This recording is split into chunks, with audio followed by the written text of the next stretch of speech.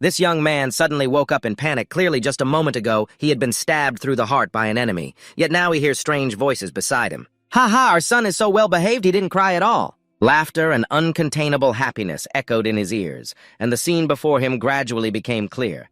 He could see a young couple happily holding his hands. Why are these eyes so bright and beautiful? This child is truly a gift that God has given us. What he thought he must have misheard. They just said he was a child, but clearly he was already a young man. In confusion, he instinctively began to struggle, but then he realized he couldn't even turn over. The young man in front of him suddenly lifted him up. The man looked at him with pride and said he must become a wonderful child and follow in his footsteps in the business career so he would become a talented businessman. Just like me, your father. Father. He hadn't even had time to remember the face of the man carrying him before he was pulled into the arms of the woman beside him. What was she saying? So he will become a great assassin. Come on, Lily, how could you let the youngest become an assassin? It's terrible. If you're a man, you must use a spear. He felt dizzy and his ears ringing as the couple began to argue. Come on. I'm the one who should be saying come on in this situation. Although it was a bit hard to accept after a while, he understood that he had been reborn in the body of a baby named Den of the Sores family, and he was reborn in the Antian Empire, a country that was his enemy in his previous life. His father in this life was Archon Silvestra, a wealthy count and also a talented businessman, and his mother was Lily Silvestra, a beautiful and strong woman. From the first time he opened his eyes in this new form, Archon and Lily began to argue about whether their son would become a businessman or an assassin. This debate seemed to happen every day, and he didn't find it too hard to understand. It seemed that he was the last child born, so they wanted him to inherit their legacy even more. Today, the Count and Countess Sores carried their youngest son back to the castle. After a period of postpartum care in the hospital, looking at the magnificent estate before him, he couldn't help but. Even in the form of a child, he had to laugh out loud. Oh my, it seemed he was very happy to be home looking at the little boy laughing so joyfully, Lily exclaimed. Indeed, he was very happy because this time it seemed he was reborn in the right place. If this is his home, then it would be easier for the latent military talent within him to have a chance to be revealed. 2 months later, as he gradually got used to the identity of Den Sores, it was also when he began to babble and learn to speak. He was also getting more accustomed to his name, Den. This was truly an interesting and strange experience, because during his wandering in his previous life, he rarely interacted with children. The few kids he met were all severely injured, bandaged up, and crying, because there was nowhere to go. Many of them cried for their parents, and they gradually became weak and passed away. Leaving no trace in life compared to that brutal battlefield, Agric had now become a true child, and the Sores family was a wealthy and warm place. It has been 2 months already. But every time I think about not having to worry about food and clothing for this family, I feel incredibly lucky while Lily is happily celebrating her son starting to babble and learn to speak. Aaron bursts into the room with a long spear, seemingly not having given up on his intentions. It's only natural to raise his son to be a warrior, because Aaron is the strongest level 6 warrior in this empire. Although he seems a bit crazy and often gets scolded by his wife, Aaron is a true hero of the nation known as the Green Tornado. Lily has her son sit back in the corner. Then she continues to scold her husband as usual. How can you bring such a sharp object into the child's room? I just wanted to show the spear to him. I said no means no. Aaron needs to maintain his noble status but is still afraid of his wife because Lily's background is not to be taken lightly. When she was young, she was the best assassin in the kingdom. Both of them are the best in their field, so everyone hopes that their youngest son will follow in their footsteps. This kind of argument happens almost every day, so I have gotten used to that harmonious family scene. You also know the reason why parents are particularly concerned about your future is that both of your sisters, the So Grace, have chosen paths unrelated to martial arts or assassination. Right now, you are the only hope for your parents to continue their legacy, and your 2 older sisters also really like their little brother. Only Arabella Suarez, who has had magical talent since childhood, has grown up to become a level 3 mage at the age of 52. Since the highest level for a mage is level 9, Arabella has become a genius by surpassing the entry level at this age. The second sister's name is Claire Sograth has chosen the path of a summoner. She also shines in her field as she has known summoning techniques since she was 7 years old. Now Claire can control 2 million summoned beasts at once. At first I thought Claire didn't like me, but in the end she was still young, and that feeling was probably just a bit of jealousy when I was no longer the youngest in the house. Well, since I returned from the hospital to the castle, it has been 2 months, and after that time of interaction, Claire has become less shy around me than before, and she even wants to teach me summoning techniques. Just like me, this family is indeed enthusiastic.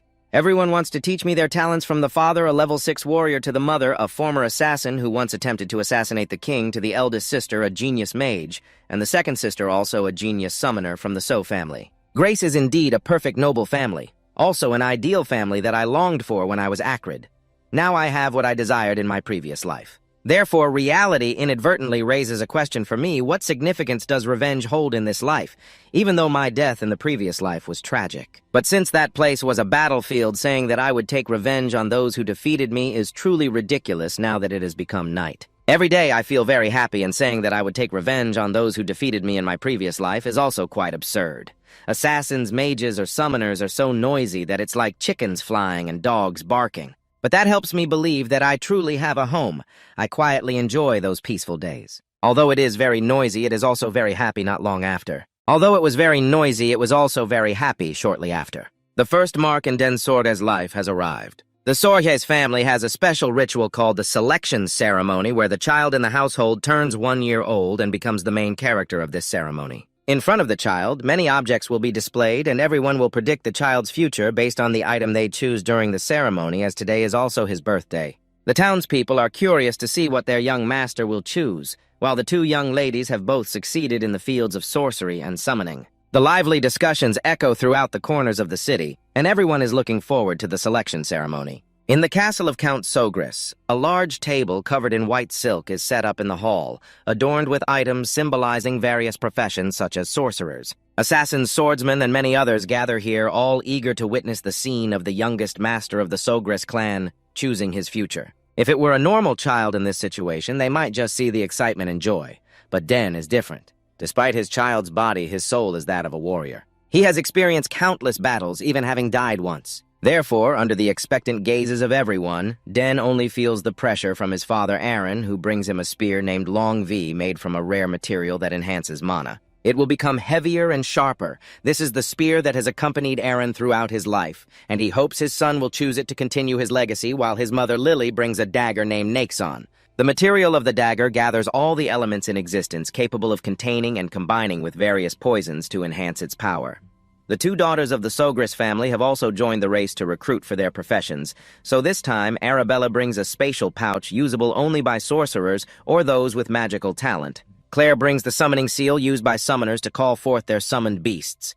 The atmosphere grows tense as Den feels as if he can hear all the thoughts of his family. This is indeed troublesome, but with the status of the young master of Sogris, he cannot avoid it. He begins to crawl forward under the expectant gazes of everyone, feeling very uncertain about what to choose. He has to rely on the expressions of his family to decide, but strangely, as Den crawls closer, all 4 objects react and emit blinding golden light.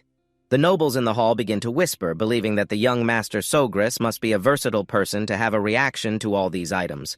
Because of this unexpected phenomenon, they are very pleased. In his previous life, he was already very skilled on the battlefield. But it seems that in this life, that talent has been elevated to another level. "What should we do, father?" "Has this ever happened before?" Arabella anxiously asks. Aaron shakes his head. He himself has never seen anything like this. Aaron looks at his wife, Lily, who also looks at him. At that moment, the couple rarely agrees to make a decision.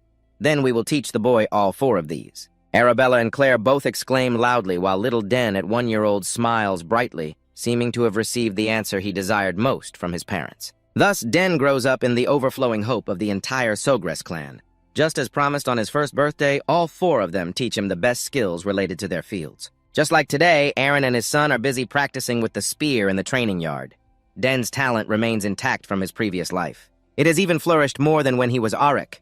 The proof is that just after a few years, he has mastered all the spear techniques that Aaron taught him. Count Sologres seems very pleased with this son. Arabella anxiously asked Aaron, who shook his head as he himself had never seen anything like it. Aaron looked at his wife Lily, and at that moment the two of them rarely agreed on a decision, so they decided to teach the boy all 4 of these things. Arabella and Claire both exclaimed loudly, while the 1-year-old boy smiled brightly, seeming to be thrilled with this answer from his parents. Thus, the boy grew up in the overflowing hope of the entire Showrest family. Just as promised on his first birthday, all 4 of them taught him the best skills. Belonging to his field, just like today, Aaron and his son were busy practicing spear techniques at the training ground. Dean's talent remained unchanged from his previous life. It even flourished more than when he was Auric.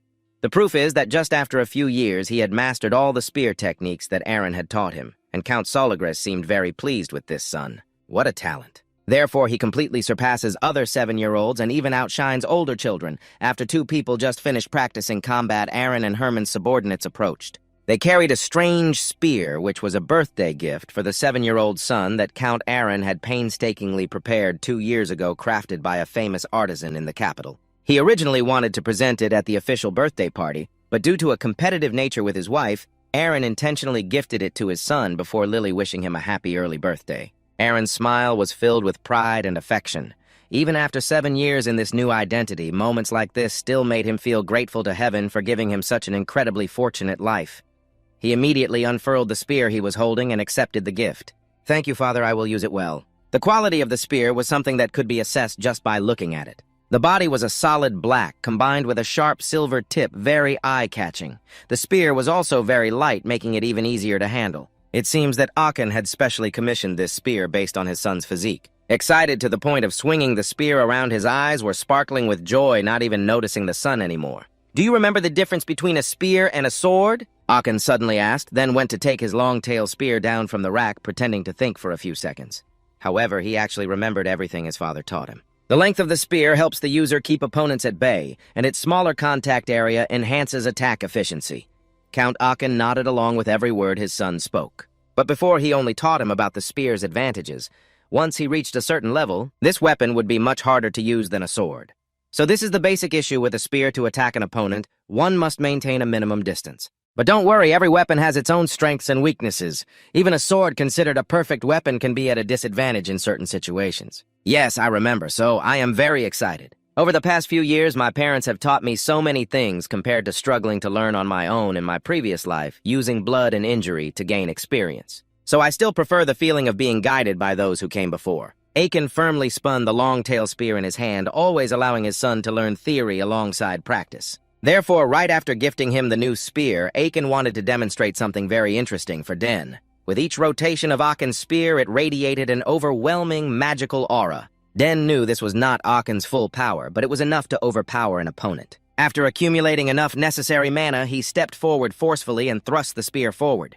It was clearly just a thrust into the air, but Aachen could create a shockwave explosion. Den was left speechless in astonishment. Goodness, is this the power of a level 6 spearman? The reason the space here was distorted was that he had released the mana from his body while thrusting the spear at the same time. This is an optimal technique that concentrates mana core properties at one point. Den had also heard his two older sisters talk about this, that humans can surpass their physical limits as the number of cores increases and those limits are expanded. In his previous life, when he was Acrid, he also had 4 mana cores and was already quite strong. Now Aachen possessed 6 cores, so he felt a bit regretful for his former identity as Acrid. If he hadn't been pierced by a spear, he would have probably reached a level equivalent to Aachen by now. While Den was lost in thought about his previous life, suddenly Aachen approached and firmly grasped his shoulder. "Why don't you try using the new spear in your hand? Relax your mind, forget about what you're troubled by, and just thrust the spear forward." Aachen stood before him like a solid fortress. "You need to move forward and grip the spear tightly. Why don't you try using your new spear, relax your mind, forget about what is bothering you, and just thrust the spear forward." A fortress stood before him like a solid stronghold of the night. Encouraged by his father, he began to grip the spear tightly in his hand. In his previous life, he had also used a spear, but after realizing his talent for swordsmanship, he had lost interest in this weapon. It was merely a backup tool. However, after being reborn, it was Aaron who reignited his passion for using the spear once more, so he took a deep breath and held the spear with both hands. He closed his eyes and spread his legs. The stance he displayed was quite proper, making Aaron very pleased. In fact, he didn't expect his son to succeed on the first try. Because even though he had high potential, the genius Aaron had taken 7 years to master that technique. Yet a miracle truly happened. The technique that Aaron had trained for 7 years was successfully executed on the very first attempt, leaving his father in shock with his mouth agape. Both surprised and delighted, Aaron asked, "How did you do that?" "I am very amazed," he replied. "Father, when I thrust the spear, I concentrated my mana into a single point and then transferred it to the spear tip. When the mana touched the spear tip, I cut off the flow." The more Aaron listened, the more excited he became. "Wait, you transferred mana into the spear and then cut off the flow. Have you created a mana core already? How could you have created a mana core so soon?" But he couldn't tell his father that he knew how to create a core because he had already died and been reborn once. So he could only say that he had practiced while reading the book on how to open a mana core and was lucky to succeed on the first try. Eren believed him wholeheartedly and was of course very pleased. Just reading a book could create a mana core. It seems I have given birth to a true genius. Since Eren was young, he had high hopes for this youngest son. But now he was certain that in the future his son would definitely become an outstanding warrior. On the official birthday of Eren, the Grace Castle was bustling with activity as nobles gathered early. Together they raised their glasses to celebrate the genius youngest son of the Grace family turning 7 years old. This time, at the party, there was the appearance of someone unexpected. It was Duke Buttermilk, who had sent him off to sell salt in his previous life. The relationship between Count Sogris and Duke Buttermilk seemed quite close. After greeting each other, Eren called his son over to properly greet the Duke. Just meeting him again brought back memories from his previous life as if it had just happened yesterday. "This is the son I always brag about," Eren said. "What do you think?" Duke Buttermilk stroked his beard and seriously assessed Eren from top to bottom. "His name is Eren Sogris." "It is a great honor to meet you, Duke Buttermilk," Eren replied politely, but inside his anger was boiling. Eren's well-behaved demeanor pleased the Duke greatly. Then another set of troubles appeared as he saw a shiny pink hair approaching. It was Layla, the youngest daughter of the Tum family. After the children greeted each other, the two fathers began to chat in a corner. Recently, the lady of the Tem family had fallen ill, which made Duke Buttermilk very worried. Eren could only comfort him with a few words. They chatted for a while when suddenly the Duke noticed that Layla had disappeared. He still had a few things he wanted to discuss with Eren as a 6th-level knight of the Antean Empire, because he sensed the talent that Eren possessed. But not only did she disappear, even his daughter Layla was nowhere to be found. The two fathers began to look around. Finally, they discovered that the two children had sneaked out to the flower garden in the backyard. It seemed the two little ones were tired of this noisy party. In the flower garden, Layla couldn't hide her joyful expression for being with Eren. "Actually, I don't like going everywhere with my father," she said. "But today I feel happy because I came with him." The girl really wanted to compliment Eren, saying he looked even more handsome under the moonlight, but she held back for the sake of modesty. Eren also politely responded, chatting for a few moments. Layla began to wish for a peaceful life like Eren's at the Grace Castle, unlike her own Tam family. Every day, nobles come to meet Duke Boot and even royalty every time. Layla has to dress up neatly to greet them out of courtesy, but what she really wants is to wear something simple and go to the fencing arena instead of just standing there. This seemingly weak little girl. It turns out that Layla has a talent for using a sword.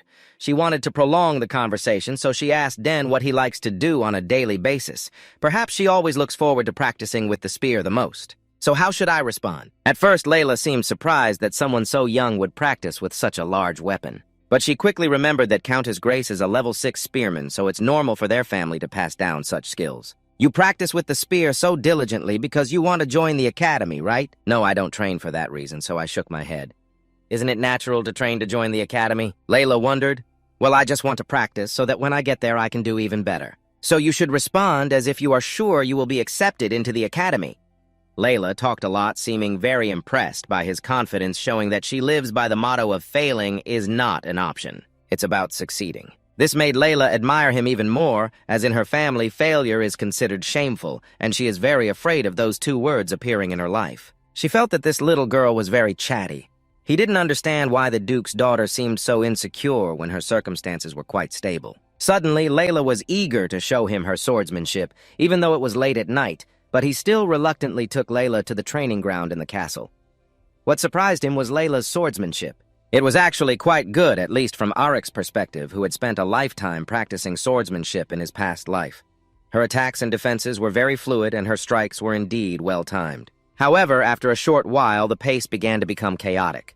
While he was lost in thought, Layla had already showcased all her skills. The girl looked at Den with an expectant expression. "Wow, that was amazing," Den replied. "Really?" Layla exclaimed, her eyes sparkling.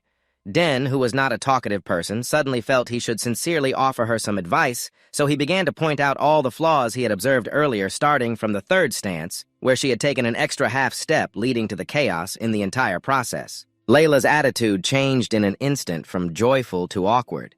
He thought he had made her sad, but unexpectedly she picked up her sword again and repeated the moves she had just performed. This time, the results seemed to be better. Layla was so happy that she rushed to hug Den, continuously thanking him for helping her discover her mistakes. "You've been suffocating me all this time. Can you put that sword away?" Den quickly pushed Layla away. Although they were just kids now, it was still better to maintain some distance between boys and girls. The servant was searching the castle for the two of them. Den had to return to the main hall because it was time for the birthday gift presentation for Den's 7th birthday. He was even more excited because it was also the anniversary of him receiving his first mana core.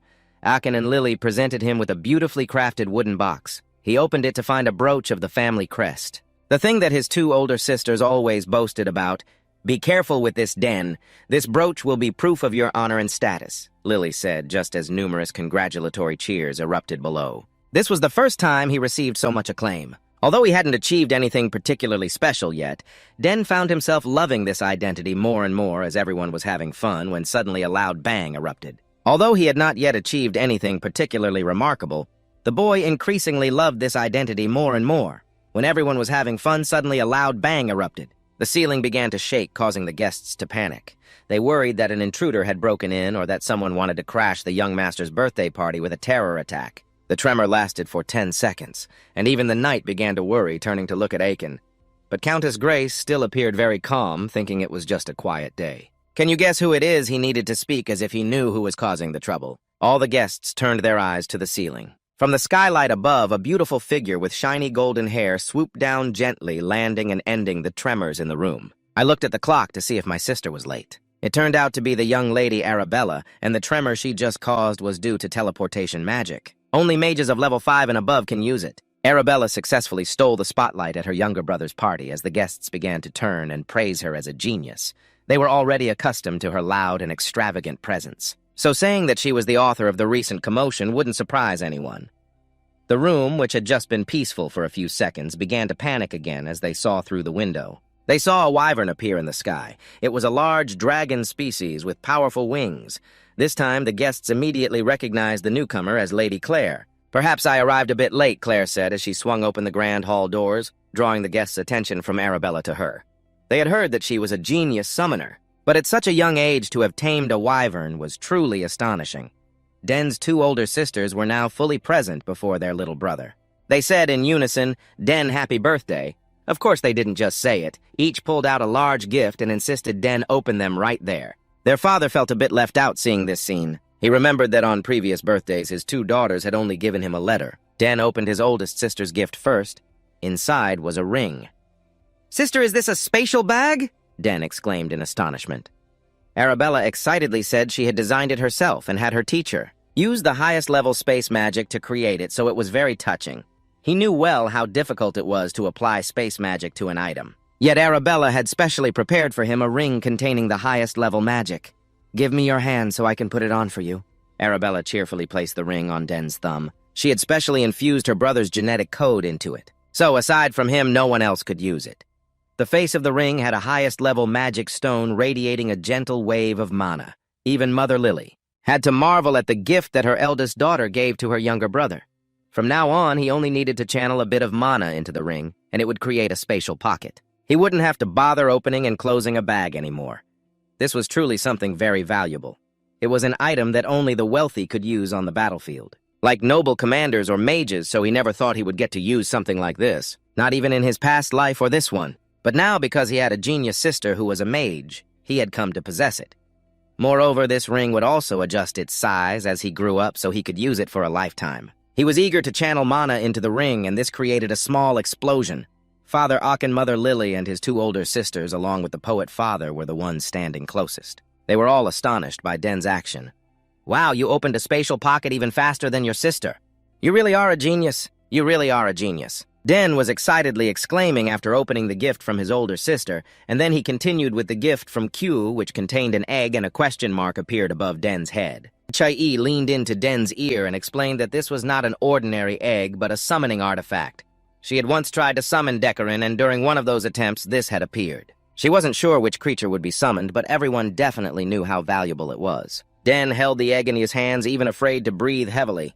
He had heard about this before. A summoning artifact is different from a summoned creature. Although they share some similarities, they are two completely different entities.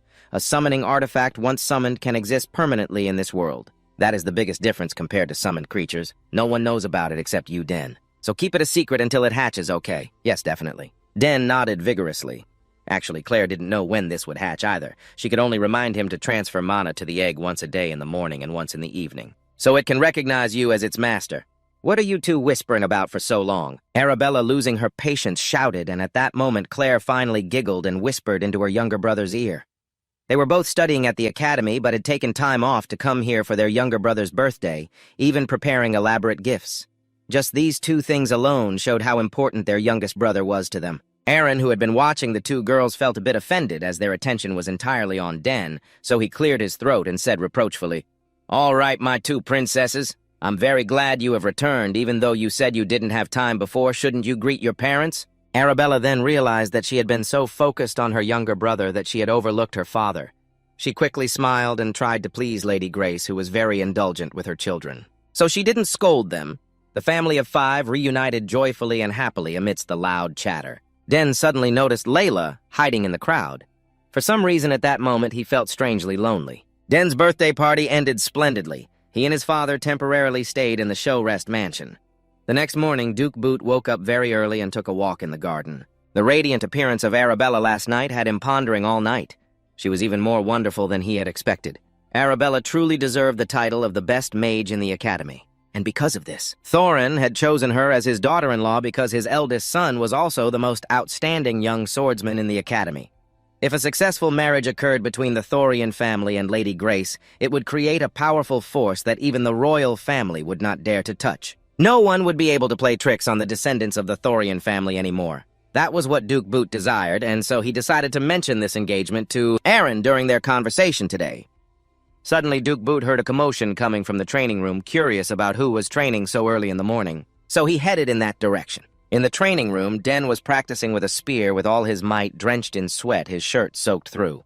Since successfully opening the mana core, his attack power had increased significantly. Additionally, with Aiken guiding him since childhood, Den seemed to be developing his spear skills more and more. Duke Boot, peeking through the door, dared only to glance in at the scene. Training so passionately truly surprised him because Den's movements and focus were not at all like those of a 7-year-old child. Even the simple thrusts with the spear appeared so skillful that even soldiers who had gone through countless battles could not perform them perfectly. In the training room, the boy was practicing spear techniques with all his might, sweat soaking his shirt. Since the day he successfully opened the mana core, his attack power had increased significantly. Coupled with being taught by Aachen since he was little, the boy seemed to be developing his spear skills more and more. Outside the door, a pen dared to peek in and watch the scene. Training so diligently really surprised him because both the boy's movements and focus were not at all like those of a 7-year-old. Even the simple thrusts of the spear seemed so skillful that even soldiers who had gone through countless battles could not perform them perfectly. The Duke of Boot had heard rumors that the youngest son of the Count Sogres had already shown incredible talent at just 1 year old, but until now. He had only considered those words as mere jokes and had never believed them until today when he witnessed this scene with his own eyes. Boot now realized that people were not exaggerating at all. So he was still training very seriously while Boot was intently observing every action of the boy, when suddenly he was slightly taken aback by the boy's stance. The way he moved was quite similar to that of a swordsman. Importantly, that movement was incredibly familiar, but Boot temporarily could not recall where he had seen it before. "Don't tell me he has already learned swordsmanship at such a young age," Boot mumbled. Finally, the boy's actions had stopped, even though his eyes had never turned towards Boot. It turned out he had noticed someone standing there for a long time, even though he did not know who it was. "But it would be best if you showed yourself instead of hiding there." Being discovered by a kid and spoken to in that tone, Boot felt a bit uneasy. "Sorry, I didn't mean to spy on you, sir." Duke Boot quickly ran over to retrieve the spear. Even though this appearance was unmistakably that of a child, Boot still felt that he was not an ordinary kid. Especially those sharp eyes clearly showed that. "I was so engrossed in watching your beautiful training this morning that I forgot to greet you. Please forgive me," Boot said, and the boy replied nonchalantly that he would forgive him, which made Boot laugh, feeling that this kid had quite a bit of courage.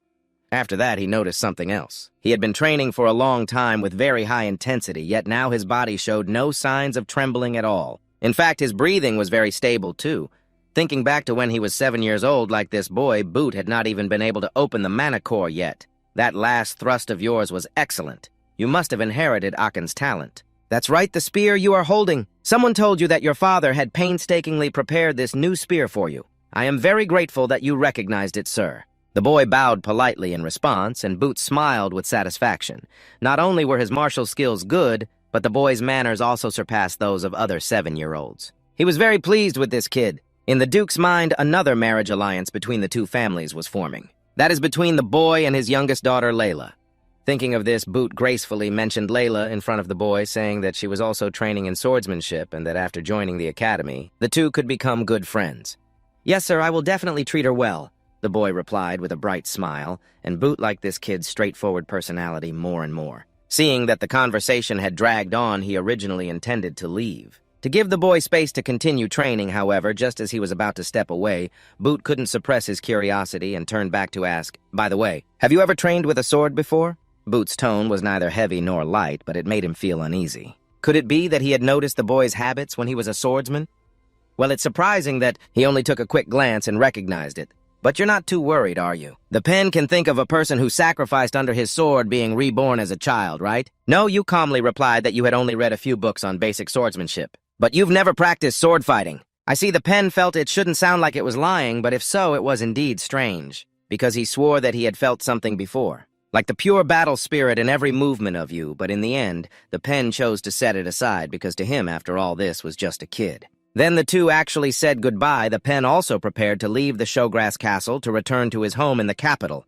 Before leaving, he reminded you that if you ever come to the capital, you must find him. That was not a casual invitation, but because he particularly liked you.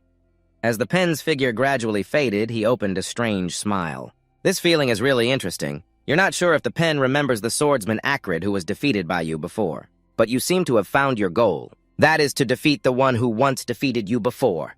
Just thinking about it is enough to make your blood boil. If you slowly prepare step by step, now surely one day you will make the pen bow down under your weapon, continuing to practice until you lose track of time. Until your close servant Herman spoke up to remind you, "Sir, it's time to go home." "Herman, have you been waiting for me all this time?" "My duty is to silently meet all your requests," Herman replied while handing you a towel to wipe the sweat, feeling that this guy is more suitable to learn to be an assassin. "More than myself, he has been waiting for you all this time and you didn't even notice." Hearing Herman say that everyone in the Showgrass Castle is now very busy, because the next banquet will soon take place in the castle, still part of the series of celebrations for the 7th birthday, and the nobles have gathered quite a lot at the castle already. As for their two older sisters, they have a midterm exam coming up, so they opened a teleport gate to return to the academy without having time to say goodbye. You obediently followed Herman. Returning to your room, you washed up and changed into a neat outfit, then went back to meet your parents and their guests. Although this was not as laborious as practicing the spear, but it made you much more tired. Your social schedule was denser than usual because it was your birthday. Whenever you had a little free time, you would sneak out to the garden to rest and relax while admiring the flowers. You suddenly remembered something Arabella had told you before. In nature, flowers also contain a lot of mana. Since you had the time, you sat down to analyze the mana of the roses in front of you. So you closed your eyes, focused your mind, and felt the mana during that time. Besides practicing the spear, you also tried to practice both magic and summoning spells, but there was no significant progress, therefore you were still uncertain. You didn't know which field to focus on. Having too many talents can sometimes be troublesome. You set that worry aside and continued to feel the mana of the roses. It was surprisingly that a small flower could also contain such a powerful and intense flow of mana. You had heard Arabella say that if a person can sense mana in nature and turn it into their own mana, then that mana will remain in their body and transform into a layer of magic. So not only could you feel the mana of the rose garden, but your body was almost automatically absorbing their mana. Perhaps this was a significant breakthrough in Dean's magic studies. So not only could he feel the mana of the rose garden, but his body was almost automatically absorbing their mana. Perhaps this was a significant breakthrough in Dean's magical studies. Because before you could only vaguely sense mana, but now you are increasingly able to perceive it more clearly. This process is going very well. But suddenly the flow of mana from the flower garden into your body was interrupted, making you feel as if you had missed a step, which was extremely uncomfortable, and you hadn't even had time to understand what was happening. You then heard two childish voices complaining about how boring it was just having arrived here. It's because Father has been busy talking to other nobles. Father has sidelined us. After showing our faces to everyone, we should just go back to our room and rest as usual. Is it okay for us to do this? You act like it's our birthday? Who cares? Do you think the young master of the Grace family would care about this? It turns out the interruption in the flow of mana was caused by these two kids who don't even know whose children they are. They were trampling on the rose garden. It seems they got lost wandering around, and the two of them saw a boy standing alone in the garden. "Hey, that guy," the older brother spoke up. "That outfit, you must be a servant, right? And never mind, anyone will do. Quickly lead us to the exit."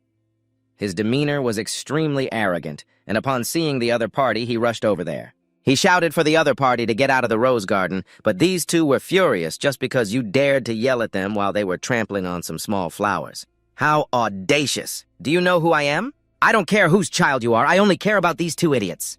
You refuse to walk on the main path. You insist on trampling the rose beds in the garden, and despite being much smaller than those two kids, you stood there with great dignity. The older brother thought you were just a servant, so when he saw you acting so arrogantly, he rushed over and grabbed your collar, starting to threaten you, saying that he was the son of Count Tyran. The distinguished guest of the castle today, this Tyran, had stunned him for a few seconds. He was the one you had captured in your previous life after he suffered a disastrous defeat on the battlefield. Tyran was not well liked by the people due to his unpleasant personality, and today meeting the son of that old man, one had to admit that like father, like son. Even in the southern countryside, you must have heard of the family. Tyran is quite famous in the capital. My family can make someone like you disappear without a trace. So speak carefully. The guy was still gripping your collar while raising his fist, looking like he was not just threatening you. Seeing the other party wanting to physically confront him, it was pointless to talk seriously with him. If negotiation was impossible, then the only way left was to use strong measures, but you were smaller than him, so you came up with a plan. You tilted your head back to gain momentum. Then you slammed your forehead hard into the opponent's face. The impact was so strong that the older brother stumbled back and fell over, blood starting to pour from his nose. His younger brother was also extremely shocked. In their eyes, you were just a servant, so no one expected a servant to act so boldly. "I will take your life, you damn servant," he screamed, but you just felt like you were hearing a funny story. "You want to take my life? Then go ahead and try." Although the guy's nose was still bleeding profusely, he still recklessly charged at you because he was threatened. Unfortunately, he didn't know he had poked a hornet's nest. Black, despite his small stature, is more agile, and his spirit belongs to an experienced swordsman who certainly won't let himself be caught off guard. This kid hasn't experienced much in life. Based on the opponent's footsteps, Black can easily tell that he is not someone who specializes in weapons, which means he is likely a wizard or a summoner. One side continuously attacks while the other gracefully defends. Black's speed is as quick as a squirrel, making it impossible for the opponent to catch up with his movements. As for Black, after dodging more than 10 punches from that foolish guy, he is starting to get bored with just dodging attacks. Black remembers the flow of magic from the flower garden he saw earlier. He wonders if he could control that magic with his will and transform it into a physical form. Thinking of this, Black immediately experiments. His left palm glows, and it truly is the power of black mana. He channels it into a palm strike, but that strike carries mana with it. The powerful blow hits the opponent's chest, sending him flying nearly 10 meters away. His younger brother, seeing him get knocked back, rushes over. Meanwhile, Black pays no attention to his injuries. After all, he brought it upon himself. He only regrets that the rose garden has been completely destroyed. The eldest son of the Tyran family struggles to push himself up from the ground. His anger erupts fiercely. "You bastard, you can use magic! Who the hell are you?" Seeing the situation getting out of hand, his younger brother quickly intervenes because he doesn't want things to escalate further. But the eldest son of the Tyran family is just as irritable as his father. He can't stand being hurt like this. He stumbles to his feet and says, "Get out of the way. I will take that bastard's life." Saying that, he throws his head back and shouts loudly, "Hear my call?" Finally, Black realizes one thing clearly: the eldest son of Count Tyran is a 1 million healing mage. At his summons, a fierce wolf appears along with its growls, and his laughter rings out. "So this is Genbu that I summoned. You will soon face the consequences of daring to touch Digron Tyran. Genpu, tear him apart for me." Black nods. It turns out the guy's name is DeGroot. If he didn't introduce himself, Black would still have to call him an idiot. What DeGroot summoned is just an ordinary wolf. And yet he intends to show off in the house of the genius Claire Sowgrass, who summoned a dragon at just 16 years old. The wolf howls loudly. Then it charges at Black, who remains standing still. It's not that he doesn't know what to do, he has already thought of a countermeasure. But in reality, before Black could make a move, the wolf suddenly stops, then slowly approaches him, wagging its tail. The three people present seem astonished. The wolf no longer listens to Digron. Instead, it tries to win Black's favor. He reaches out to pet its head, and it seems Genpu is enjoying it, so he swears he hasn't even done anything yet. Just thinking back, it seems the summoned beasts that Claire called out were quite friendly with him back then. He simply thought it was because they shared the same bloodline. But in this situation, he has nothing to do with that irritating Digron.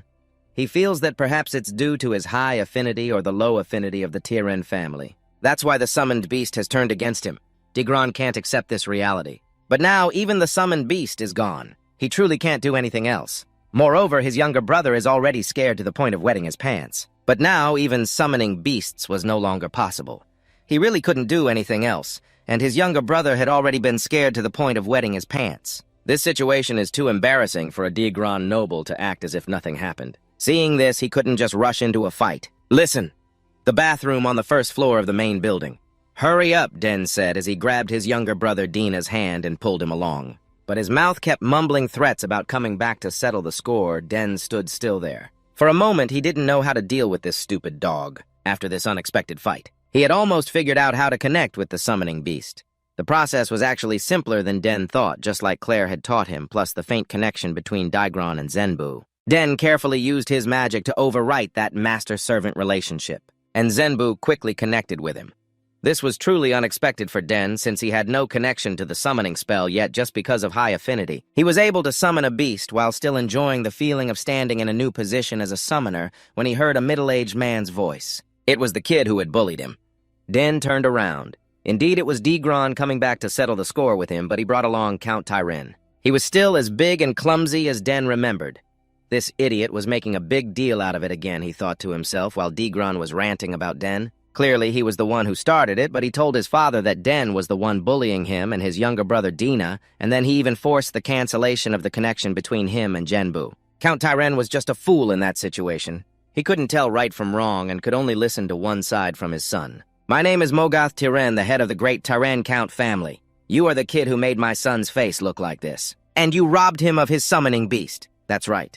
So I'm not afraid to answer. In fact, he was a bit distracted because he was too focused on the opponent's oversized figure.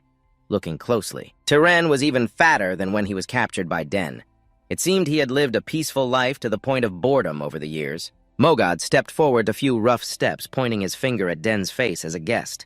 If possible, he intended to let it go, but this was something he couldn't ignore. Why is a kid like you here all alone? Hurry up and reveal your identity. Den sighed. He didn't intend to show off, but since the other party kept questioning him, he had to flex a bit to scare them. I am Denzel Grease, the youngest son of Achen Grease, the Lord of the South, and the current head of the Grease Count family. The two Tyren father and son were frightened by this statement. Especially Degron, how could he imagine that? The kid he had just beaten and scolded was actually the young master of this castle. The atmosphere almost froze, and the situation had nearly turned around, so he wanted to take this opportunity to pressure the Tyren family and use it as an excuse to demand mining rights. Den's determined appearance in Mogoth's eyes turned into arrogance. He silently gritted his teeth. This arrogant kid, he thought to himself, I didn't come to this remote southern region just to celebrate your birthday. Although he was very afraid of affecting the relationship between the two families, he also didn't want to bow his head to a 7-year-old child. Like Den. Mogoth then pulled his eldest son back and demanded an explanation for why Den had injured him, a distinguished guest, at his birthday party. Moreover, he robbed him of his summoning beast. I will talk to Count Strogris and demand that he take responsibility, Mogoth threatened. Of course, Den was not afraid at all. Especially when Mogoth is a defeated foe from my past life, I need an apology. What did you say? An apology? That's ridiculous. Mogoth is putting on an act as if he just heard a joke. Den does not deny that he injured Degron, but his actions were merely self-defense. Moreover, Den did not steal his summoned beast. Clearly, Genpu voluntarily followed him. Mogoth was silent. He just remembered that Grace's daughter was a genius summoner, and he was sure she had taught Den a few tricks to sever the bond between his son and the summoned beast. And let's assume that Den's self-defense was justified. However, Morgan still felt that Den was too arrogant for his brazen attitude in front of adults. Seeing Den's demeanor, which showed no signs of cooperation, Morgan decided not to talk to him anymore. Instead, he was looking forward to making things difficult for Count Sogres. Just as he mentioned, Cao Cao Cao Cao had arrived. It seemed that the servant had reported the commotion in the flower garden, so Aaron had come thinking he had brought his daughter back to the capital. But today, since he was still at the castle, it seemed something important was going on. Upon seeing Aaron, the two of them, Mogoth and his father, began to tremble. Count Aachen was someone who cared very much about his family. However, he was not the type to be biased. So Aachen still gave de Groot the opportunity to recount the situation that had just occurred. Of course, when that scoundrel told the story, he added embellishments. Even he was surprised that he could lie with such a straight face. He was sure that in the future, de Groot would not fare much better than his father. After de Groot finished whining, Mogoth also began to embellish his tale, believing that Aachen needed to educate his son carefully, because stealing someone else's summoned beast is wrong. Count Solagres is a fair and rational man, so he cannot heed accusations from just one side. Aachen wanted to hear the story through the liar's words, then assess the entire situation before drawing a conclusion on the matter. Of course, if he was concerned about my decision, I would suggest that Duke Thumian express his opinion. Akin could supplement it if needed. If you need me, then go ahead and decide that way. This was not what Mogat wanted. He believed that Duke Thomien's intervention would only complicate matters further, and he began to have a bad feeling about this. That he would gradually become the one to apologize and would have to recount the details of what had just happened. Of course, in the story that Digron just told, there were some truths, but he did not mention that the root of the problem was due to him trampling the flower garden of Sogres, including the fact that he had angrily grabbed Dean by the collar along with the insults and contempt he had shown him, of course, including the incident when he summoned the wolf. Genpu had ordered it to take Den's life, and as for why Genpu left Digron, Den was not clear about the situation. He only affirmed that he did not steal the summoned beast. And perhaps that wolf had seen Den's kindness and Digron's cruelty, which is why it decided to change masters. Den spoke very slowly, but clearly not discussing whether what he said was true or not. But Boot was very surprised that a 7-year-old like him could express himself fluently from start to finish like that. Unlike the stuttering demeanor of Tyren's son, Mogat interjected, "How could someone who isn't even a summoner possibly receive a summoned beast? Surely the kid must have used some secret skill." No, he has achieved an innate empathy with summoned beasts. 1,000,000 summoned beasts that are not close to their master will accept someone like him as their master. Mogat felt that what he just said was just a lie. Nonsense, and Akin also found this a bit hard to believe. To clarify this, the formula required him to prove this with the summoned beast. If he could truly summon it, it would prove that he could summon even without being a summoner. Upon hearing this, de Groot's face turned pale because he could not summon Jinbu. Of course he could not summon it. De Groot accused him of stealing his summoned beast, but in reality it had followed Den on its own, and Den had thoroughly severed its bond with him. Well, then I will start the summoning here, but to do that, it seems I need the summoning symbols that he possesses. Hearing this, Digron will be in disbelief. You want my summoning symbol? What nonsense are you talking about? Each summoner has a unique symbol with a unique code, and even if others know it, it won't work based on what you said. Even if the boy uses your symbol, it still won't work, so trying a little wouldn't hurt.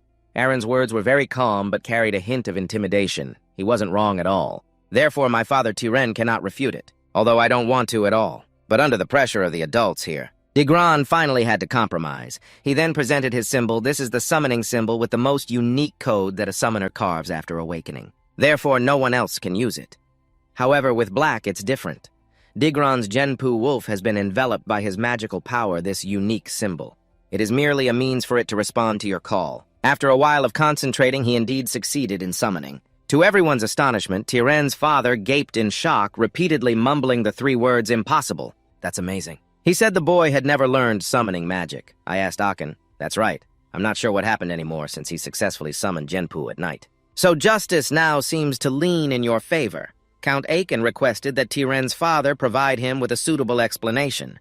Countess Mogat knew she had been deceived. Therefore, she had to set aside the matter of the summoned beast. It seems we misunderstood the situation regarding the summoned beast being stolen by your son, but my son had no intention of taking Knight's life. Yes, Digron hurriedly nodded like chopping wood, saying he only wanted to scare Knight a little and had no intention of harming him. Of course, Count Sogres and Duke Thomien did not believe the words of these two. But anyway, at today's party, the Tiren family was a distinguished guest, so they temporarily fell into a state of indecision, not knowing how to resolve it. And just then, Layla appeared. He was lying. Her determined demeanor and tone did not match her small stature at all. Layla walked over, lifting her dress, politely greeting Aaron and Tiren's father. This was also the first time Morgan saw the daughter of Duke Boot, unfortunately, in their first meeting. This little girl bluntly exposed the son of that guy. Layla stepped in front of Aaron and began to explain her abrupt statement earlier. In fact, she had accidentally overheard the conversation, or more precisely, the argument between Dean and Digron while strolling in the flower garden. Hearing her say that. That bastard was so scared that cold sweat poured down his head. Dean was originally at an advantage, but after Layla appeared and recounted the entire story she heard, Digron's defenses completely collapsed. In the end, he still had to bow his head low and apologize to Count Akin, of course, with a somewhat unwilling attitude. After apologizing to Count Sugrak, de Groot also had to apologize to the young master of the Sugraks family. After all, this matter was a grudge he caused against him. Standing before a kid only as tall as 3 garlic stalks? De Groot really didn't want to apologize at all. But he still had to force himself to say the 3 words, "I'm sorry," to the people here. Even a child like Layla understood that it wasn't really an apology. It was just that Digron was accused by a third-party witness, so he had no other choice. That's why. Akin wasn't really satisfied with this resolution, so he felt a similar reluctance as his father, but based on his experience, he thought it would be better to show generosity here rather than stubbornly confront the opponent. It would be more beneficial for him to appear magnanimous at this moment. "Fine. I accept your apology," he said with a tone that was also quite forced, receiving Den's forgiveness. Both Den and his father, the tyrant, breathed a sigh of relief. The Soares family, the most powerful in the South, is not easy to provoke if Dean really wants to handle this matter. In the end, it seems that the tyrant family will face a storm if they aren't careful. But nodded, seemingly predicting that Dean would act this way. From the very beginning, he knew that Akin was very special. Clearly, Dean could be stubborn and act like a child. As a typical reaction of a 7-year-old because the fault clearly belonged to the other side, but he forgave him generously like an adult. Seeing his son so understanding, Count Sogras was very pleased. He respected his son's decision, but just thinking about that bastard Degron intending to harm his beloved son made him furious. Indeed, Akin's anger flared up again, urging him not to let this matter go easily. Therefore, even though it was late, Akin still bluntly kicked the Tyrant family out of his castle. This was clearly a huge humiliation for Moghat after all he had traveled from the capital to here. And of course not just to celebrate the birthday. If he was kicked out now, everything would be ruined. Moghat had to stay at the Showgrace Castle at all costs, at least not to be kicked out right now, thinking of that. He threw aside all dignity and pride, rushing over to grab Aaron's hand to apologize. The Tyrant Count also promised to do whatever Akin requested. But unfortunately, the powerful Showgrace family didn't need anything from the Tyrann. Akin's father's attitude was extremely cold, and if Lady Lily were here, her expression wouldn't be any better either. Who dared to touch their precious son? "I will soon send soldiers to your room." Akin brushed Moghat's hand aside and declared, then turned back to Butt. "Let's go, Duke." Butt immediately nodded and led Layla and the four of them left together. He turned his head slightly and saw Degron being scolded furiously by his father. He felt no pity at all. He only felt that both father and son deserved it.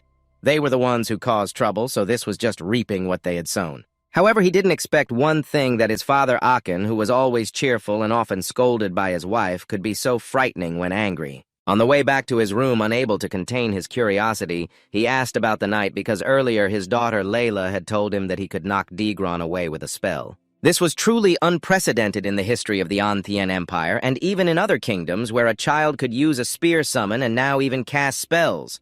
Akin couldn't hide his satisfied smile. To be honest, since Layla's first birthday, he had witnessed all 4 artifacts resonate with her. But as she grew a little and gradually revealed her abilities in many areas, he still felt surprised. The important thing is that talent is one thing, but his calm attitude is another, which caught Butt's attention. Usually when children fight, they are very tense and determined. He had witnessed all 4 items reacting to the boy, but as the boy grew a little and gradually revealed his abilities in many areas, he still felt surprised. The important thing is that talent is one thing, but the boy's calm attitude is another. Usually when children fight, they are very tense and determined. It's more about yourself, but it shouldn't be like that. Because of your behavior, it's becoming more certain that you will become a great man in the future, but it's still too early to say anything. Akin gently patted your head and humbly replied that we will have to wait until the kid actually grows up to know. By the way, he should also thank the girl Layla. If she hadn't shown up today to testify, things might have gone in a different direction. You feel that this relationship is quite harmonious, so you subtly brought up the topic of intermarriage, which startled Count Akin with your straightforward attitude. He only has one son, so he must be more careful about marriage. Mentioning it when he's only 7 years old seems a bit too early. Akin began to use diversion tactics to skip this topic. "Oh dear, the evening party is about to start. We must go ahead to prepare." After saying that, Akin quickly ran off like the wind. You didn't expect him to react this way. After reminding his daughter to take her time, you also hurried after Akin, saying, "Akin, wait a moment, let's talk a bit." You chased after Akin while calling out to the 2 adults who had left. Only the 2 children were left, and Layla's face turned red from what her father had just said. She had to find something to distract herself from her embarrassment, so Layla brought up the topic of summoning beasts from Degron to ask you. She found it very confusing earlier. Genpu had ignored his master to listen to you. While in the capital, Layla had witnessed many battles between famous summoners, but she had never encountered a situation like this. She was too lazy to answer, and in fact she didn't know how to respond. So she could only say a few vague words and push the conversation aside. "What are you hiding, right? It's really unfair. I helped you earlier." Layla pouted and said, "What's unfair about it? I helped you before, didn't I? Wasn't it me who pointed out your mistakes while you were practicing swordsmanship?" Layla made a few sounds of agreement as she recalled that incident. She felt that what you said made sense, so she didn't insist on an explanation about the summoning beast anymore. As for you, you had to admit that Layla had helped you a lot this time. But regarding Genpu, you really didn't know, so let's consider this as a mutual exchange. And in the future, we can still help each other. You said that, and Layla was very excited, but she wanted help right now, not later. Always looking at Layla's eager expression as if she was about to devour you, you guessed that she was thinking of some strange request again. And indeed, shortly after, Layla requested you to teach her how to use the mana strike like the way you had knocked Daigron away earlier. The reason was simple. Although Layla was a swordswoman, she still wanted to become more skilled. And importantly, she wanted to open at least 2 mana cores before joining the academy, so she didn't understand why, even though your soul was that of a grown man. And importantly, she wanted to open at least 2 mana cores before joining the academy, so she didn't understand why, even though his soul was that of an adult man. But his age was still very young. Layla, both in body and soul, was a 7-year-old child, so why should she be in such a hurry? Noticing the confusion in the boy's eyes, Layla explained that she wanted to become skilled to please her mother. You know my mother loves me very much. She would definitely be very happy if I quickly became more skilled. The boy fell silent, seemingly understanding the issue. In their first meeting the day before, he had also heard his father Akin mention that the Countess was seriously ill and could pass away at any moment. If that was the case, then the boy could not refuse Layla's request. After receiving his agreement, Layla was so happy that she almost jumped up. Really? Then let's start from tomorrow. I will be here until then, or do you want to start tonight? That's fine too. Creating a mana strike isn't difficult when he understands the flow of mana. Layla's excited demeanor truly made the boy feel dazzled while the 2 children had not yet returned the party. That night had begun. The birthday party dragged on because the number of guests promised was too large, coming from all over the kingdom to the castle, making it impossible to accommodate everyone in one day. But regardless of who the guests were, they certainly all enjoyed gossiping during that evening's party. The main topic of conversation for most people was that Count Tyren had been expelled from the castle, and they were eager to hear about it. Grand Tyran had caused trouble with the young master and was taught a lesson. They had traveled all the way here and still caused such a scene. It was truly shameful, and there was more to it. Have you heard the rumor that the young master is 1,000,000 times more outstanding than his older sister? The guests began to exclaim at this news. They had already known that the young master was talented in combat, and if he was also skilled in the field of summoning, then the Showgrace family had indeed acquired a gem. The rumors didn't stop there. Guests even heard that the young master had used magic to knock Daigron away. Although no one could verify the truth of the rumor, most had already concluded that he was indeed impressive. As an exceptional talent skilled in many fields, the young master had just returned to the party when an older gentleman approached him, introducing himself as Baron Open. He asked if the young master knew anything about his eastern territory. I know a little, my lord, the young master replied, politely bowing his head. I've heard that it's famous for grilled salmon and sapphire stones. Ha ha, what a bright young man! Baron Open laughed heartily. Indeed, our salmon and sapphire stones from the Open family are the best on this continent. Of course, he didn't come just to boast about his hometown delicacies. Baron Open, much like buttermilk, was looking at the young master because of his exceptional talent. He approached to introduce his daughter, Miss Cynthia Open, to the young master. The young master clearly seemed a bit awkward, and he felt even more embarrassed when Cynthia suddenly came close and whispered to ask if he was the future heir of the Showgrace family. After all, there was only one son in the family, so it was quite easy to guess. But in this situation, it was still better to be a bit humble, right? I don't really know about that, he replied. Come on, don't play coy with me. I've heard you're very talented in many fields. Saying that, she excitedly grabbed his hand and said, please take care of me. After all, in the future, it's quite possible that we could become one family. After all, in the future, it is quite possible that we will become one family. This reaction from the little girl is quite confusing in this day and age. So what now? It's not just the nobles who are subtly hinting at wanting to form alliances with the consors. Even the children are so straightforward now. What makes Den's head hurt even more is that Layla appeared right at that moment. She captured the moment when he and Sylvia were shaking hands. Sylvia immediately recognized Lady Layla, the esteemed daughter of the Duke, and thus took the initiative to greet her and introduce herself first. Layla responded, but while she smiled and chatted on the outside, she was secretly assessing her opponent.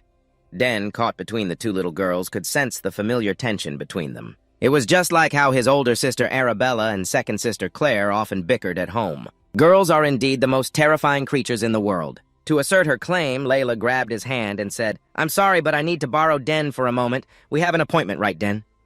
Layla's demeanor at that moment truly frightened him. He quickly nodded like a bobblehead, fearing she might be upset.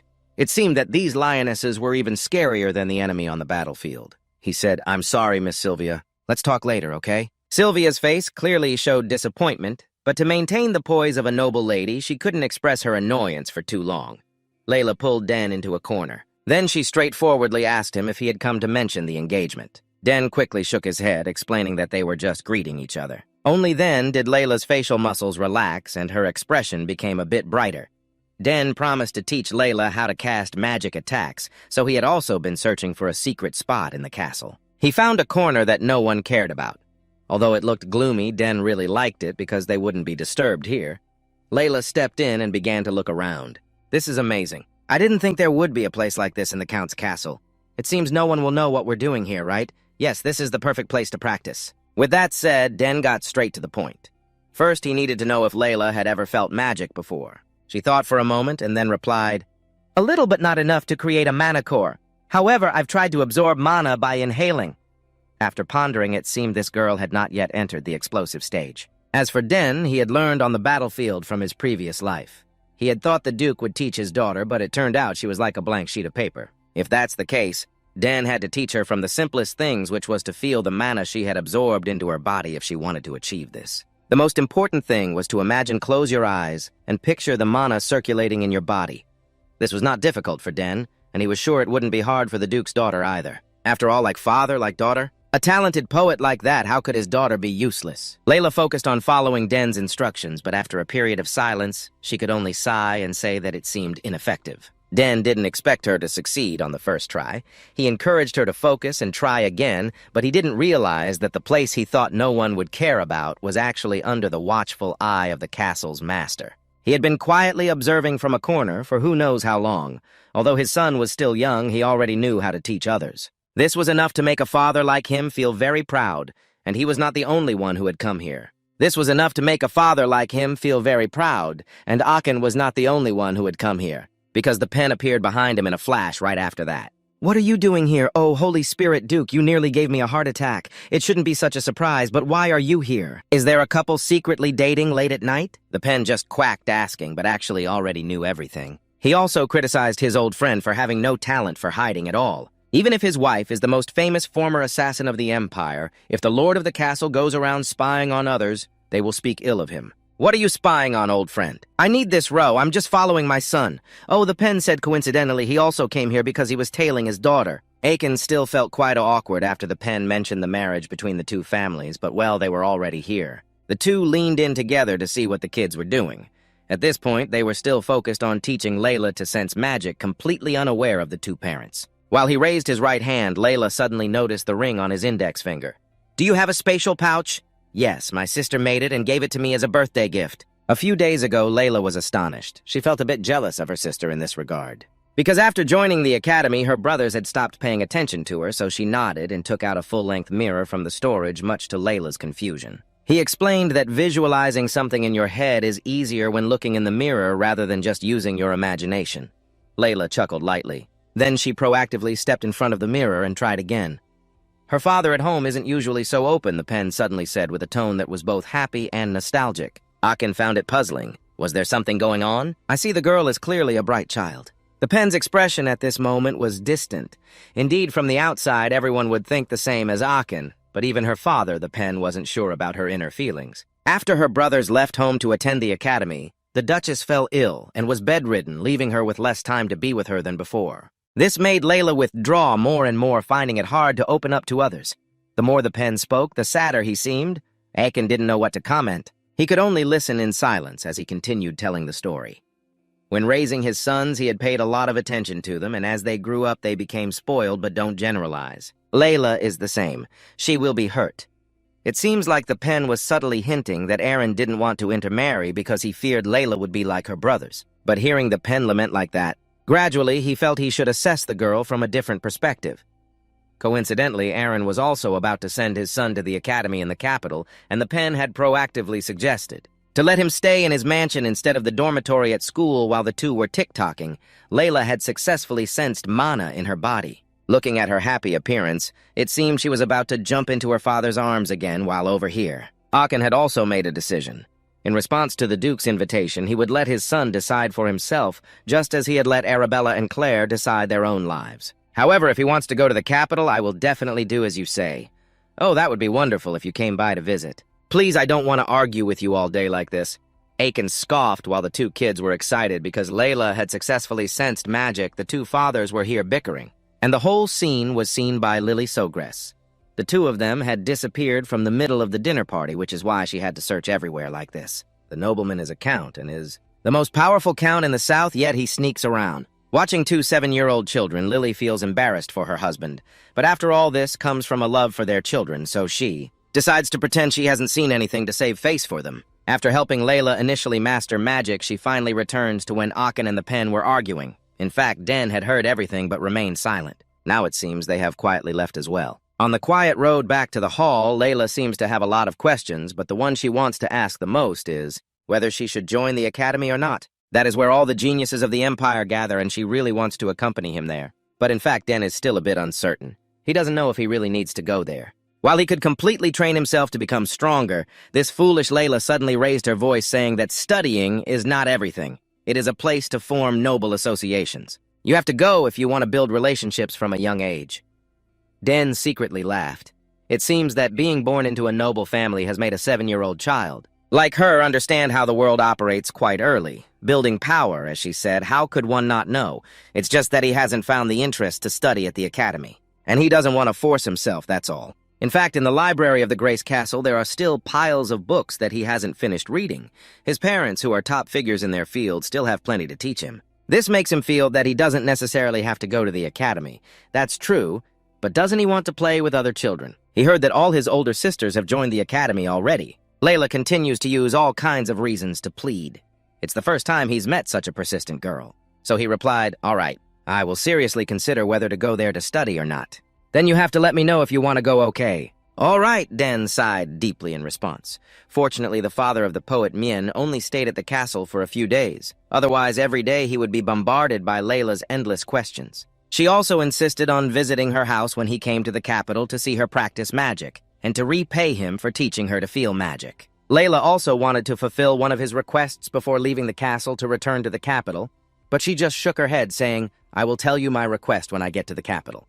This statement to Layla was like a promise that he would definitely come to find her. That whole evening, Layla couldn't sleep due to excitement.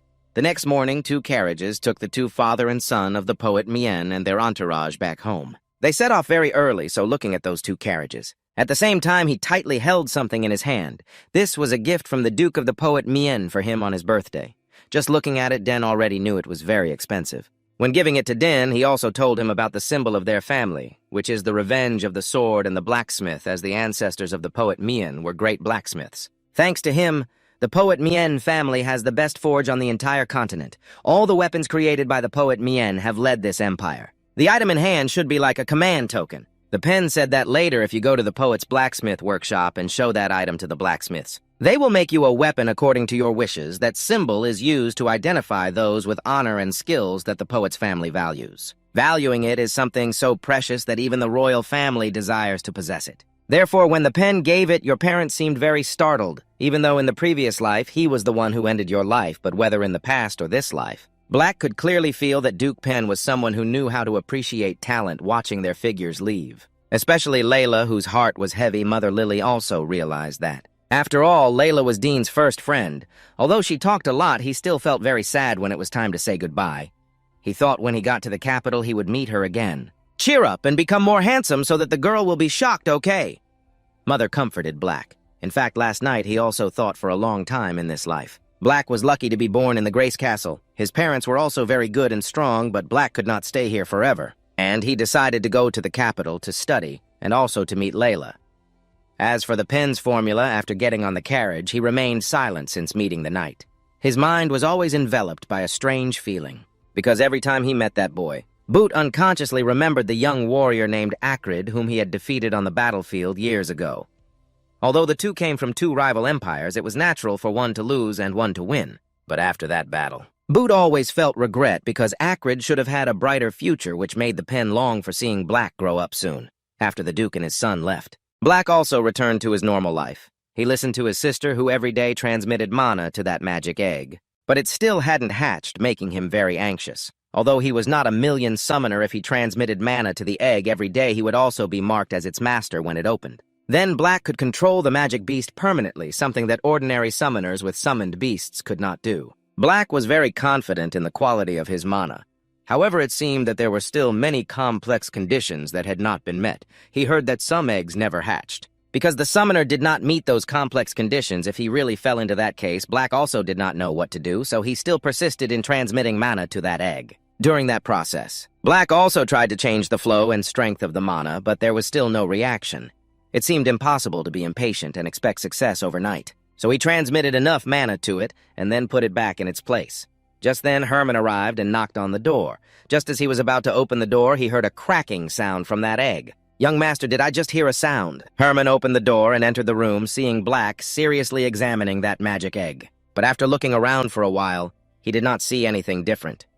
Could it be that he was overly excited? Black sighed heavily, once again placing the egg back in its place, then followed Herman to the training yard.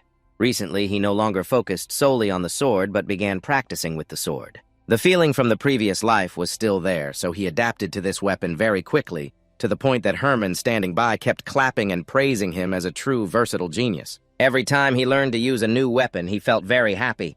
Since he was old enough to go to the training yard, Black had still not dared to hold a sword for fear that his father would observe him and discover something unusual. Fortunately, after all that time, his skills had not diminished. The series of birthday celebration parties for Black's 7th birthday had ended. Here is the homeowner, Aaron, who is also tired of foe, but he has managed to harvest quite a bit from those parties. Aaron can identify that many nobles are focusing their attention to the south, most of them wanting to build good relationships with the family. This is quite understandable, as after the war ended. The Southern Empire, with its good climate and abundant minerals, is a place that every noble desires, but this time their interest in the territory may not be as significant. The amount of attention that should be received is overshadowed by the conflict between him and the eldest son of the family. Tyren is something beyond Akin's expectations, and he did not think his son could calmly handle the situation in front of adults, even confidently showcasing his magical talents in summoning. Reflecting on his own past, Akin felt both happy and worried about his son's premature maturity. Sometimes he just wished his son could behave a little more childishly to match his age. Akin glanced at the clock and then at the long spear that had been with him for a lifetime. Today he wanted to let his son try wielding it to see how it goes. Thinking that Akin took the long spear to the training ground and saw his son engrossed in practicing swordsmanship, which made Akin very confused as to why he suddenly chose to use a sword, instead of using the spear as he usually did. This question kept swirling in Akin's mind, causing his brows to furrow tightly.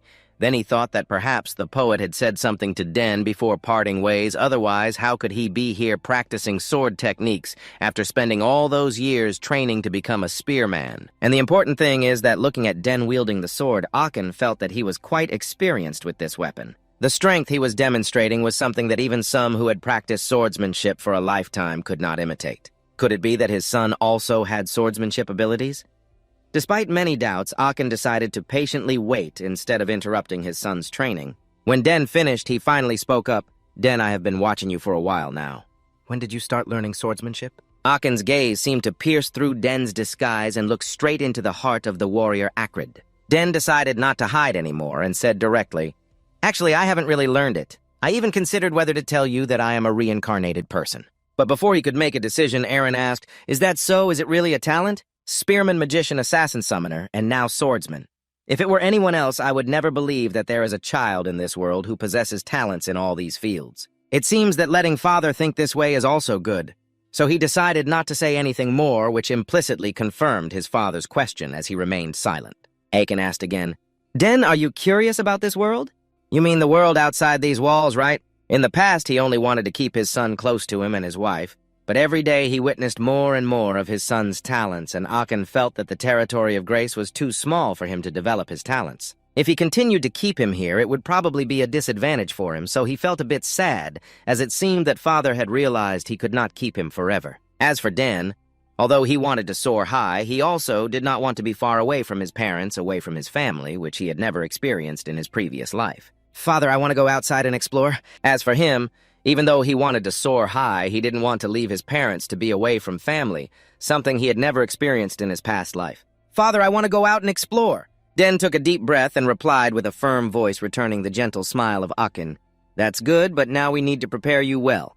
Before stepping out into the world, although there was a bit of regret, he was determined to fulfill his son's wishes.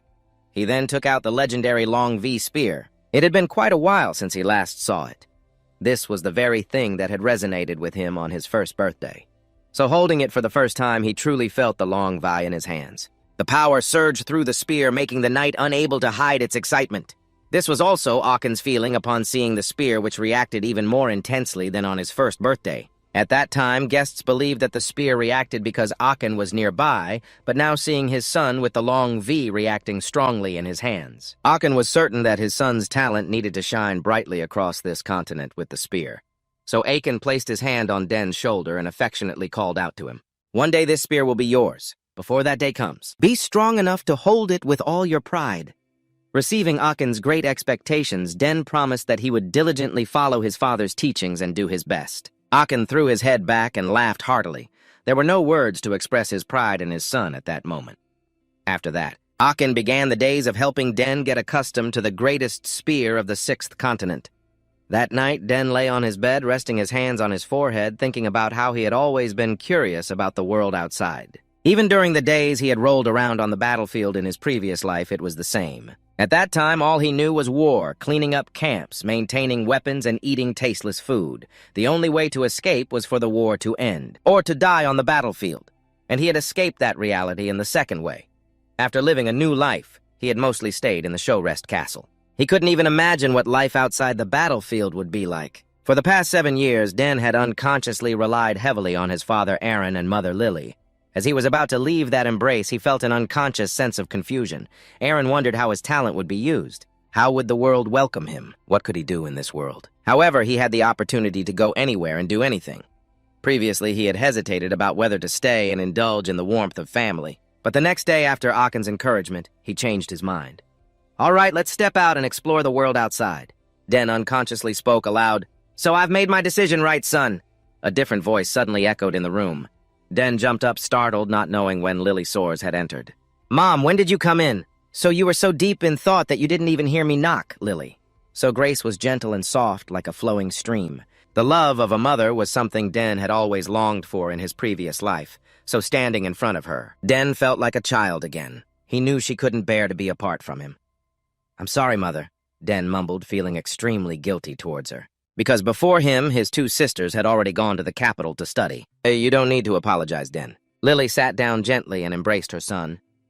"It's okay, Mother understands you. Den, I know how talented you are." Lily was well aware, even now, that she didn't want him to leave, but the world would still call to him later on. Originally, she had hoped her youngest son could stay with her a little longer, but if the show Grace territory could no longer hold his talent, then Lily. She didn't want to be a selfish mother. Above all, she wanted her son to go to the places he wanted to go and do the things he wanted to do, even if it meant leaving this home. "But I promise to visit you often and tell you about what I see in the world out there. Thank you, my son. It seems we need to prepare a few things. To take you out into the world just like your father did." Lily no longer seemed hesitant. On the contrary, she appeared excited. "What do you mean by prepare, Mother?" Before she could finish her sentence, she was interrupted. Lily said she wanted to teach him how to scout and how to set and avoid traps. Previously, she had intended to teach him slowly and gradually, but now it seemed they had to speed up the process to be ready for the capital by tomorrow night. Looking at his mother's animated demeanor, he suddenly felt cold sweat trickling down his forehead. It seemed that in the coming days, he would have to work twice as hard to learn special lessons from her. If they continued like this, he would probably be exhausted before even stepping out into the outside world. Anyway, his mother would teach him many things. "Yes, Mother, I will do my best. I know that these lessons are not just ordinary lessons. They are the love of parents. And if he wanted to explore the world, he truly needed to prepare well." He was ready for the exhausting days of studying with his parents. Although it was tough, he stayed in the territory for 7 more years. Because there was so much to learn during those 7 years, the territory remained very peaceful. When the war broke out, it was still more peaceful than many other lands. But in recent years, thanks to Count Akin, this land became even more tranquil enough to make one feel that this era of peace would last forever. As he grew up, his reputation spread far and wide among the people in the territory. He was especially famous among the young girls. For example, today, when he stopped by a shop in town to buy something, the shopkeeper's daughter fainted on the spot due to shock. The rumor spread that the young master was becoming more handsome as he grew up, even more so than Count Akin. His father, when he was young, was already tall at the age of 14, and outsiders thought he was already an adult. Moreover, he was very sharp. Many young girls in the town did not hesitate to become hunters just to catch the young master's eye. Meanwhile, he was so busy that he had no time to pay attention to the gossip about himself. Today, he was struggling in the outskirts of the territory's forest, the end times forest filled with ancient magic, and Lilysaurus had given him a mission to escape. To get out of this forest, he had to apply all the knowledge he had, including wind direction, sunlight, and understanding of the monsters in the forest. There were only 3 hours left until sunset. That was also the deadline Lily had given him. This deadline was even harsher than my boss's, so he kept running and jumping from one large branch to another. His mother was a strict teacher, so after teaching him the knowledge, she had no qualms about throwing him into this dangerous forest. One of the most important things for any assassin is not to let the enemy catch them. Therefore, within the given time, he had to avoid the nets and traps set by his mother, while also trying to escape from the lurking monsters in the forest. He chose a favorable standing position, and then took a deep breath. What he inhaled was not just air, but also the mana of the forest. The air mixed with that mana was held in his lungs for a while before being exhaled. This would help him conceal himself and blend into the scenery before him. After that, the positions of the hidden traps would also appear unexpectedly, just like now, so he could see thin, almost transparent threads everywhere. Although they looked fragile, they were extremely sharp, and if he accidentally touched a trap, it would be activated immediately. This was the most basic mechanism of a snare trap. But it was also the most dangerous thing. Fortunately, he had learned how to disable these types of snares thoroughly. Just as he rolled up his sleeves and prepared to get to work, a horde of monsters appeared. It was a swarm of turtles creatures resembling mice, but with sharp horns, claws, and teeth. They look extremely fierce, so I don't know why they appeared here. All I know is they are charging towards you at a terrifying speed, so I initially planned to deal with them all at once. But during the fight, you might hit those traps. That would be extremely dangerous, so you had no choice but to choose to run to temporarily avoid danger. While those rustle creatures were also hastily chasing after you, their numbers were overwhelming. At night, as you ran, they became even more aggressive. It's just that the IQ of these monsters isn't very high, so while running, they naturally didn't pay attention to the traps like at night. A horde of rustles charging like that makes it hard to avoid getting caught in those thin wires. And when they just touched them, the traps were quickly activated with sharp, thin spears being continuously launched from the tall trees, piercing straight into their bodies. The situation quickly became chaotic. The rustles therefore fell into the traps more and more, and many of them perished, so you could take advantage of those traps to deal with them, without expending any effort at all. You turned around to check the situation and saw that the horde of Roger monsters had been almost completely wiped out, leaving only one, its eyes red like fire burning with an unquenchable rage. And the mouse charged towards you at a speed that the naked eye could barely keep up with.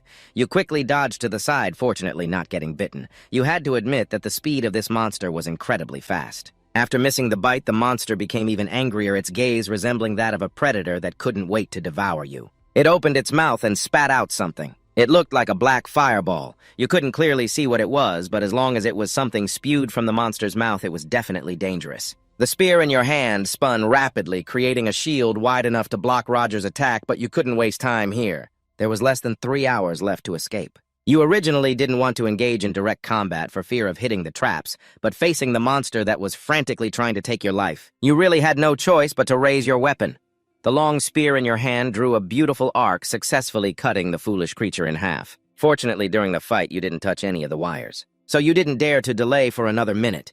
After taking down the obstacle, you ran like crazy towards the direction you had scouted before the sun set, and finally succeeded in collapsing at the edge of the forest. Breathing heavily, but before your breathing could stabilize, you sensed a wave of mana fluctuating very close by. You cursed under your breath and stood up with your spear. You thought that while you were off guard, the enemy would continue to approach, but fortunately, the person who appeared in front of you was Lily, who was very pleased with your recent escape. When you totaled the time taken to clear the level, it was even faster than hers. "Have you been watching me all this time, Mom? Of course I couldn't leave you alone." Lily approached you. Although she knew her son's talents better than anyone as a mother, she still couldn't let you fend for yourself. And throughout that observation, the truth was she couldn't find a single mistake. You had done better than she expected. Lily was so delighted that she kept pinching your cheek, saying that at this rate you would be made a killer by Jiang Mo, my son. Then from her pocket, Lily took out something to give you. It was something she had always given you since you were still in diapers, which was the Nexon dagger, associated with the title of the best assassin in her kingdom. It was also placed next to Aken's long V spear on Black Mother's first birthday. Wow, you really received this. This dagger is really good, and it is just as famous as Lily's reputation. That's why it is even more precious. Black couldn't believe that at just 14 years old he received such a priceless gift. Of course, my son, after all, I won't be using this night howl dagger anymore. It was crafted from ethereal, a mysterious material that absorbs the elements of everything. Therefore, it can contain all kinds of poisons within its blade. If the enemy is struck even once, they would find it hard to survive. This is indeed a wonderful weapon, and if Lily has given it to Black, then he guessed that his mother had taught him everything she needed to teach. The practical training session has ended. The two of them were preparing to return to the mansion when they heard a loud scream coming from the direction of the sound. They hurriedly ran to save the person. The man was brought back to the auxiliary tower in the show rest castle. When he woke up, he was still in shock. "Where am I?" "I remember I was eating mushrooms in the forest." He mumbled, and just as he finished speaking, the door opened and a cup of tea was brought in. "You're awake now. You're still in the process of detoxifying, so don't move too quickly." "Detoxifying? Who are you? Did you save me?" Black nodded. It turned out that earlier this man had mistakenly eaten the red mushroom, which is a highly toxic type. If it weren't for fate, he would have met his ancestors by now, as Black and his mother were nearby. Black handed him the cup of tea. Meanwhile, he secretly observed the opponent a bit more. He didn't rush to ask for the man's identity, but earlier Black had seen the emblem of the magic tower on his belt. Therefore, this person was definitely not an ordinary man. The man finished the cup of tea and returned it to Black, then thanked him and asked where this place was. "This is the auxiliary tower in Count Soresa's castle," Black replied. The man held his forehead, looking troubled. He had originally gotten lost heading south, but unexpectedly ended up in the show rest territory. Then he ate the poisonous mushroom and ended up in the Count's castle. "Just rest. I have already informed my father." "My father will come to see you soon." "Huh, your father? Then you are—" Black nodded, confirming the man's suspicion was correct. The old wizard seemed very excited when he confirmed that Black was indeed the youngest son, as he was the brother of Arabella Sores, a young magical genius that all the magic towers were keeping an eye on. "Your father looks quite similar to your sister." "But how did you find me?" the man asked. "It was just a coincidence. I was training with my mother in the forest." "What?" the old wizard exclaimed loudly, thinking he had misheard. "That crazy forest is so tricky that even an 8th-level wizard like me could get lost, and the unstable mana flow in the forest prevented me from casting spells. It was so heavy that it could crush my body, yet a young teenager like you chose it as a training ground." Noticing the confusion in the man's eyes. "At that time I was training with my mother in the forest." "That old wizard, huh?" A loud voice. "I thought I had misheard." "That crazy forest was so tricky that even an 8th-level wizard like him got lost, and the unstable mana flow in the forest prevented him from casting spells. It was so heavy that it could weigh down his body, yet a young teenager like him chose it as a training ground." Noticing the confusion in the other person's eyes, Den spoke up to explain that the forest was his family's inheritance, and for outsiders it was even more dangerous. Moreover, the mana circulating in the forest was different from the mana that contemporary wizards usually used, so it's best for wizards not to come here. Otherwise, they might end up facing the same fate as the man who just encountered a monster, fell into a trap, was hit by reversed mana, and ate poisonous mushrooms, truly a full combo of suffering. Hearing Den say that he could only mumble one thing, thankfully he wasn't dead yet, but that wasn't the main point. The main point was how dangerous that forest was. So looking so young and already practicing there, just how strong must he be? "So the antidote I have was also concocted by you?" the old man asked skeptically. "That's right," Den replied. He was once again astonished by a fan. How could a teenager like him concoct an antidote that required such extensive knowledge and precise skills? At that moment he felt that the Soares family had gathered all the good traits of the world. His father was the greatest level 6 merchant in the empire. His mother was the best former assassin famous in her time. Both of his older daughters were geniuses in their fields, and his youngest son, who had yet to show his face, was even more formidable. If this were a time of war, he was sure that the Silver family could become the most powerful noble family in the Antean Empire, even overshadowing the royal family. After all this time, he came to save the old wizard's life. He thought he should repay those favors. But before thinking about debts, the man decided to introduce himself first. His name was Sidron Galls, and not long ago he was the master of the Nixon Magic Tower. "If you want anything, just let me know and I will use it to repay your life-saving favor. I have everything in this world except for things I don't have," even though Galls spoke a bit awkwardly. But one could still guess he was referring to the spatial storage that many wizards could live without a home, by placing everything into the spatial storage. "Oh, I see," Den replied with a rather indifferent demeanor.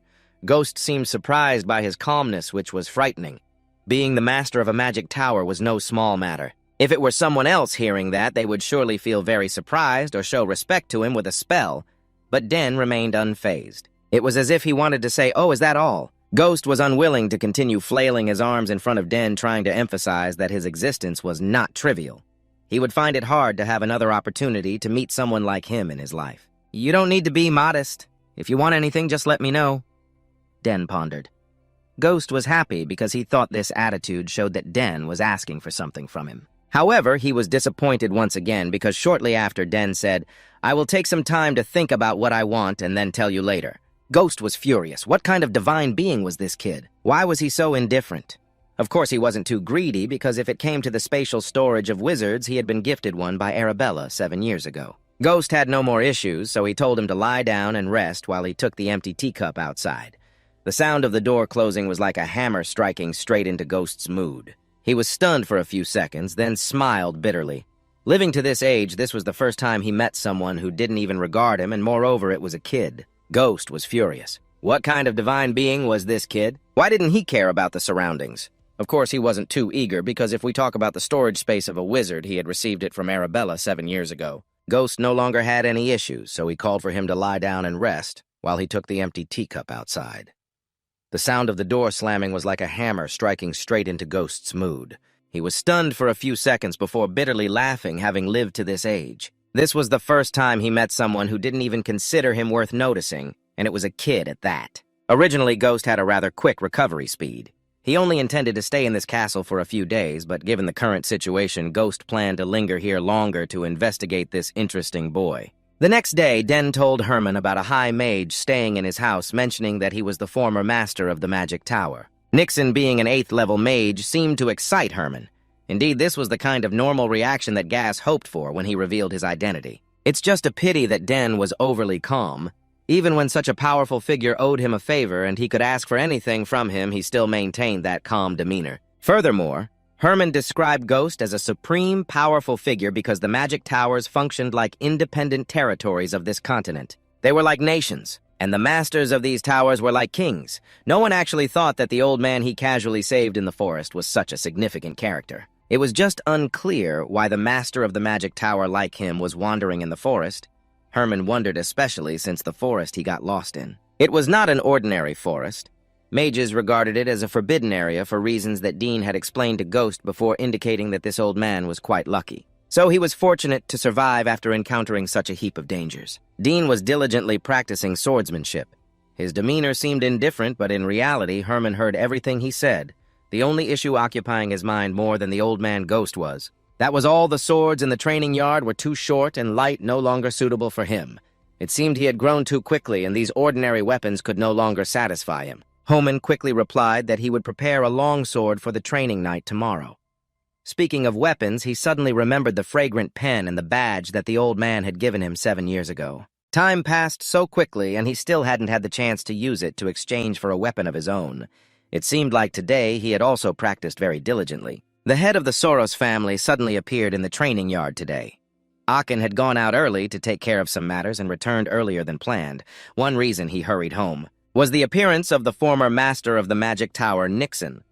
Aachen simply thought that perhaps he could help Arabella, for example, by becoming her mentor, so he hurried home to receive guests. In fact, he had thought about this when he heard Ghost reveal his identity, but he wasn't sure if he could handle his sister's temperament. Throughout the years she was at the academy, there had been quite a few troubles, such as when Arabella once broke the nose of a senior just because he kept pursuing her. Anyway, you saved another life. You did great! Den Aachen patted his shoulder, pulling Den out of his thoughts about his sister's broken nose. Not everyone could do what you did. What you did truly made your father proud. Den left the training yard with his father. On the way back to his room, Aachen couldn't stop complaining because these days it was harder to see his daughter than to reach the sky. Arabella had just finished a semester and was considering choosing a magic tower to join. Claire had just received a request to attend a meeting from her professor as a teaching assistant. Both of Dean's sisters were achieving impressive accomplishments in their fields, so his parents were even more expectant of their youngest son. They were eager. They wanted to know how the world would treat a multi-talented child like their son. Anyway, just thinking about what you did with the pen is enough to make your father chuckle. Until next year, then. He proudly praised himself. Every time his father mentioned Duke Buttermilk, he unconsciously recalled the battle between him and that man from years ago. He had long since forgotten the grudge from that battle. All that remained was the desire to one day compete in swordsmanship with him again. Remembering the pen also reminded him of Layla. He wondered how her life was now. The last time he received a letter from her was a year ago. A few days later, Ghost's body still hadn't fully recovered. The flow of mana within him wasn't completely pure due to poisoning, which prevented him from using magic. Nevertheless, he didn't want to stay cooped up in his room any longer, so regardless of how much the person in charge of Ghost's health advised him, he rushed outside. A few hours later, the maids in the castle began to gather and discuss. They had all heard about a great wizard temporarily staying in the castle. While recuperating, Ghost's behavior made them feel as if he had gone mad. After pacing up and down the stairs in the castle 10 times, he then sat for several hours admiring the flowers in the backyard, which made them very worried about the future of the young lady. Arabella, our own, was expected to become the strongest young wizard of the next generation. Of course, Ghost wasn't mad, he was just captivated by the flower garden in the backyard of the Grace household. Moreover, he was also very curious about which artist had created it. Not only was it stunningly beautiful, but each flower in the garden also radiated a significant amount of mana. Extraordinary, I stopped by to see how you were doing, but I couldn't find you. Is that you over there? A pair of shoes stopped right behind Ghost. It was no one other than Night. At this moment, his attention was temporarily diverted from the vibrant flower garden. Ha! You thought I was sneaking away, didn't you? Someone told me I had to stay here until I fully recovered, but staying in the room all the time is just boring. However, Ghost couldn't deny that resting in the Show-Rest Castle was very effective for recovery. Now he understood why the nobles love to come to the south during the holiday season. It's cool here. The climate here is so wonderful that the term excellent doesn't even begin to cover it. This place is truly amazing, so I feel a bit regretful about leaving here early. So, what are you about to leave? Where are you planning to go? Not too far. I will head to the capital, Ghost. 1 hour hearing that he understood enough that you were going to join the academy. After all, the Soares family is a traditional family. Both of your older sisters are very talented and famous at school. Whenever I think of them, I can't help but wonder how talented this young man must be to have 2 outstanding sisters like that. Out of curiosity, Ghost tried to examine the other party, and the result was that he saw a knight with dense mana enveloping his entire being. The amount of mana was so concentrated that Ghost had never seen anything like it in anyone else. To put it simply, if people considered the geniuses of the same age as Night to be a stream, then you would be a raging waterfall. This shocking discovery made Ghost unable to take his eyes off Night. Normally, someone with a large amount of mana would find it very difficult to control it stably, which could cause mana to burst out uncontrollably. Yet the amount of mana Night possessed was so great, but he controlled it so wonderfully, that if Ghost hadn't actively probed, he would never have known. Seeing the other party staring at him, he finally couldn't hold back and spoke up. Do you think it's very rude to probe someone's mana without their permission? Noticing that a kid was seeing through him made Ghost feel a bit embarrassed. He could only scratch his head and smile to make amends. Oh, you noticed, huh? It seems you have some skills there. About that, I apologize. I was just too curious, so I was a bit thoughtless. Although he still tried to appear calm on the surface inside, Ghost was already panicking. Indeed, the condensed mana within his body was something he had lived with for this long. About that, I apologize. I was just overly curious, so I acted a bit thoughtlessly. Although he still tried to appear calm on the outside inside, Ghost was already in a panic. Indeed, the concentrated mana in his body was something he had lived with for this long. At this age, seeing it for the first time, and if I didn't experience it myself, Ghost would definitely not believe that a person with such mana exists. A giant like that is truly unreal. Siren Girls thought to herself, confused. Why can't we see any magical layers? With that density, we should be able to see the magical layers. His face shifted from confusion to fear. Siren Girls was extremely astonished to realize that could the kid have 2 mana cores? Without hesitation, Siren Girls hurriedly asked how he created the mana core. Looking at his expression, I couldn't help but wonder if something was wrong. Siren Ghost growled, of course there is. You already have such a crazy amount of mana, and yet you still want to wield a spear. He was suspicious and possessed a type of magic that only required a core without needing to enhance the magic.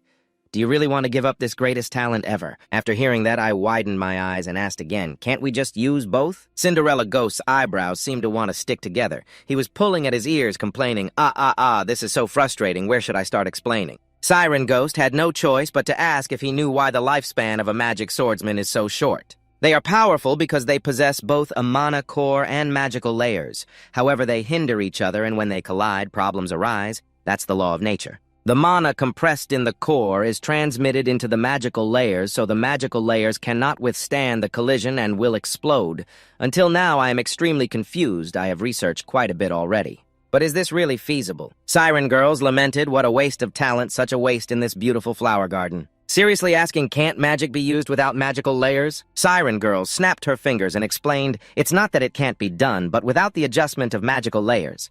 How can you use spells that require pure magic? He added that there have been others who thought like you before. However, most of them we know have failed. Slightly pursing my lips, I placed one hand on my chest to show determination, then I will give it a try. Siren Girls was surprised and asked what. That night, raising both hands, I tried to explain I have never tried before, but it seems feasible. Siren Ghost was angrily cursing in his heart. What is this crazy kid talking about? That night whispered, if I rearrange the magic code, you must definitely wave your hand to take out the dazzling blue treasure. A powerful and abundant aura erupted. It then transformed into a large flame before the incredulous eyes of Siren Ghost. I smiled contentedly. Wow, I succeeded, but it was just a basic level 1 spell. Siren Girls screamed in shock. What is that? How is that possible? He silently speculated that this child had no magical layers at all. How could he use magic? He spoke hesitantly, making it hard to believe. You should only be able to use raw magic through refining the magic tier, yet you still focused your spirit to create a thin shield and expressed your own judgment. My sister Arabella said my affinity for magic is very high. Perhaps that's why Siren Ghost sighed even so. His tension was evident through his eyes. This is what common folks mean when they describe unmatchable talents. So-called innate talent, huh? I should look at the shield and tell myself it really works, so it's possible to use magic without needing a magic tier. Now I understand. Siren Ghost's legs trembled violently. His innate mana affinity made his whole body feel frozen from shock, and it was purer mana than anyone else in this world. Does this person really exist? Still observing intently, Siren Ghost suddenly made a suggestion. Do you want to be my disciple? A loud scream echoed through the vast palace. Wait a minute. Both of them walked down the corridor, during which Siren Ghost continued to explain, let's have a little chat. It's a pity to overlook such an incredible talent like you, so seemingly losing all patience. The man curiously asked if you know how to use second-tier magic. To clearly express his annoyance, he replied, I don't know that code, so I can't. Siren Ghost seized the opportunity and laughed heartily. Oh, how wonderful! If you become my disciple, I will cast 8th-tier magic right away, but you firmly refused. No thank you, I won't accept it. Siren Ghost was so angry that his eyes bulged, veins on his forehead popped out, and he growled incomprehensibly. Just then, footsteps approached. Aiken laughed loudly. Ha ha, I didn't think you would be so close to my son. So politely calling out, Father Aachen gently asked, what are you two discussing? He hesitated and replied, he keeps insisting that I become his disciple. I refused. Disciple, huh? Siren Ghost scratched his head reluctantly and said, Count Sogras, your son, possesses the talent of a great magician. Aiken cheerfully said, ha ha, is that so? Siren Ghost didn't hesitate to pat his shoulder a few times, perhaps even greater than you can imagine. He even succeeded in using chain magic, without needing any magic tier. Hearing this, Aaron was stunned. Without needing a magic tier, is that true? He began to sweat profusely, stammering, yes, father. Aaron recalled he was quite sure he had no knowledge of basic magic at all. Basic magic. Siren Ghost quickly added, so this kid's talent is even more impressive. The two men smiled widely indeed, the master of the magic tower. Seeing the talent of my son immediately, it's not just simple talent, your son is a genius. This kid could even become a rare magic swordsman. Just imagine the scene at night, clad in iron armor, wielding a sword, charging into battle. He would even roar a line like announcing swords are better than spears, thinking of this. Aaken's face darkened. He frowned and coldly asked a magic swordsman. He should have felt the chill running down his spine. He shouldn't say this in front of father. Siren Ghost still didn't realize the unusual thing constantly giggling. That's the magic swordsman. Finally, you're interested, right? If you become my disciple, I will take full responsibility. I will turn you into the strongest magic swordsman in the Empire. Just 1 second later, he immediately fell silent. What was that? Why do I feel Aaken's anger? He shouted loudly that he shouldn't become a magic swordsman. Siren Ghost stubbornly argued back, but why not? A swordsman with magic, don't you see that boy is particularly suited for it? Aaken lost his temper, inadvertently announcing that his dark son would not become a magic swordsman, but would become a magic merchant.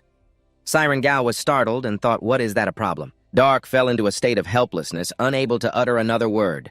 Aaken's face turned as red as a tomato. Siren Girl stood in the middle laughing. Why is everyone in this house the same? For a wizard, becoming a disciple means sitting alone in a room reading books, telling oneself that it carries great significance. Wizards often nurture their successors. Through this action called traditional inheritance, which has existed since ancient times and continues to this day even into modern times when general magical education was established. So slowly folding the book, yes, the master of the magic tower is looking for not just a disciple, but also a successor. He recalled considering that an 8th-level great wizard was lingering around him.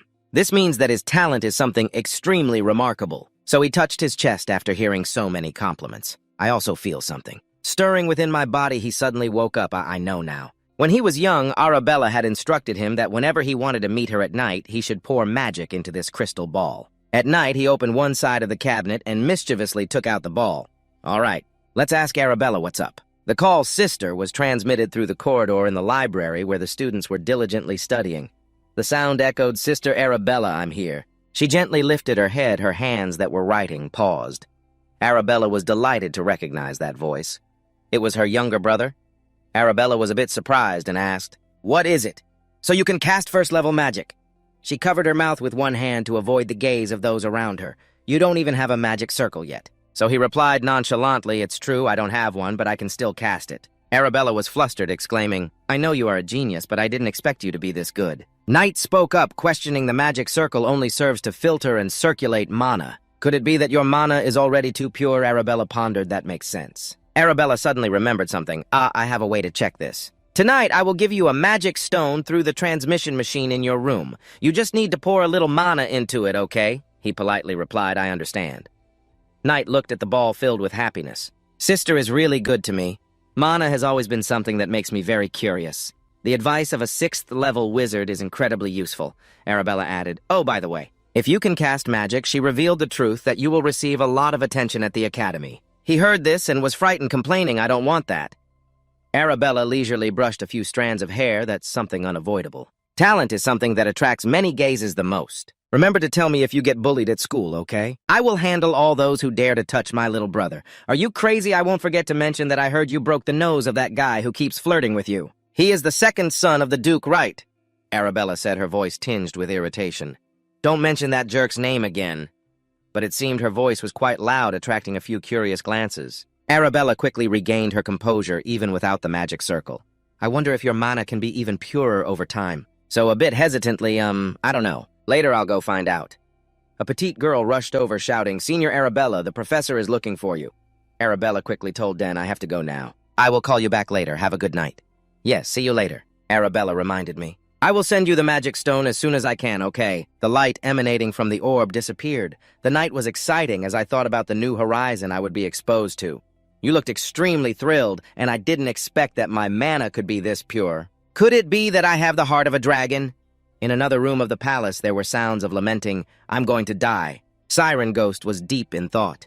I used mana to probe him, which made my situation even worse than before. I had planned to leave here early, but I couldn't leave yet. He clenched his teeth tightly as he realized that the boy had not accepted his offer. Siren Girls recalled the previous scene. "Oh, how wonderful it would be if you agreed to be my apprentice. I will teach you level 8 magic right away." "No, I don't need you." He wondered what he should do to get the boy to agree. In his mind, a series of random thoughts emerged.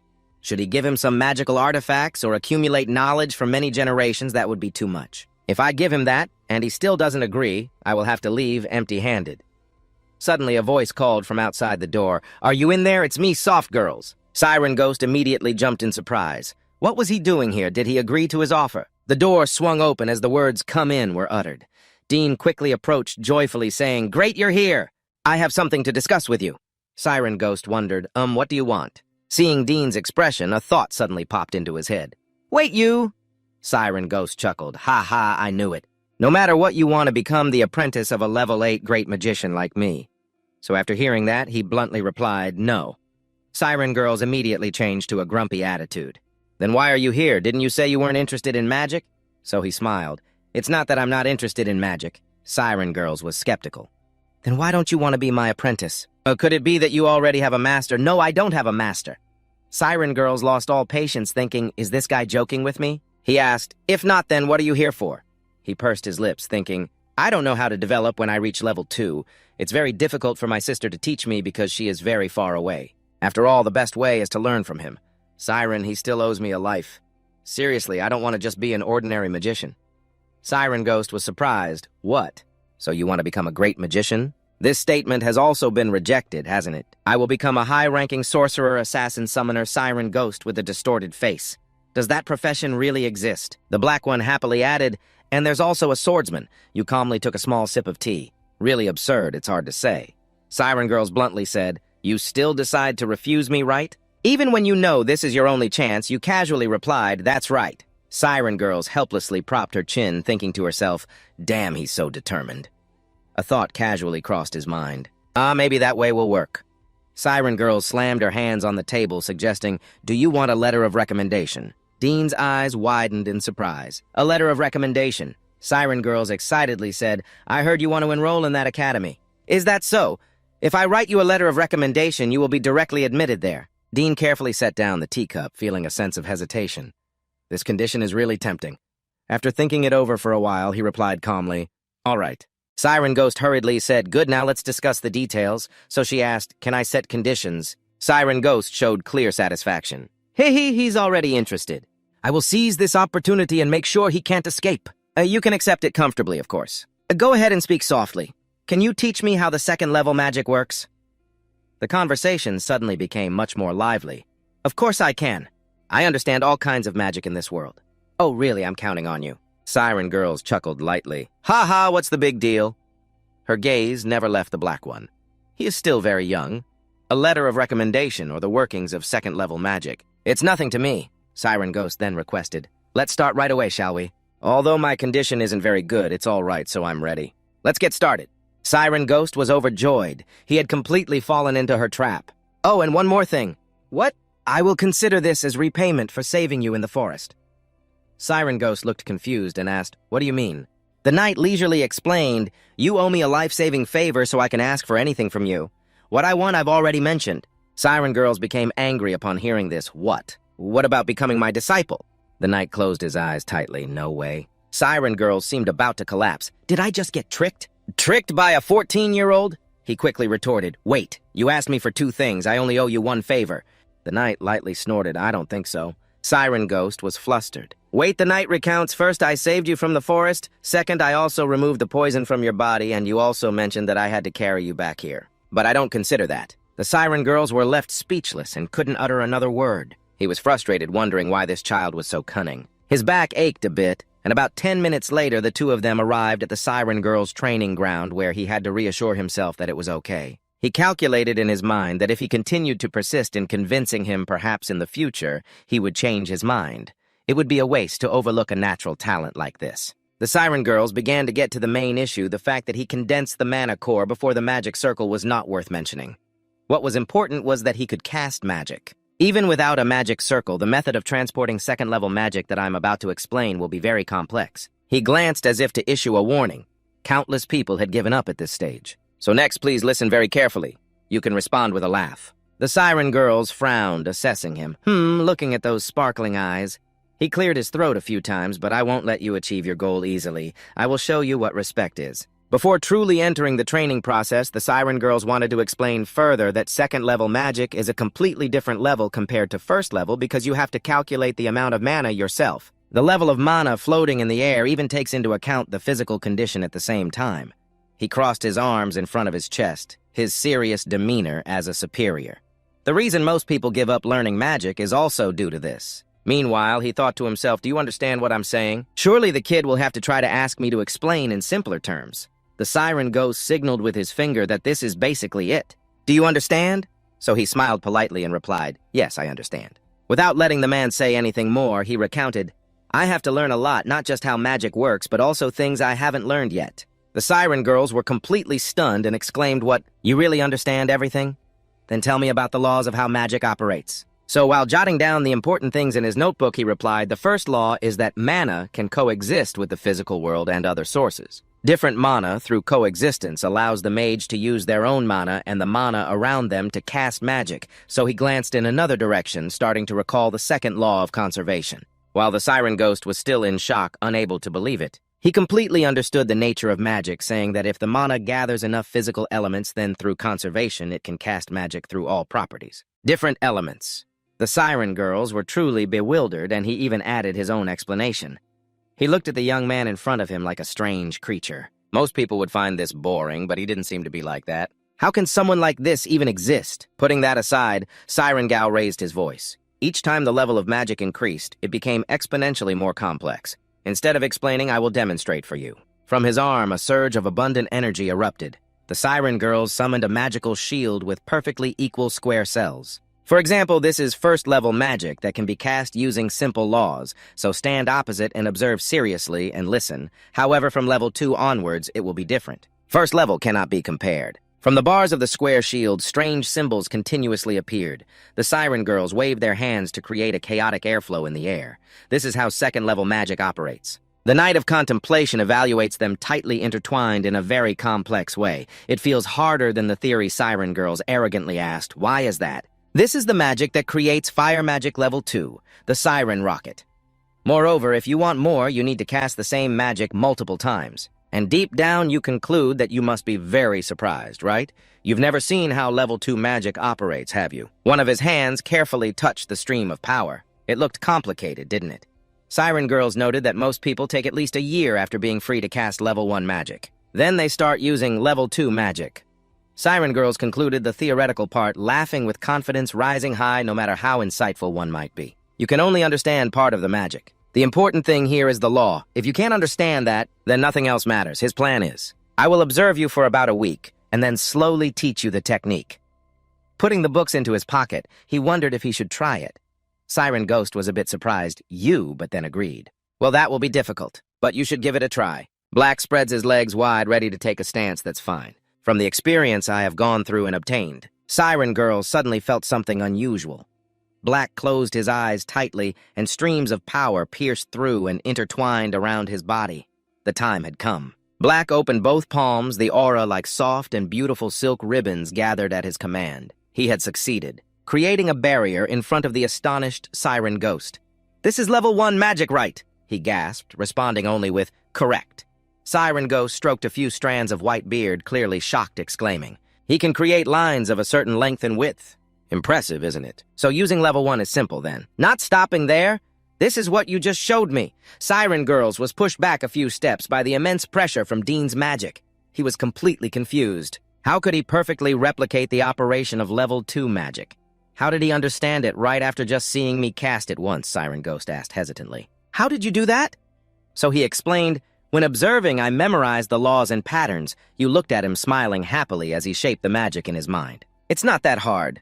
Siren Girls went from one surprise to another, thinking to herself, truly beyond imagination, even a magical genius like me. It also took time to cast Level 2. This boy could materialize it without needing the magic tier. "Well then, I will also try the rocket." Siren Girls exclaimed in shock. "What?"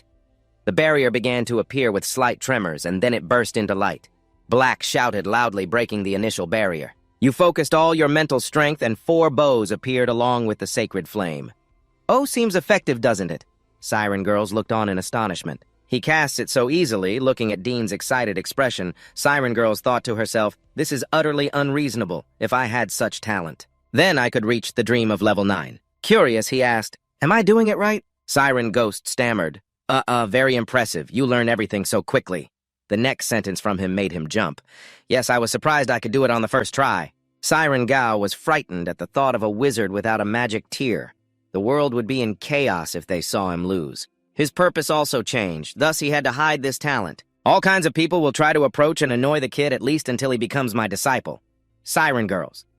Let's change the subject. We should learn about other types of magic, right? Yes, I should think about how to write a recommendation letter to the academy. At night, in the luxurious room, I lament that magic lessons are more enjoyable than I thought. Lying on the bed, I reflect that I need to learn both theory and practice. However, because I can use magic, I remember that in my past life, I was in a situation where I had to give up magic in circumstances where I didn't even know when I would lose my life. Spending time studying is too luxurious for me. To survive, I have to wield a sword because magic, until a certain point, will require prioritizing theory over practical application. I remain silent, which makes me look forward to this life even more. Combining the theory I've learned from treatment with my innate talent, I assess that I can demonstrate explosive development with just the basics. And I was also taught by the former master of the tower before falling into a deep sleep. I wonder what magic I will learn tomorrow. A month later in the palace, a voice asks what I want to do. "A magic test." Siren Ghost replied seriously, "Yes, because I don't have enough materials, I will need to go outside the territory." Have you already made the test? Don't worry about that kid. He has already learned how to operate Level 4 magic. Needs to ask back, isn't it usually supposed to take a month to finish Level 1? Information about magic tests is not easy to come by. A needs to wonder where you learned that. So I smile happily. I learned it while reading magic books in the library. They really intrigued me. Siren Ghost couldn't stop praising, "Indeed, a genius. I never thought you would be curious about magic tests." Many people find it very boring, he added, but for you, just choosing materials is already fun. A thinks for a while and then agrees fine. This will become a valuable experience for you. You will go outside, so also check the territory. Knight bowed politely. Yes, father. The sunlight filtered into every nook and cranny of the picturesque town, and the townspeople whispered excitedly when they saw the young master at night. Young master, please take some snacks with you. That silver hair is fluttering beautifully today. Knight also smiles friendly and greets everyone seems to be, well, I will return to get food, and then... Siren girls walking beside speculated that Count Sogress is not a bad person. Well, based on how he treats me, that's true. He pointed to a fruit stall in the south where there are many delicious foods. The weather is warm and the people are friendly. It's a very rare scene in the capital. So I slowly continued, this place is very warm. Siren Ghost suddenly remembered how much longer until we reached the magic equipment store. So I casually replied, I'm not sure, I've never been there before. You called out loudly to Herman, asking him to lead us from here. The young man obediently complied, yes, young master. The 3 horses galloped along the stone-paved road following Herman's directions. It's not far from here, thankfully. After a few minutes, we arrived at the magic equipment store. Oh my, is that really the young master? The sound of admiration echoed continuously. Your silver hair and 6-colored eyes are truly amazing, just as the rumors said. Thank you for receiving us, so I care to ask the shop owner. How has your work been lately? The shop owner smiled and replied, but her voice carried a hint of frustration, still the same. There aren't many people in the territory coming to buy magic equipment. I only sell to foreigners and those interested in magic. The excited shopkeeper added that she never expected I would have the honor of meeting the former master of the Citrine Tower here. So secretly assessing, she recognized him with just a glance, which is understandable, since not many become masters of the tower in the Empire. The shopkeeper then bowed her head respectfully and advised, feel free to browse the store. If you need anything, just call me. Siren Girls gently said to Den.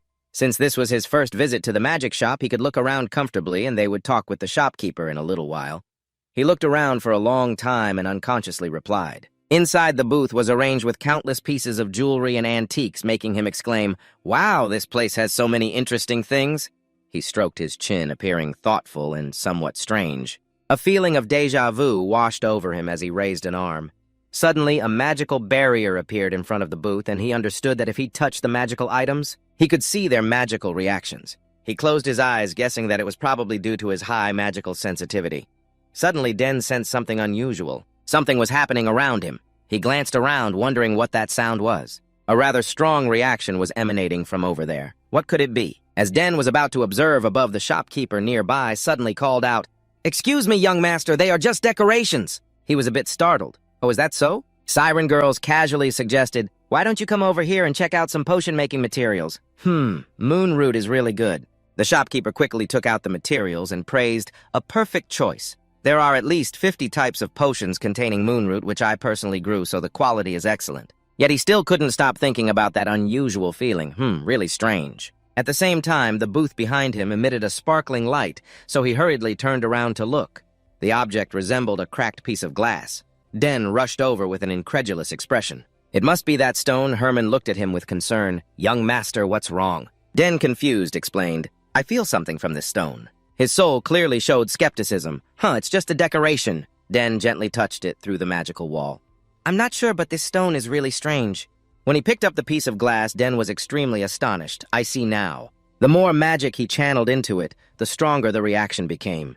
He felt as if he were being drawn into the source of light. Could it be that it only reacted to my magic? The other two were completely unaware. They were still chatting animatedly. Your eyes are good. Using it as a specimen is perfect. Then I'll take this pile of moon root and some berries. He approached with a question. May I ask, what is this? The shopkeeper looked confused. Where did you get that stone? Siren was also puzzled. What is that stone? Oh, that pile is just decoration. Den whispered, decoration.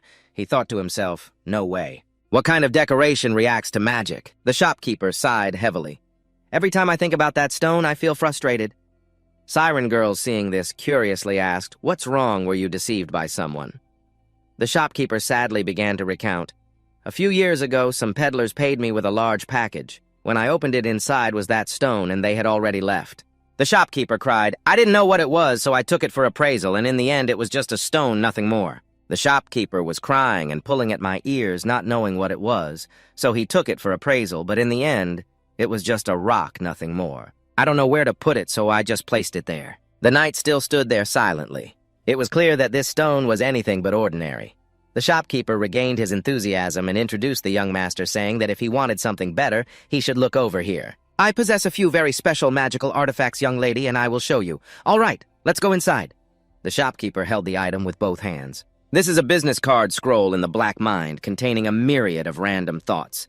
Even though this place has many interesting things, I only want this stone. The shopkeeper was explaining that if you place it there, it will automatically save the information you want, and you just need to call out the name of the other person. Their business card will appear, and before she could finish, I requested to take the business card scroll into this stone. The shopkeeper was surprised and asked, why do you want that useless stone? I should be extremely firm in my judgment. I definitely will need the Siren Ghost Stone. He questioned what I intended to do with it, so I simply responded to him with a squinting smile. After leaving the shop, Siren Ghost exclaimed in surprise that I was interested in decorations or art, or was there something special about that stone? I couldn't help but chuckle. Ha ha, don't you realize? Of course. If not, why would you want to buy a useless stone? The knight replied seriously, exactly, this stone is definitely not just a decorative item, it can react to my magic. Siren Ghost hummed. Oh really, he whispered. I'm not sure what that stone is, but hearing you say that makes me curious. The knight suggested, there are too many people here. Let's go back to the palace to examine it more closely. Siren Girls didn't think much and agreed, all right, then urged the horse to run. Upon reaching the palace, the two immediately went to the training ground. Do you know what it is? Are you underestimating my invaluable experimental tools? Siren Girls cleared his throat. We will find out what it is. Siren Ghost summoned his power. Although a wizard had assessed it and said it was nothing special, no matter what he said, how could it compare to this of mine? He showed a regretful expression. I burned all my money on this advanced equipment. It can analyze anything you place on it, he exclaimed with satisfaction. Let's try it hot. Siren Ghost carefully placed the stone down. All right, I'm quite excited. He let go of his hand, ordered to place the stone here, and infused his magic into it. The knight touched the item, and the stone immediately produced a very strong reaction. Its power shot up into the sky like a storm. The two, one old and one young, looked on with wide eyes. The knight was extremely astonished, feeling that there was something truly special. Siren Girls, on the other hand, looked very satisfied. Finally, I can puff out my chest with pride. The light began to converge at a point so unexpectedly, he said, it's Roman magic. Siren Girls did not deny the statement, yes, but it's not just ordinary magic. He became very excited, thinking to himself, this is amazing. This is a magic containing structural laws and movement methods that I have never seen before. It might even be as complex as level 6 and level 7 spells. He then concluded, so the magic hidden in the stone is the magic that appears. Siren Girl smiled and replied, just as you said, your magic is the key to unlocking that magic. I say this because it only reacts to your magic, so looking at the ancient symbols continuously appearing, I wonder what they are and what kind of magic is inside this stone. Why does it only react to my magic? Siren Ghost stepped forward a few paces, slowly examining. The sealing magic inside is somewhat unfamiliar to me, but since I am the former master of the tower, so I will try to see if my crazy speculation succeeds. Then perhaps I can find out the reason why? My magic is different from everyone else's, Siren Ghost sighed. Perhaps that's it. So I only have one wish, that it will succeed. In another part of the royal palace, in Arabella's personal laboratory, it is filled with thick books and neatly arranged notebooks on the table. It seems the master always cleans it regularly. Arabella is standing alone in the room, mumbling something. Indeed it is different. Clearly it differs from ordinary magic. The girl gently touched a special properties information board that has a unique property of magic. So share with me even I do not have it.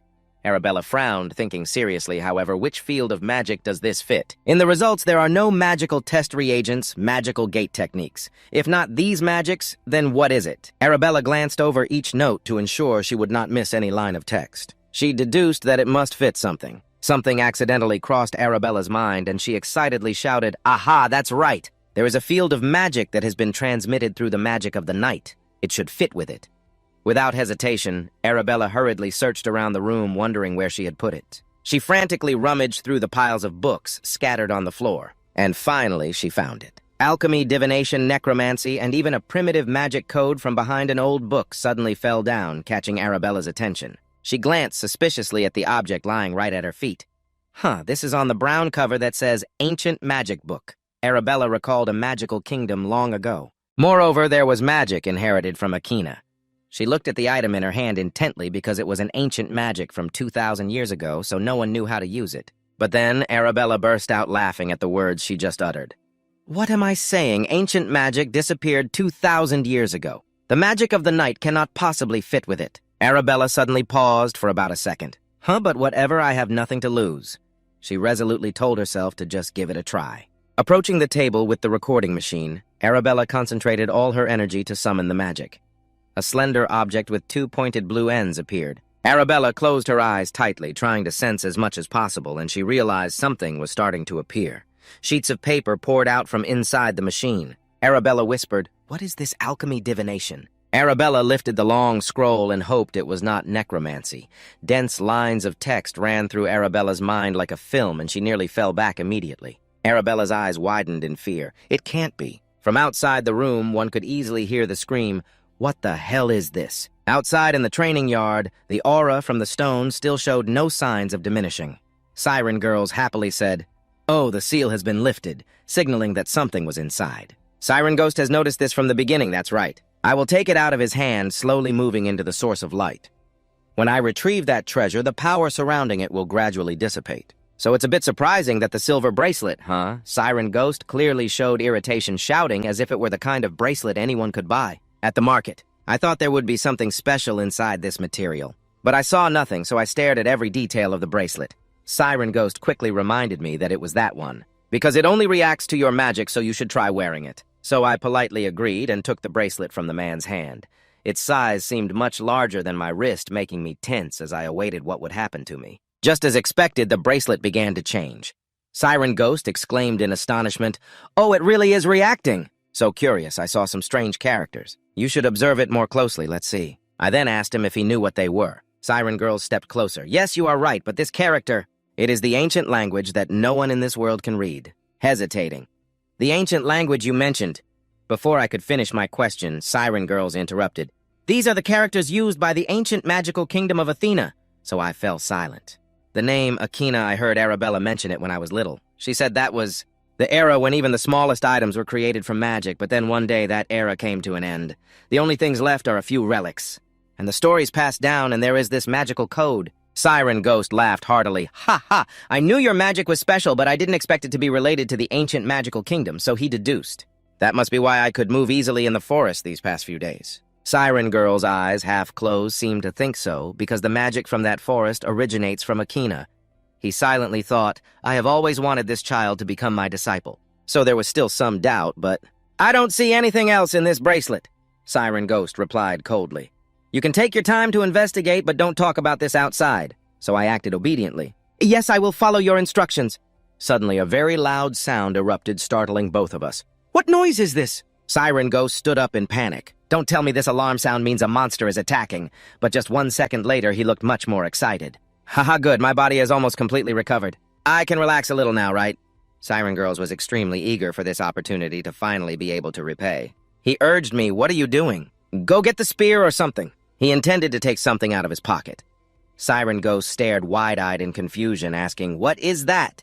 "It sounds like the noise is coming from over there." I should clarify that this sound has nothing to do with the monster.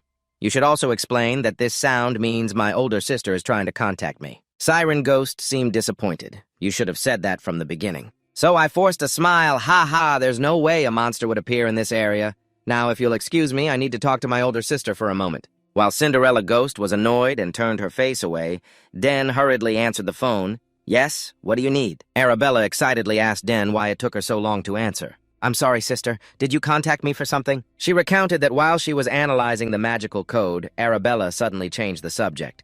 "Wait, is there someone next to you?" So she responded honestly. "Don't tell me that." Sister also realized that my magic is ancient magic, right? Upon hearing this, Arabella immediately shouted, "What? How did you know that?" The voice on the other end rang out brightly. "Oh, that's how it is.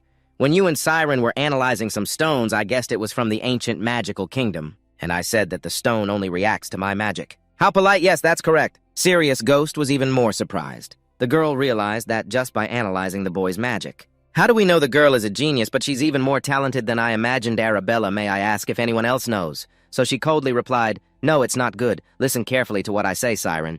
Please listen. It's best if I keep this matter a secret. If I reveal this outside now, I won't be able to bear the consequences." So the man then spoke up. "Ahem, Miss Arabella, I have heard quite a bit about you since last night, Siren." I realize that I have jumped straight to the point without introducing myself.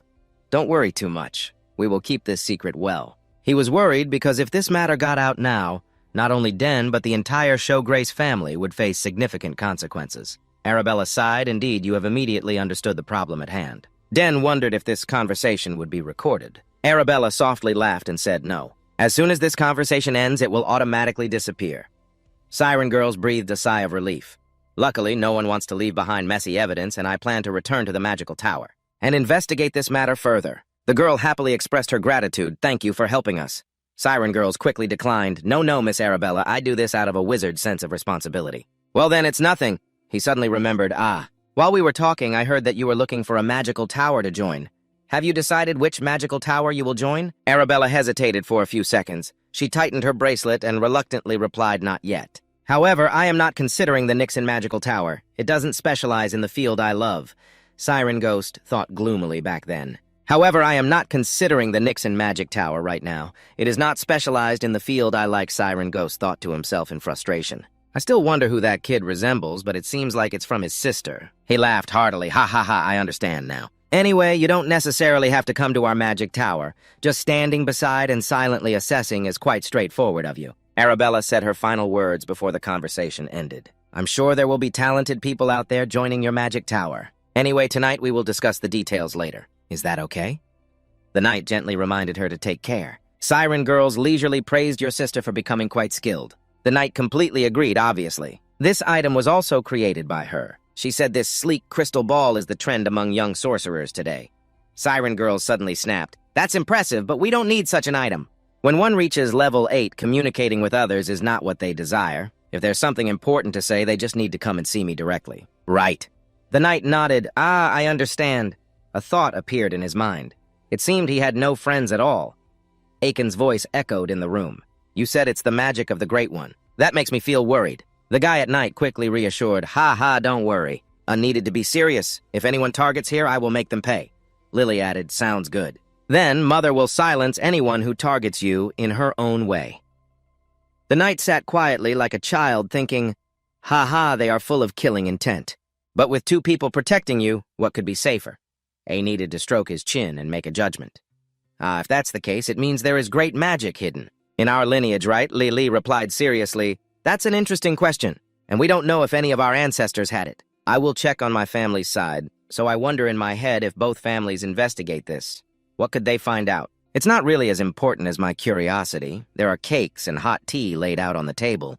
Anyway, it seems like you've crossed more than one limit already, Lily gently advised. So if you continue here, that will hinder your further development. You should consider moving to the capital to live from now on. So doubt the capital, gently explained. That's right, you know. You must be at least 14 years old to be allowed to apprentice at the academy, and now you are old enough? Actually, I wanted to keep you for another year or 2 before sending you off. But it seems there is nothing left for you to learn here. Lily gently touched the young man's hand, so if you choose that way, Lily smiled kindly, you can leave any time you want. So I'm very surprised. I didn't expect they would think that way. I needs to be cheerful and encouraging, so you will do very well. Go and fulfill your talent as you wish. So happy to respond, yes, I understand what father and mother are saying. And then he made a decision. He would prepare to attend the academy. A needs to rejoice and praise the choice. That's a good one. So very satisfied. Good, it's time for me to level up again. Inside the room, there was lively conversation. Is that your choice? That's right. Earlier than I expected, you made a good choice to stay here. Furthermore, just limiting your potential is a waste, Siren Ghost said seriously, and I have some advice for you. Don't immediately reveal too much about your talent. Although the academy is a place that welcomes talents, not everyone thinks that way, so be steadfast and listen. That's right. Earlier, Sister Arabella told me. She faced the situation where others insulted her. Siren Ghost sighed. Well, ordinary kids won't keep up. But the Tom Yen clan is a different story, so I unconsciously recalled, oh right, think about it. I told her I would visit her if I went to the capital. And you ponder. If I don't visit her, she will be very disappointed. Conveniently, I should think about what weapon to make with the seal that the delicious Duke gave me. Siren Ghost sniffed his big nose to see. If you join the academy in 3 months, then you should set off from here after 2 months. It seems reasonable to be curious about that. What about you? Siren Ghost spoke softly. I intend to return to the magic tower. I think I have something to do. Thanks to you, I no longer have to pay. If I have any clues about the magic of the great, or anything related to it, I will let you know to express my surprise. Really. If so, I would be very grateful. Siren Girls requested, then the remaining issue is your lessons. If time is short, we have to speed up. He reminded me that reaching level 3 is very difficult. Level 2 is nothing compared to level 3. Seriously, yes, I will study hard. You reached into the desk box, and I have prepared a gift for you. Siren Girls was surprised, really. So I took out the box and replied, "That's right, my sister sent me this through teleportation magic yesterday. Inside is a stone radiating sparkling light. It is a newly released item."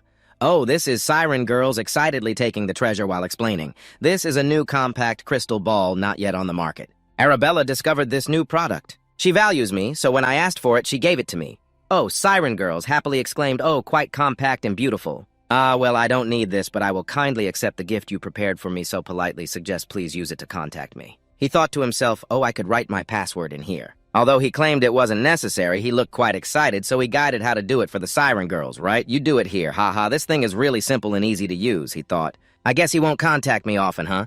As night fell, he wondered about the academy.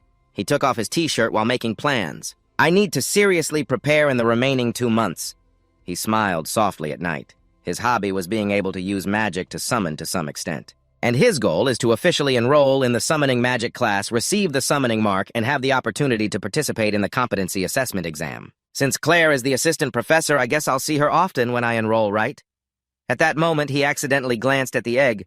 Oh, I forgot about those close friends in magic. When he touched the egg, a violent reaction immediately erupted. For 7 years, he had diligently poured magic into it day and night. But he was sad. It still showed no reaction. However, he always waited. If the magic he infused into it went nowhere else and his close friends had absorbed it, then I'm sure one day it will hatch. He and Arabella chatted together. Currently, the entrance exam system is very simple. There are 2 exams to go through. 2 exams, huh? Yes, 1 general exam and 1 specialized exam, so can you explain in more detail? Arabella looked out the window and gently said, the general exam is a type of preliminary selection to classify candidates. It is an exam about culture, history, and issues related to the empire. For me, I can definitely pass without any issues, she said. Of course, the better you do, the more advantageous it is because it will be counted towards the entrance score. Arabella smiled and explained further the next exam is the specialized exam. Just as the name suggests, you will choose a major and take the exam on it.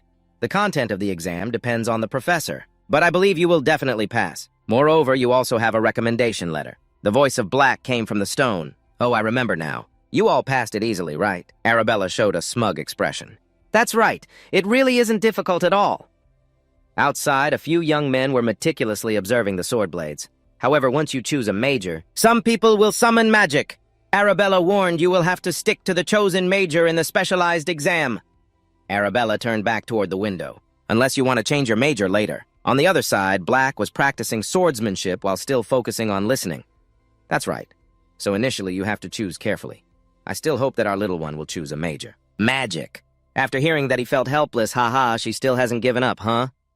Reluctantly, he replied, okay, I will think about it. Then he wondered if after enrolling, I want to change my major, is there only the option to switch majors? Arabella replied, usually that's the case. Unless you graduate and want to start over, she added, of course you can also participate in other specialized classes. Black decisively swung his sword, slicing a long line. Usually from the 3rd year onward. Advanced specialized classes will not allow students from other majors to participate. Black pursed his lips and paused his actions for a moment. After thinking for a long time, he quietly complained. Then I will have to choose a single major to study. Arabella suddenly remembered something. Oh, right. There is a program called Elective Major for talented individuals. The night was surprisingly intriguing. Is that really true? That sounds interesting, doesn't it? Arabella carried an expressionless face as she spoke, but if there wasn't an intention to deliberately slide by, no one would want to register for that curious night asking why. Arabella laughed because until now no one had passed that exam. The voice on the other end suddenly became softer. Oh, so that's how it is. Arabella noticed something unusual and hurriedly asked, don't tell me you're thinking about trying your luck with it. So she immediately dismissed it. No way. Oh, sister, Mr. Citrine has arrived. I'll contact you later, okay? Arabella walked away in a haze, wondering if she was pushing it too much. No, but magic still is. A voice called from behind Arabella Senpai, the professor is looking for you. I'll be right there. Siren presented the item, announcing that this is the recommendation letter I promised, joyfully asking, did you really write it for me? Siren Girl stroked his beard and replied calmly, not only the form, but also the content has been meticulously crafted by me. I have written several recommendation letters already, but this is the first time I have invested so much effort like this. Consider it an honor, will you? Black looked extremely excited. I will try not to disappoint you. Siren Ghost turned his face away, sounding annoyed. Well, if you say you want to become my student, that would be great. But even if I accept you as a student, I think you wouldn't obediently call me teacher, would you? Black, hearing this, immediately fell silent. Haha, how does he know? Siren Girls regained a concerned demeanor. Have you prepared everything for the trip yet? So I casually replied yes. Actually, I don't have much to bring along. Moreover, the facilities of the Academy's dormitory are very good, so most of the necessary things are already equipped. Siren Girls countered, well, the facilities are indeed good, but it's just that you have to master the skills. But you're not the type to back down from those guys. That's right, so there's a bit of worry in my heart, hearing him say that it seems the Academy is like a gathering of wicked nobles. Siren Girls with a grumpy attitude, don't forget this. It could be harsh there. If you show contempt, many will immediately reveal their true nature and bare their fangs. Remember in the previous life, it probably wasn't any different from a battlefield, right? You obediently replied, yes, I understand. Siren Ghost advised if you need anything, contact me. And what you call that crystal ball is really very useful.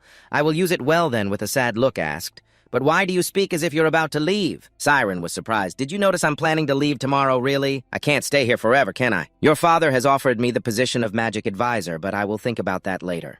When there's nothing else to do, Sedan placed a hand on your shoulder. You know I still have a lot of work to finish when I return. He softened his voice, thinking he had finished everything, but it turned out there were still many tasks we needed to accomplish, so I wondered if he was talking about the magic of the great star. Helping him is just like helping myself. Not bad at all. Siren Ghost cheerfully thanked the little boy anyway, so he quickly added that he also appreciated him smiling with his eyes squinted. Yes, I really look forward to seeing how strong you will become when we meet again. Siren then left with a wave goodbye saying, well, I'm off now. Don't come see me off or I'll be too shy.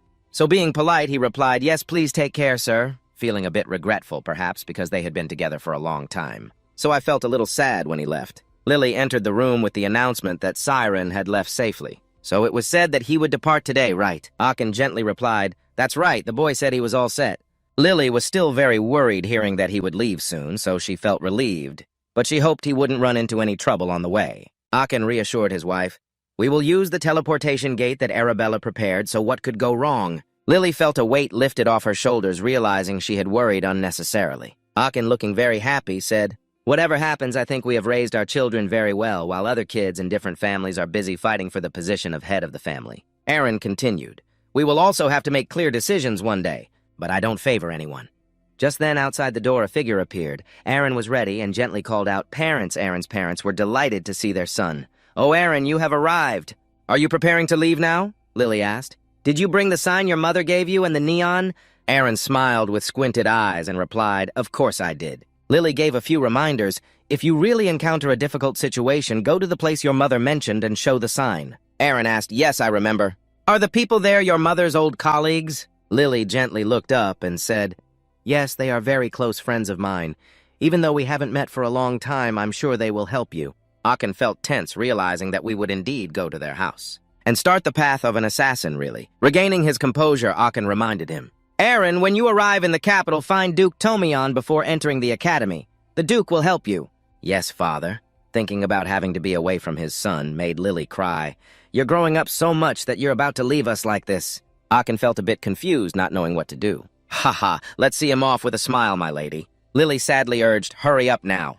We won't go too far, so tighten the bag strap, we're about to leave. Suddenly feeling his legs heavy, he looked at his parents one last time and said, then I take my leave. Following closely behind, Knight gradually approached the palace door, and A coldly ordered his subordinate Gilad to monitor, carefully ensuring that Knight reaches the teleportation gate safely. Then turn back and report to me. The young man with his face covered quickly complied. Yes, master. Before Gilad left the room, Lily suddenly spoke. It's been a long time since I've seen your shadow. She smiled. You know what to do, right? Be careful to see if any unusual situations occur during the teleportation. Finally, Herman observed an object right in front of him and excitedly called out, Master, seeing something like this in person is truly impressive. He didn't respond, but inside he realized. That's right. This is the teleportation gate that my sister prepared in advance. Herman couldn't stop praising Miss Arabella, who seemed to be a truly wonderful person, so he completely agreed with the statement. Indeed, I understand why it took a whole year. Home Run pointed at the curious object and asked, if we step into that, will the teleportation spell activate? Yes, he replied with a grin. He wondered how much effort she had put into it. Teleportation spells, like other types of magic, can only be used if the code is arranged correctly. Magic needs to be continuously channeled when the code is rearranged before it can be cast. Knight assessed from top to bottom, and the gate Arabella installed was a perfect device. It met all the conditions for teleportation. Herman slightly bowed his head, his voice tinged with worry. "So, young master, please be careful." Knight patted him on the shoulder. "You still look quite relaxed. All right, you be careful too." Knight was the one who would step into the teleportation gate first. Each step he took firmly pressed down on the grass. It only took a few seconds to enter the center area of the large gate. Knight took a deep breath and said, "I just need to channel magic into the gate and it will activate." He spread his arms wide to summon power, and the aura slowly lifted his body. A strong wind like a storm suddenly blew in, forcing Knight to brace himself with both arms. The surrounding space began to freeze, and the teleportation gate opened. Knight closed his eyes tightly, trying to feel, and when he sensed the tingling sensation. Strangely, it wove into every fiber of his body, and at that moment the teleportation gate took him away, disappearing into the blinding sunlight shining down on the bustling streets. This place was just as beautiful and poetic as Knight's homeland. He rode on horseback in front of the city gate, feeling excited. This must be it. Eagerly looking around, this was the entrance to the capital city of Actemia. The sound of hooves stopped when he heard a strange voice. "I've been waiting for you." The man clad in impressive iron armor politely called out, "Sir Denso Grace." He respectfully introduced himself. "I am Louis Asma, captain of the first Knight squad of the Thorian family." After hearing this, Knight nodded. "Ah, I understand now." He felt a bit confused. Having the captain of the Knights come to greet him put some pressure on him. Louis solemnly announced, "We will escort you from here." As soon as he finished speaking, he immediately glanced back at his subordinates who were ready to follow orders and protect carefully. They all shouted in unison, "Yes, sir." Louis firmly stated, "We will set off immediately." Knight smiled cheerfully. "I count on you." After walking a few steps, a stream of random thoughts filled Knight's mind. "Now that I have truly arrived, it feels strange. I never thought I would step into the heart of the Anthean Empire that I once hated with the flag waving in the summer breeze. I never thought I would step into the heart of the Anthean Empire, which I once despised, with the flag fluttering in the summer breeze. But as the best person, there are whispers of people hurrying to see this magic. This is not an easy opportunity. On the other side, there is a call inviting you to try the magically frozen Paft ice cream for just 1 copper crown. So I can't help but exclaim, ha ha, indeed, everything unexpected is here. The capital is bustling like this. Lehui suddenly spoke up, introducing that place as the mansion of the fragrant family from the north, slightly startled because he wasn't paying attention to the direction indicated, and looked ahead at the magnificence that made him gasp in awe. The mansion was truly massive. After a while, it fell completely silent as he sensed something strange. Watching the crowd continuously moving at night, he unconsciously bit his lip, feeling as if someone was watching him, or was it just his imagination? 2 rows of people bowed their heads respectfully before the knight. "Welcome, Sir Knight Show Grace." He politely replied, thanking them for their reception. Something as simple as that surprised him a bit, the standard formation. Their rituals and adherence to rules seemed perfect and natural, completely different from our southern region. The main gate had someone waiting for a long time. He approached with a smile to introduce himself. "Denso Grace greeting you, Duke Fragrant from the north." The man clasped his hands behind his back, embodying the demeanor of a superior, gently responding, "It's been a while, hasn't it?" With a gentle face, he inquired. "Are you still well? It must have been a tiring journey. Let's go inside." Fragrant was surprised, exclaiming as he looked closely.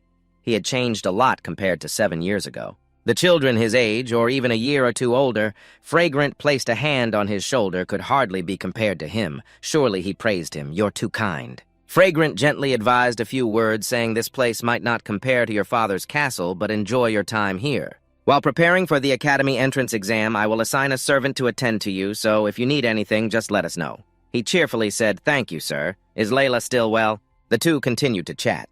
"Of course the girl is fine, but did you have a fight with her?" "What do you mean by that?" Fragrant gently recounted that lately, when mentioning his name, the girl seemed unhappy and silent.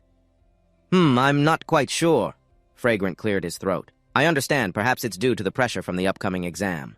A person like Layla can easily overcome it, so I had to laugh it off. I will ask when I meet her." He thought to himself, what could it be? Could it be puberty? Fragrant agreed. "That's right. Later we will have the chance to talk longer. I'm just giving a heads up. Be gentle. Is there anything you're curious about?" Fragrant suddenly fell silent. "You will understand soon." So he was confused, wondering what he was talking about. Fragrant remembered and reminded him, "You should go back to your room and rest. The servant will take you there." So the subordinate politely bowed. "Well, then I wish you a good rest." He kindly said, "Yes, thank you very much," and the door was closed carefully. So he speculated that he might stay here for a week until the exam. He looked around, but this living room seemed a bit too luxurious. He placed his bag down and told himself he should unpack and head to the training yard first. A girl carefully pushed the door open without making a sound. She suggested, "I will take you to the training yard." He widened his eyes when he recognized this voice. Layla asked with annoyance, "Why did you take so long to arrive?" She loudly scolded him, making him wait forever, wondering when they would meet. He was still in a daze. It was Layla. "Why did you suddenly become so excited? It's been a while, hasn't it? Are you well?" Lala grumbled, "Of course I'm fine." She strode over fiercely. "But don't you have anything to say to me?" So feeling flustered, what could he possibly respond? "What do you mean?" Lala suddenly shouted loudly. "Why didn't you write to me?" Speaking of which, Black was caught off guard by her continuous questioning, making him feel uneasy. After a moment, he stammered, "I was going to reply, but I forgot. I'm sorry." Upon hearing this, Lala scoffed coldly, "Is saying sorry enough?" He scratched his head and laughed. "I came here directly, didn't I? I had to prepare for leaving the capital, so I wasn't in the mood to do anything. Please forgive me this time." He asked what he could do for her to apologize and she could have anything she wanted. Lala frowned slightly deep in thought, and after a while she didn't speak. He smiled sincerely at her in front of him. He had to get out of this situation first, but what did she want him to do? Taking a deep breath, he slowly said, "What should I do for you?" After a moment of contemplation, Lala spoke again. "How about a light match?" He couldn't help but raise an eyebrow in doubt. Lala raised her brow and cheerfully said, "A match with me, are you hesitating?" After receiving her head shake, he finally agreed. Hearing this, Lala smirked slightly, raising her brow in a challenging manner. "Are you confident you won't regret it? Looking like this, I have become strong enough that I can't be compared to before. I'm no longer the person who learned how to release magic power from you," he said, slightly surprised at her confidence. It seemed she had matured a lot over the past 7 years. Thinking about it, he spoke up. "By the way, I remember you mentioned winning some competition in your letter." Lala nodded and smiled. "You remember I won the Danta Cup organized by the royal family." She calmly explained, "It was a competition among teenagers under 15 years old of the Empire." "Is that so?" Lala smiled and nodded. "That's right. If you had come, you would definitely have competed against me in the finals." "What a pity," he said, indifferent, shrugging casually. "That regret can be resolved now." Lala still seemed a bit hesitant. "Are you really okay? You still have to take the entrance exam. What if you get hurt?" He pouted and smiled, thinking to himself, who should be worried about whom here? However, he didn't say it out loud, calmly waving his hand. "I'm fine." With this assurance, Lala happily said, "Good, it's late today. Tomorrow, as soon as we wake up, let's have a match in the morning at the castle just as we agreed." Lala came to find Black after hearing his proposal. She couldn't believe it and exclaimed, "Are you still using a weapon without a blade?" He shook his head and explained, "It's just a light match. Using weapons for practice is fine. No matter how skilled a warrior is, they can't handle every situation. What if you get hurt during the match?" Lala sighed upon hearing this, reassuring him, "Don't worry, because my sister, the best healer in the Empire, is working for my family." But then she asked back, "What if something happens and the healer can't treat you?" Lala heard this and sighed, reassuring her not to worry, because the best healer in the Empire was working for my family. But then she asked her back, "What if an incident occurred and the healer couldn't treat it?" Layla was a bit hesitant and speechless, so she calmly looked at him, wanting to wield a weapon with a blade. He had to think like that. She was dissatisfied, criticizing that it was just a match, so why was he so serious? Seeing that she couldn't persuade him, she could only sigh and agree. Using a training weapon was fine, right? Shortly after, she ordered the servant to bring the training weapons here, focusing on observing her while feeling a sense of admiration inside. Indeed, she had become a proud girl, as rumored.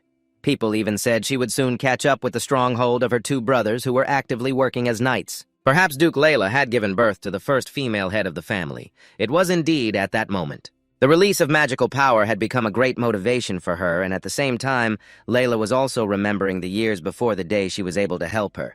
She was very grateful for that. Thanks to him, she could learn the basics of controlling magical power much faster than her peers, and now she had 2 cores of magical power. She had been waiting for this day for a long time. "I wonder if you would be sad if I won." Just then, the servant brought the weapon to Layla. She reached out to take it and conveniently thanked him while receiving the spear from her.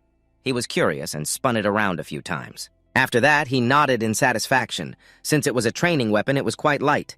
He had been a bit hesitant, but quickly regained his confidence because on the battlefield, he could use anything he had.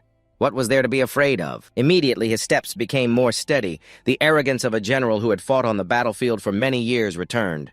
He looked at Layla and spoke. "Then shall we begin?" Layla was also ready, nodding. At this moment, she had aimed the spear forward, her right foot crouching to create an attacking stance. Opposite her, Layla was not idle, gripping the sword tightly in her hand. Her eyes were filled with determination. She had tried to face an opponent wielding a spear at the Dancer Cup, but it wasn't difficult. The spear had a long reach, but its destructive power decreased significantly when the distance was closed. Thinking of this, she became even more confident in this battle. Immediately, she charged forward. Her momentum was extremely fierce, and the sword in her hand began to rise, the tip of the sword almost piercing the body of Den. Seeing this scene, she was even more delighted, but the tip of her sword stabbed into thin air, because in front of her there was no longer the shadow of Den, leaving her astonished and speechless. While she was in a daze, a weapon was resting on her neck, which was the spear in Den's hand. Layla exclaimed in surprise, "When did you get there?" Den retracted the spear in his hand and coldly said, "Fortunately, this is a training weapon. If it were a real weapon, something serious could have happened." Hearing this, Layla quickly recovered and exclaimed, "I clearly touched the sword!" Yet she couldn't believe that he had such speed. So she planted the spear into the ground and said, "Then let's start over." He said that the same method wouldn't work, so she should move carefully. Layla snorted softly, feeling a bit tense since they hadn't met for a long time. This time, she absolutely would not yield. However, when she looked up again, she saw a familiar figure standing on the balcony, which was Duke Butt. He seemed to be observing this battle. He was intently watching Den's back. At this moment, Den also sensed it. His gaze was fixed on him. He had come to check the final results. Den knew his intentions well. After winning the Dancer Cup, Layla had worked very hard, so he had been very worried. Today, he decided to alleviate those worries for him. At this moment, Layla glared at him and spoke, "So get ready. Because my father is watching too, I will give it my all. No matter what." So she nodded indifferently. Layla quickly rushed in mana energy, continuously appearing in the air, yet she remained very calm standing there. He spun the spear in his hand, creating a whirlwind, but the mana still lingered in the air, so he was not flustered and continued to spin the spear. At that moment, Layla had aggressively charged in. She coldly spoke, "So it's not easy, right? It's just that he could still stop her," he replied nonchalantly. "There's still a long way to go, so give it your all." At the same time, the Count observed quietly from above, whispering, "The battle between the two is still evenly matched. I wonder how it will turn out." However, he felt a sense of discomfort in his heart. The smile on his face from the previous night had completely vanished. He looked like a warrior about to go into battle. Below in the training ground, the two Den and Layla were still fighting fiercely. Den continued to use his long spear to fend off Layla's powerful sword strikes that kept coming. The two moved continuously at a fairly fast pace. Den stepped back 2 paces to dodge Layla's sword tip. Seeing this, Layla fiercely bit her lip. Her opportunity had come. Thinking of this, she thrust forward with all her strength, catching Den a bit off guard with this sudden action. But he merely spun the spear once and struck her hand. Layla's eyes widened in shock as her sword fell to the ground. Den raised an eyebrow and said with a smile, "It seems like I've won this time." On the balcony, seeing this scene, Count Butt sighed helplessly, another loss. He glanced at the person beside him and asked, "What do you think, Asma? If this continues, will Layla become less complacent?" Hearing this, Asma was startled and quietly replied, "So you know about that," but replied nonchalantly, "Of course I know. Before the Dancer Cup, she had already shown signs. And after winning the championship, she completely revealed herself." Meanwhile, below, the battle was still ongoing, watching his daughter struggle against Den. He sighed, "I was going to have a serious talk with her, but I think it's better for her to realize it herself." Asma nodded slightly. That's a wise decision. But pondered for a long time and then suspiciously asked, "How many mana cores do you think that kid has?" He squinted down at Asma below. "At least 3 cores, but shook his head in disagreement. "I think differently. He has at least 2 and at most 3. Asma frowned and asked, "Why do you think that?" "Look closely," but did not answer, but suggested, "Although the speed of using the spear overwhelms Layla, it's not just because of speed. It's because Layla lacks experience. That's the strategy in action." Below, after a while of fighting, Layla couldn't help but shout, "Can you block everything?" At that moment, Den had knocked Layla's sword aside with his spear, retracting his spear while looking at her calmly. "I can see all your movements." Asma saw this scene and felt a bit confused. Is he a diligent swordsman, Count? But nodded slightly. He probably lacks practical combat experience.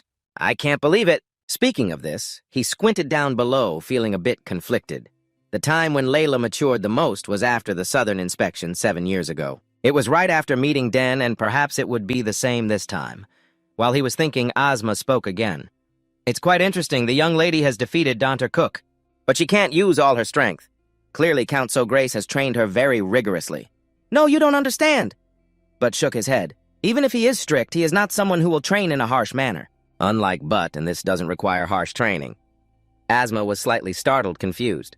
"What do you mean?" But he is not the kind of person who would train harshly, unlike the pen, and this does not require harsh training. Ozma was taken aback, confused, and asked, "What do you mean by that?" The pen casually voiced that the overwhelming talent that ordinary people dare not surpass him believes that Black is a genius, and at that moment Black had knocked Layla's sword away. He guessed that the boy did not participate because he was not interested in Dante Cook. Ozma seemed a bit incredulous, wondering how he could not be interested in the Dancer Cup. The prize that all the boys and girls of the Empire long for, the pen once again casually opened his mouth, stating that currently no one at that age could compete with his abilities. On the other side, the battle between Black and Layla had reached its conclusion. Layla had been pushed back, her face filled with panic. At this moment, the pen only hoped she would realize her shortcomings in this fight. The flaws of hers in this battle. If she gave up that complacency and focused more on sword training, she could completely surpass him. Below the arena, Layla was still kneeling on the ground, lost in thought indeed. She absolutely could not defeat him. He was a talent, but she did not expect the gap between them to be so large. Black narrowed his eyes at her, sheathing his sword on his shoulder, calmly speaking, "You're tired, let's stop here." Layla looked at her sword lying on the ground for a moment before sighing and saying, "All right, you win." Black narrowed his eyes at her, silently breathing a sigh of relief. The Duke's wish for Layla had been fulfilled. He must have sensed it. That he was not number one. Layla walked over to him, dissatisfied, asking how he had trained. "Diligently," Black replied coldly, with just 2 words which only made Layla even more annoyed as she shouted, "Who isn't diligent?" Black shrugged indifferently, resting his sword on the ground, saying, "Then let's start over." This statement made Layla widen her eyes in shock, not caring about what she thought. "Calmly walk away, I'm leaving first." Layla watched his back, unconvinced, shouting, "Next time you won't win again, I'll wait." She also did not turn back, casually responding, and then he lifted his foot and left. He was the only child that Layla admired, and at the same time, he was the one she wanted to surpass. She just needed guidance and to wait, wanting to prove she was no longer a little girl. But why was he getting further and further away from her? Just wait and see. Next time, she would definitely win. A month later, the Royal Academy's exam began. It was no different from a festival. Talents from all over the Empire gathered to participate in the entrance exam. If including their families and attendants, nearly 1,000 people gathered in the capital. The number of candidates applying to the Royal Academy this time was about 6,000 people. If they only paid the exam fee, they would not qualify to apply, but 2/3 of them did not pass the first exam. Therefore, in the end, there were not many left. Currently, after the first preliminary exam ended, more than 2,000 people were preparing for the second specialized exam. In the grand hall of the castle, everyone was discussing this matter. One person could not help but ask, "How many people do you think will pass this exam?" Another person calmly replied, "At most 200 people." They believed that the children in this entrance exam were all good, some even being potential talents at that moment. Professor Dinabo, the head of the magic department, hurriedly asked, "Has the summary of the first exam not been completed yet?" The head of the education department, Ingrid, shook her head and replied, "We are still summarizing who will receive the highest score." Someone asked if the swordsmanship top scorer was the daughter of the Duke Layla. Another person nodded. "That's right. She was the one who won the Dante Cup final. Very impressive. Duke Layla has raised her daughter very well." The head of the summoning department, Black Pineso, raised an eyebrow and smiled, asking, "It seems that the swordsmanship top scorer is someone worth looking forward to." The head of the swordsmanship department, Professor Estlander, nodded and replied, "What else is there to look forward to? It's almost certain." While everyone was discussing, only Dinabo remained pensive, seemingly thinking about something. After a while, he sighed and took out a letter, speaking in a deep voice. "My thoughts are a bit different." Ingrid frowned and asked suspiciously, "What is it?" Dinabo slowly explained that this is a recommendation letter from Siren stamped with the seal of the tower containing magical power. Upon hearing this in English, everyone exclaimed in astonishment that it means Sidran has truly introduced someone. Esterander did not believe it, rebutting that no matter who it is, they cannot defeat someone who has already defeated the Dante Cup. People began to discuss this matter. Siren is a famous person who does not take disciples yet. He sent a recommendation letter for someone who is only 14 years old but has already reached the black level. Everyone exclaimed in amazement, asking who that person could be. Danbo slowly mentioned a name, Denso Grass. This caused the faces of those present to fall into shock. Ignoring their reactions, Dinabo continued saying he is from the Showrest family. In an instant, everyone began to discuss the Showrest family, which has 2 geniuses in the fields of magic and summoning, and even their youngest son was introduced by Siren. After a while of discussion, Dan was the first to speak up, saying that if it is the Sogress family, they are certainly not ordinary. Ingrid nodded in agreement, noting that the 2 highest families registered at the same time. It must be a hot topic. But Esterander raised an eyebrow and smiled, saying, "Wait, isn't that the family famous for trade?" But with a recommendation letter from a magician, it seems that the Sogress family has now become famous thanks to magic. Upon hearing this, English sighed in dissatisfaction, thinking that he would definitely be admitted to the School of Magic. Dinabo shrugged and casually said, "If he joins my school, he and Arabella will be very powerful. After all, at the Royal Academy, one must have magic." Just then, a voice from outside suddenly broke the atmosphere. "Sorry for interrupting the conversation. The results of the first exam have been summarized." Upon hearing this, everyone immediately became excited, urging the girl to announce the figures. Soon after the results were announced, the School of Swordsmanship had 1,367 students. The School of Magic had 227 students, and the School of Summoning had 152 students. The numbers were clearly too disparate, and the people here were immediately shocked. Indeed, the difference in the School of Swordsmanship was very significant. Esterander excitedly opened the list to take a look. Soon after, he smiled in satisfaction as Layla's name was indeed at the top. But at this moment, Dinabo suddenly looked a bit confused, his hand continuously scrolling through the data sheet. After a moment, he exclaimed, "Denso Grass, I don't see his name." Esterander frowned and asked, "Is that true?" "What about Sidrin's recommendation letter?" Ingrid gently shook her head, saying, "My school doesn't have it either." Someone questioned the girl from earlier, asking if there were any candidates not on the list. The girl hurriedly replied, "There is one candidate who applied for the free major." Upon hearing this, everyone present was astonished and speechless, but it wasn't over yet. The girl also announced a piece of news that shocked everyone even more. Among the 6,000 candidates, one achieved the highest score in the first exam. The professors, who have experienced many things, couldn't help but widen their eyes and drop their jaws. They basically couldn't believe that they were standing in a different aspect at the home ground where they were. You just finished practicing the martial arts and you've been here for a month now. Time flies. The battle with Layla feels like it just happened yesterday. The first exam has already taken place and they are waiting for the results. Luckily, the exam wasn't difficult. Just then, Layla ran in from outside, shouting loudly about the results, asking what place you came in. The bracelet that Layla was wearing also lit up, and the exam results were transmitted back. Layla cheerfully announced, "I came in first." Hearing this, Layla immediately got angry and snorted. "Indeed, you were too annoyed. I missed out on first place." She glared at you, questioning how you studied. So you casually replied that it was thanks to the questions your sister sent, but in reality you had an advantage because you had learned it directly in your past life. Layla still wouldn't let up and kept asking you. You thought, what does a 14-year-old child know about strategy tactics and military management?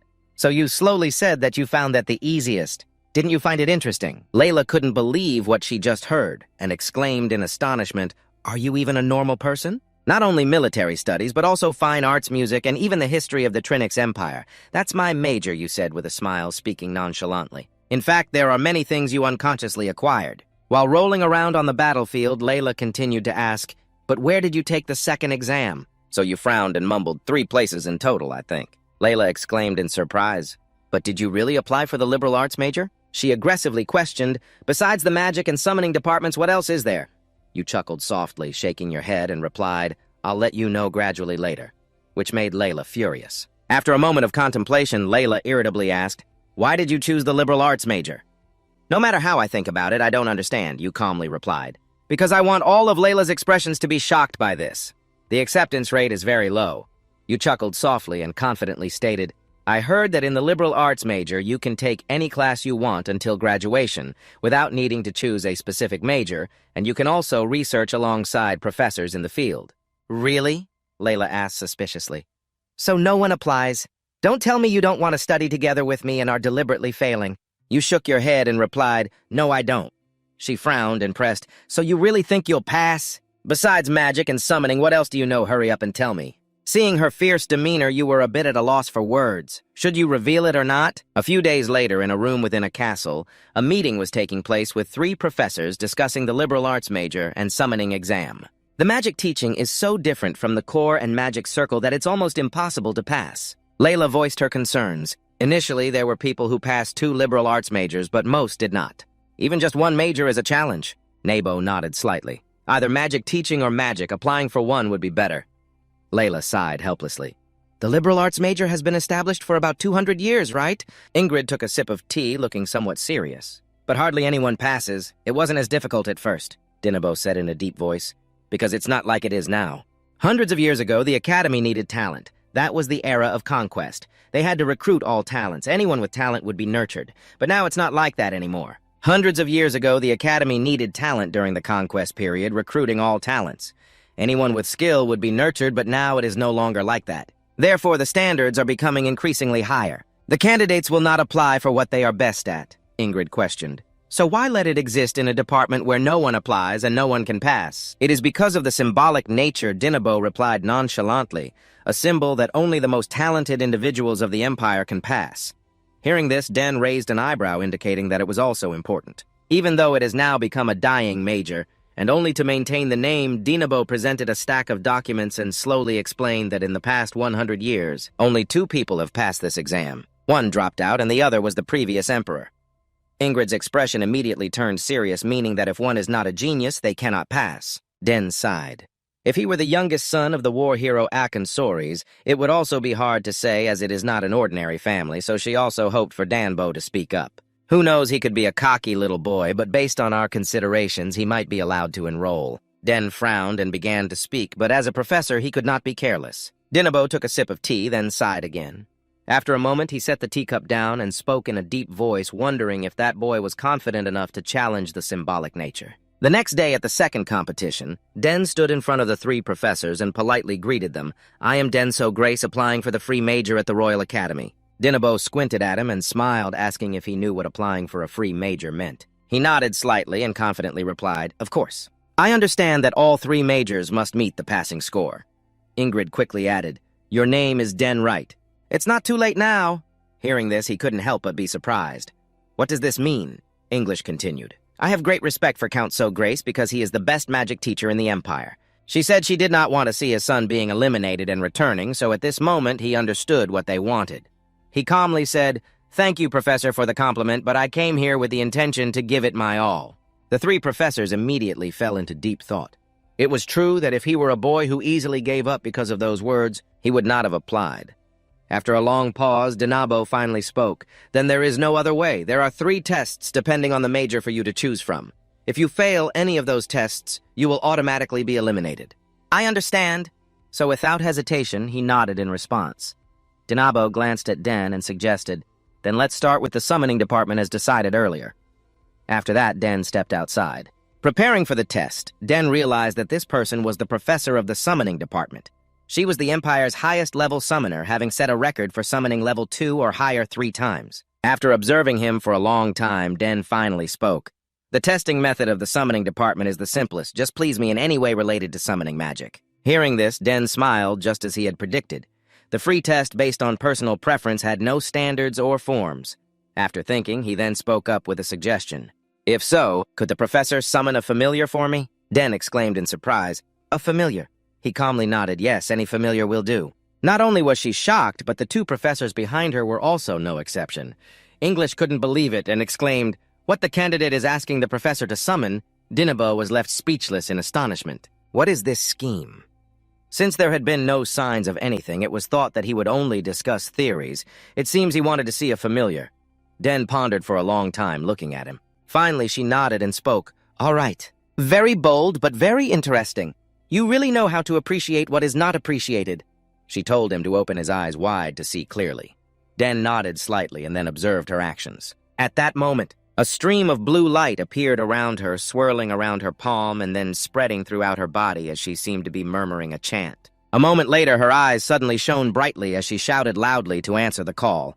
In the blink of an eye, waves of energy began to dance in the air. The energy quickly gathered into one spot, radiating powerfully, causing the nearby students to be knocked over as they witnessed this scene. The 2 remaining professors were also left speechless in astonishment, because what they saw in the waves of energy was astonishing. It was a large wolf beginning to take shape with long, sharp claws and a large tail swaying in the air, waiting until it fully formed. The frenzied summoned beast, Ezra, quickly emerged, roaring loudly, causing everyone present to be frightened and squinting at it, secretly cursing how unpleasant its roar was. It was the most ferocious among the level 4 summoned beasts. Except for its summoner, it attacked all targets it saw. Since this was the first exam, he didn't expect much. But this time the exam would be very interesting. Squinting, he observed Ezra for a long time without taking any action at that moment. He then spoke up, I have summoned any beast I wanted. And now what are you going to do?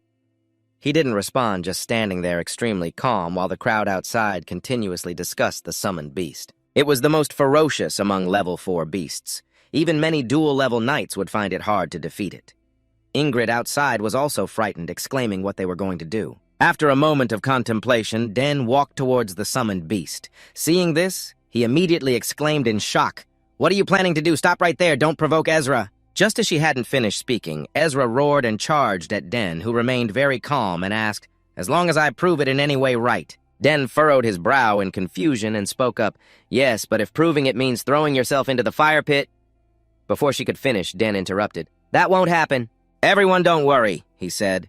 And at that moment, Den's face turned even more panicked under her horrified gaze as Ezra let out a roar and then fell silent while Den was now murmuring the chant with red eyes. Ezra began to calm down. As time passed, the ferocity in its eyes diminished. A moment later, its body suddenly went limp, and it slowly sat on the ground, nodding in satisfaction, saying casually, "Good job." Seeing this scene, the faces of the two professors behind him changed color, and Dinabo couldn't believe it, exclaiming, "What on earth is happening?" Even Den couldn't believe what he was seeing. Not knowing the reactions of everyone, he reached out to pat Ezra's head gently, saying, "You're much bigger than Genfu, aren't you?" It obediently nodded at him, ignoring his hand on its head. Den's mouth dropped open, eyes wide in disbelief that Ezra, who was fierce, was so easily compliant. But the surprise was still behind. Den fell into shock again as he saw the magical thread connecting with Ezra gradually appearing. It was light in color, so it wasn't subservient. But it completely erased Ezra's hostility. Den was very happy to converse with Ezra, while Dinabo behind was stunned, exclaiming that even seeing it with his own eyes, he still couldn't believe it. Ingrid was so excited that she stood up. "Is that innate empathy? It's truly amazing." The people outside were also astonished, speechless. Den was immersed in his speculation, wondering if he had approached Ezra and quickly analyzed the magical thread, then created a similar magical thread and connected it to himself. No, because there was no method. So this could be the most suitable method for taming. It was an ability superior to hers, one that had always been praised by the master before. If it was such talent, then the future was truly promising. Thinking of this, Den finally stepped forward to face her, seriously stating, "Den, compared to Grace, your abilities have been completely confirmed. Long, brave, and strong with calm judgment and solid basic skills, there is no doubt that he has passed the exam." The two professors behind him nodded in agreement. Dian, satisfied, smiled politely and said thank you. A long day quickly passed and night fell. After returning home, he recounted the situation to Layla. She couldn't believe it and exclaimed, "It ended in just 30 minutes. What's wrong? You're the top student now." Confused, he frowned. "I heard you were also the top student in martial arts." Layla shook her head sadly and he chuckled softly, saying, "Cheer up. They threw a party to celebrate our passing. What's wrong with you?" She shook her head in despair, refusing to eat. "You should eat more." She sighed helplessly, unable to believe it. "I didn't expect such a big difference. It's like an unstoppable force, a natural disaster. That's how it feels." That night, he watched Layla's back, feeling a bit lost about what to do. Just then, Count Layla approached, wanting to be alone. "Just leave her be." He was still very worried, but the Count insisted, "It's fine. Layla will get through this." Then he smiled and asked, "Have you contacted your father yet? He must be very proud."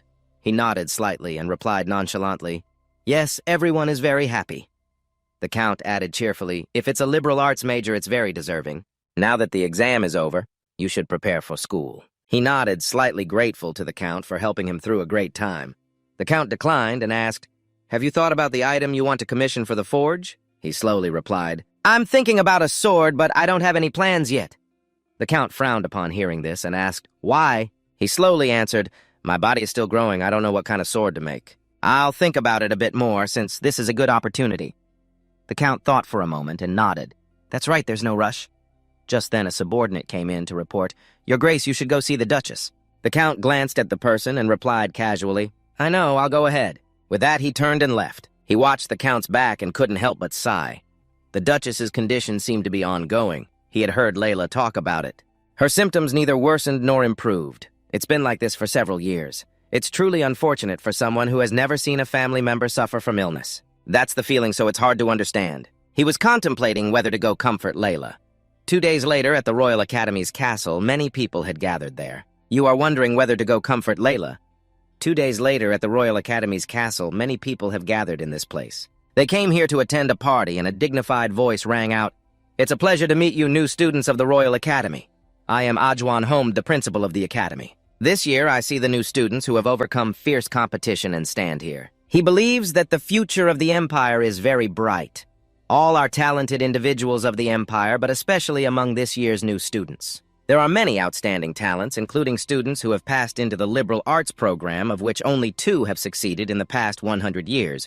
Students who have been approved by all 3 heads of the educational, magical, and summoning departments. As soon as these words were spoken, the students below immediately began to murmur, most of them astonished to hear such things. Ajwan smiled. He then spoke loudly. Representing the new students, the valedictorian Denso Grace, please come forward.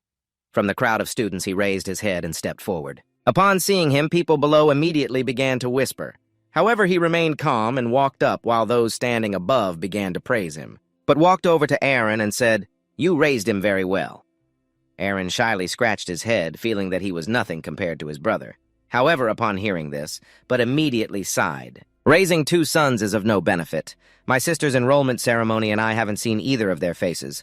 The older one is on a mission and the younger one has run away from home. On the contrary, Aaron has 2 daughters. How wonderful, he felt very envious.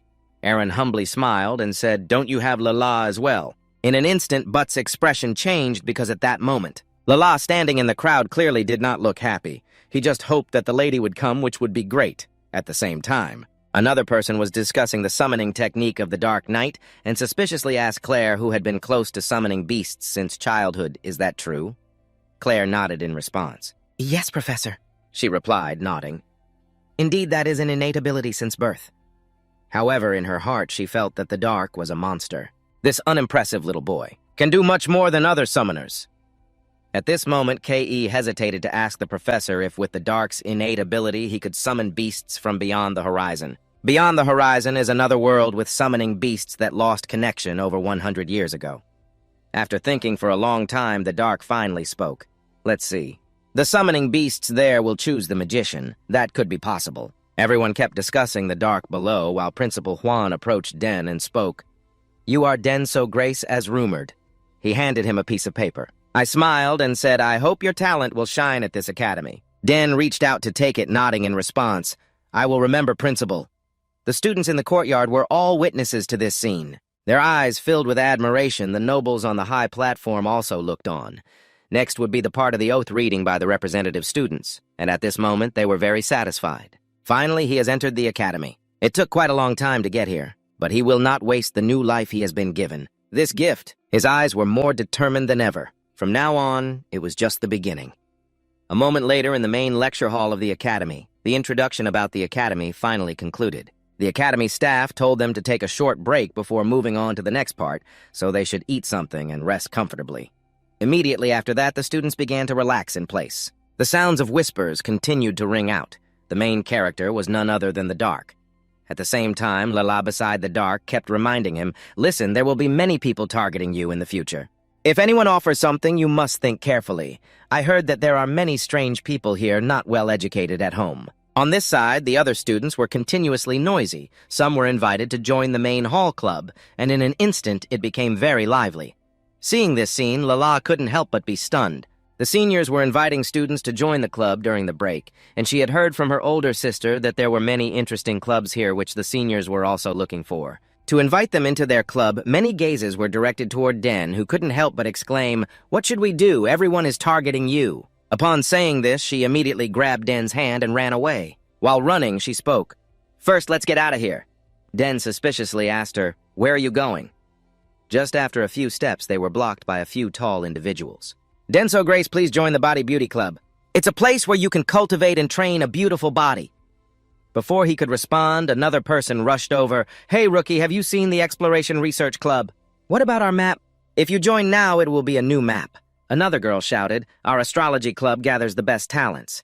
Even Lala next to them was targeted by everyone. She was a bit flustered by everyone's enthusiasm and quickly shouted, "I'm not participating." However, a chase broke out, so she was used to being pursued by enemies. But this was the first time she was in such a situation. The top student turned out to be this tiring. On another side, in the corridor of a castle, a figure was slowly walking. This person was Kenta Straphile. As soon as he appeared, everyone began to discuss. It was said that after the Royal Knight retired, he became a professor, a great successor. However, there was a rather headache-inducing issue. A new student majoring in liberal arts had just joined after 15 years, which was a comfortable position for him. because occasionally writing essays and achieving moderate results was enough. Now that comfortable life was over. He had to prepare for the teaching session, which would probably be very annoying. At this moment, Kenta had arrived at his destination, biting his lower lip, looking quite displeased. He grumbled, "The orientation session for new students has ended." "This is ridiculous! Why are there students passing at this time?" He saw a figure standing in front of the classroom door. That person was, of course, Den, who had just been accepted into the liberal arts major. Kenta frowned and asked, "You are Den Sogrez, right? You came early." Den was slightly startled, turned his head back, and upon seeing who it was, politely bowed and said, "Hello, Professor, it's nice to meet you." He seriously replied, "All right, come in." The two quickly stepped into the room.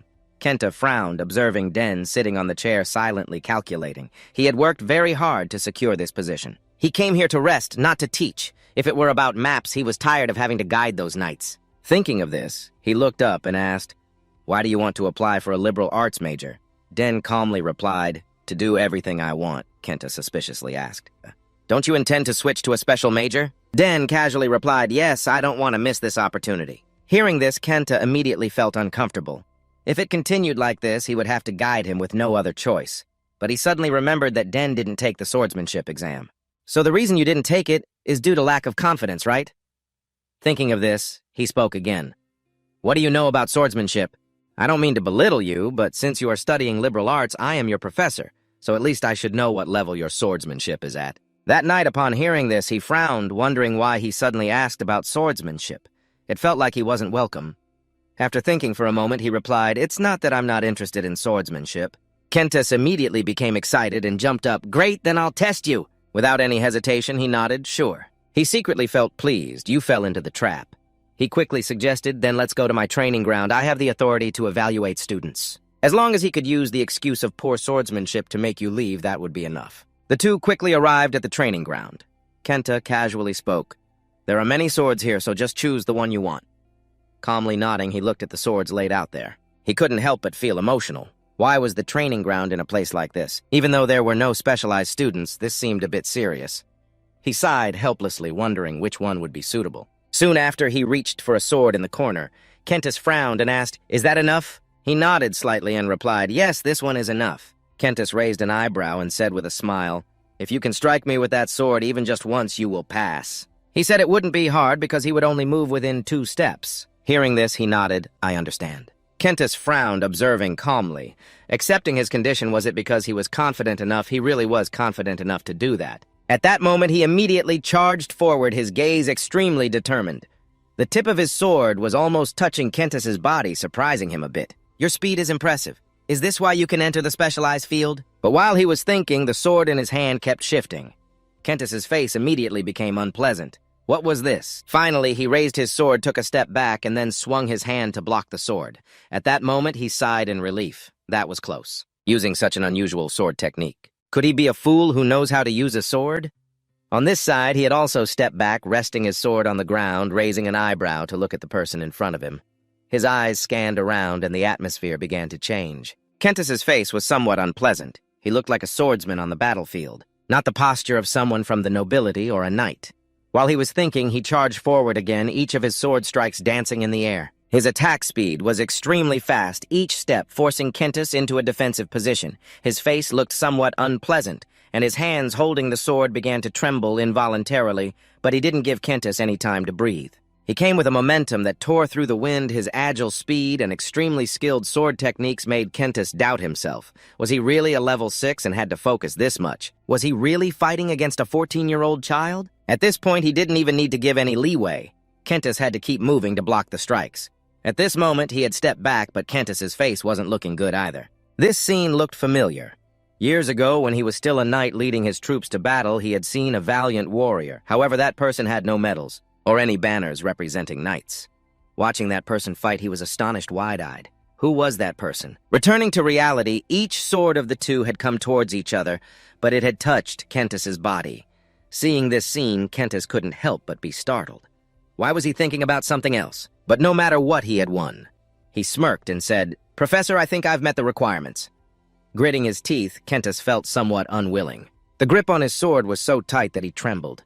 Taking a deep breath, he slowly spoke, "You passed, so you can breathe easy. Indeed, if it were the strength of a royal knight." Kentis furrowed his brow, looking at him with a hint of contemplation. This kid was truly a genius, a special genius. Despite having some flaws, he was not inferior to him. Having reached level 6, he now understood why the boy wasn't interested in the swordsmanship exam. Thinking of this, he questioned, "Why with this strength did you not take the swordsmanship department?" The boy calmly replied, "Because I think my family would be disappointed." Hearing this, Kentis couldn't help but be taken aback. He furrowed his brow in thought. The boy's father was a master of teaching techniques. His 2 older sisters were masters of magic and summoning. So you chose all 3 to meet your family's expectations, huh? At this moment, the boy spoke again. "Has the professor confirmed everything?" Kentis realized he was wrong. It wasn't that the boy lacked confidence in swordsmanship. He nodded slightly and replied, "You can go now. I will send a notification soon." "Yes, thank you, Professor." The boy respectfully bowed. Kenta clearly felt a bit unwilling. He watched the boy's back as he left. It really had been 7 books already. The department heads had acted as judges. What was this feeling all his plans to drive the boy away and live comfortably had turned to smoke? He couldn't help but sigh helplessly, recalling the past when he was once a knight. He finally remembered who that person was, the valiant General Acrid, the proud figure stepping over those corpses. He still remembered this moment vividly. He suddenly realized that the moves Dean had unconsciously used in the earlier battle were very similar to Acrid's. Outside the Academy's courtyard, after leaving Kentis's room, he recounted everything to Claire. She exclaimed in surprise, "Did you really pass the test?" He nodded in response. "It must be so," GHE said, frowning in suspicion. "That's really strange. Professor Kentis is not someone who easily lets students pass. He only participates in regular exams once a year. But this time the principal called for him. He really hates troublesome matters," GHE added, nodding in agreement. "Indeed, he is someone who likes to live by his own rules." GHE sighed and said, "That's why it's surprising.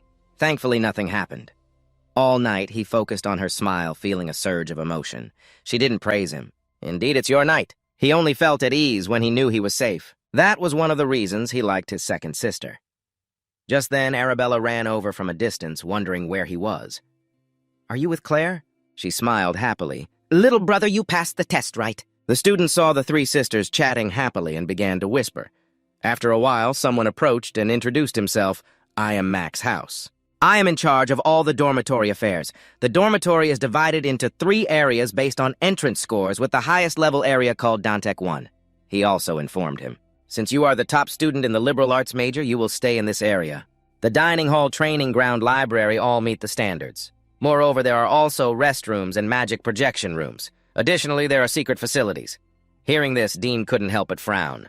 "What do you mean by secret?" Max continued to explain. "It may not happen, but depending on the scores, there may be cases where you will leave this area. Arabella and Claire are also in this area, but only until graduation. After that, he handed him a key for entry and exit, giving him 2 keys as a backup. "If you lose it, just report it to me." He reached out to receive it and nodded in response. "I understand now, but I should remind you to be careful. There are many strange students here. They are not bad people, but sometimes unexpected things happen. If you need anything, check the room and report to the logistics department." So I nodded and sighed, wondering if I should go check the room. "In the end, you decided to go take a look. Your first impression was that it was very upscale, but strangely quiet. You walked slowly down the hallway, and after a while, you suddenly stopped. Something felt off. You couldn't sense any presence, as if everyone had vanished. What on earth is happening?" You took a deep breath filled with suspicion and wanted to see what was going on, so you quickly closed your eyes. The aura gradually spread everywhere, and before long you sensed a slimy smell wafting through your nose, along with the sound of gears lightly touching. Clearly, this was a trap. You couldn't help but smirk, so that's what it was, the launch ceremony at the same time. A group of people was watching the night through the screen. Someone suspiciously spoke up. "Why isn't he moving anymore?" Another person carefully asked, "Hey, Anan, could it be that he knows there's a trap?" The person named Anan shook his head confidently and replied, "Absolutely not. My Julat family is the best hunting family that has existed for hundreds of years. I'm very confident in my trap." This person is the eldest son of Baron Juliet Arno, a 3rd-year student in the marksmanship department. Another person skeptically asked, "Is it dangerous?" Anan casually said, "Of course. I've removed everything that could cause harm. It's just to make him a laughingstock." Another person smiled excitedly. This first launch ceremony is really something to look forward to. They believed that since he made it here, he must be in a terrible situation, but someone still worriedly asked, "Is he really okay? That's the Showgrace family." Anan scoffed and said, "So what? We've all gone through a memorable launch ceremony. Just wait and see. He'll probably be scared to death." At this moment, a female student hesitated and said, But he is the top student in the liberal arts major, so this time it might be different. His older sisters are both geniuses. If he passes the liberal arts major, he would be even more of a genius. The one speaking was Priscilla Nalil, a fourth-year student in the neuroscience department. Arnold, hearing this, was dissatisfied and questioned, "What do you mean? Do you mean he won't fall for my trap?" Indifferently shrugging, she coldly laughed and said, "Not really, but it seems like you're not confident, huh?" "Don't laugh, that's not the case." He scoffed, not believing it, and realized his trap. He had used an invisibility spell and had also applied slime to muffle the sound of the engine. While they were in doubt, Black had begun to move back. Seeing this, they immediately became excited. "He's moving again." Outside in the hallway, Black knew that their trap started with a tripwire. Just a light touch would trigger it. "Then I'll use magic bullets," he murmured casually. He then raised his hand and a beam of magic shot straight toward a trap not far away. Boom! It immediately exploded and streams of water fell to the ground. So calm while looking at this. You stood a step away from them, but one thing surprised you: the water was less than you thought. Just at that moment, another trap was activated. A manhole cover opened and a foul smell quickly rushed into your nose. You clicked your tongue, lamenting, "What a disgusting smell, just like a child." You couldn't help but cover your nose with your hand when you saw this scene. The group of students couldn't believe it and shouted out in disbelief. "He has discovered it!" Priscilla immediately turned her head and questioned Arnold. "What is this? You said we wouldn't be discovered, but how come it turned out like this right from the start?" Arnold shook his head and said it was just a coincidence. Hearing this, Priscilla immediately scoffed. "A coincidence, really?" He aggressively nodded. "Yes, at the beginning I was a bit gentle, which is why I got discovered. Just wait, those people will definitely fall into the trap." After thinking for a moment, he nodded. "Just try trusting Arnold and see." But Priscilla suddenly looked at Arnold, feeling a bit uneasy. At the same time, outside, they ignored the two traps. So he slowly moved forward, letting out a small sigh. The second one was also clumsy. Should he just break it? After pondering for the bit, he silently decided to act. Immediately, he rushed forward, gliding past the boxing gloves, and soon came to a safe stop. But before he could relax, sticks suddenly appeared in front of him, but he managed to dodge all of them. Seeing this scene, the observing students couldn't believe it and exclaimed, "Indeed, it's the Count's family, just like Grace." I heard that his sisters also had a very memorable debut, right? Another male student doubted. It seems like he guessed everything that would happen. Arnold had tried to hide it so simply. He bit his lip in frustration and said, "It's still too early to give up. He can't avoid the final trap." Priscilla, hearing this, was astonished and asked, "What is the final trap?" With a slight chuckle, Arnold confidently replied, "You'll see." Sure enough, at that moment, a giant monster suddenly appeared in the hallway, attacking towards the knight. But it wasn't just one. A group of others had appeared, this time being the summoned beasts. Seeing them, he immediately curled his lip in disdain, preparing for a few strong ones. But something felt a bit strange. He frowned and observed their bodies for a long time, then he realized something odd. Their bodies weren't real. He smirked slightly. It turned out to be an illusion. He heard Henry's voice. "They seem quite strong. If they were ordinary students, they would have run away by now." But he was different. There was no need to dodge or retreat. He just needed to solidify the flow of magic to stop them. Thinking this, his eyes became determined and a large flow of magic appeared in his hands. Seeing this scene, some students questioned, "Is that kid not going to run away?" On the contrary, he seemed quite calm. Another person spoke up. "It seems like he is about to gather magic." Anand's face immediately turned ugly. Could it be that in just a brief moment, he already knew it was an illusion? Unbelievable, how could this happen? Priscilla saw his expression of helplessness and sighed, "Oh dear." Outside in the hallway, the flow of magic from him had filled the air, sweeping over the summoned beasts, immediately causing them to be knocked back. Their bodies quickly dissipated under the magic. Seeing this, he couldn't help but smirk. "They are gone. You want to see who designed the trap right at this moment." A sudden scream from a room rushed out as Ezra wondered how it appeared here. "Do something, you damn idiot!" Arnold's group ran outside with Ezra chasing after them, frightened and fleeing from its roar, slowly approaching with narrowed eyes to watch them. He chuckled and spoke, "So everyone is hiding here, huh?" Hearing the sound, they immediately turned their heads back. Arnold exclaimed in surprise. The new students seemed to realize something, and suddenly spoke up. "If it's yours, then do something about it." "We're sorry, please retract it." He didn't want to scare them. The magic in his hands reappeared, and soon after the magic swirled around Ezra quickly, his body gradually disappearing. Seeing this scene, Arnold's group immediately panicked. Was it an illusion? After going through the crisis, the students finally returned to normal. One student sighed, "The introduction is ruined." Then he walked up to introduce himself. Hello, I am Roy Ian Valentine, a fifth-year student in the alchemy department, the only direct descendant of the Marquis Valentin. Roy Ian raised an eyebrow, complimenting his physique, which was quite good and very handsome. All the girls were beautiful, so that was to be expected, right? He extended his hand to shake with him politely, saying, "Hello, what is this name saying?" He continued to praise him. "You really are skilled at avoiding traps. I heard you passed the liberal arts major, so the traps from Arnold didn't work on you, huh? Arnold will be very disappointed. By the way, Arnold is the heir of the famous Juliet hunting family. He designed all these traps." Hearing this, Roy immediately looked at Arnold, so he was the one who planned it. Roy Ian glanced at everyone and said, "You guys should introduce yourselves, too." He pointed to the only girl present. "This is Priscilla, a fourth-year neuroscience student. Better not touch her, she's a dreamer wanting to be a missionary." But before he could finish, Priscilla interrupted.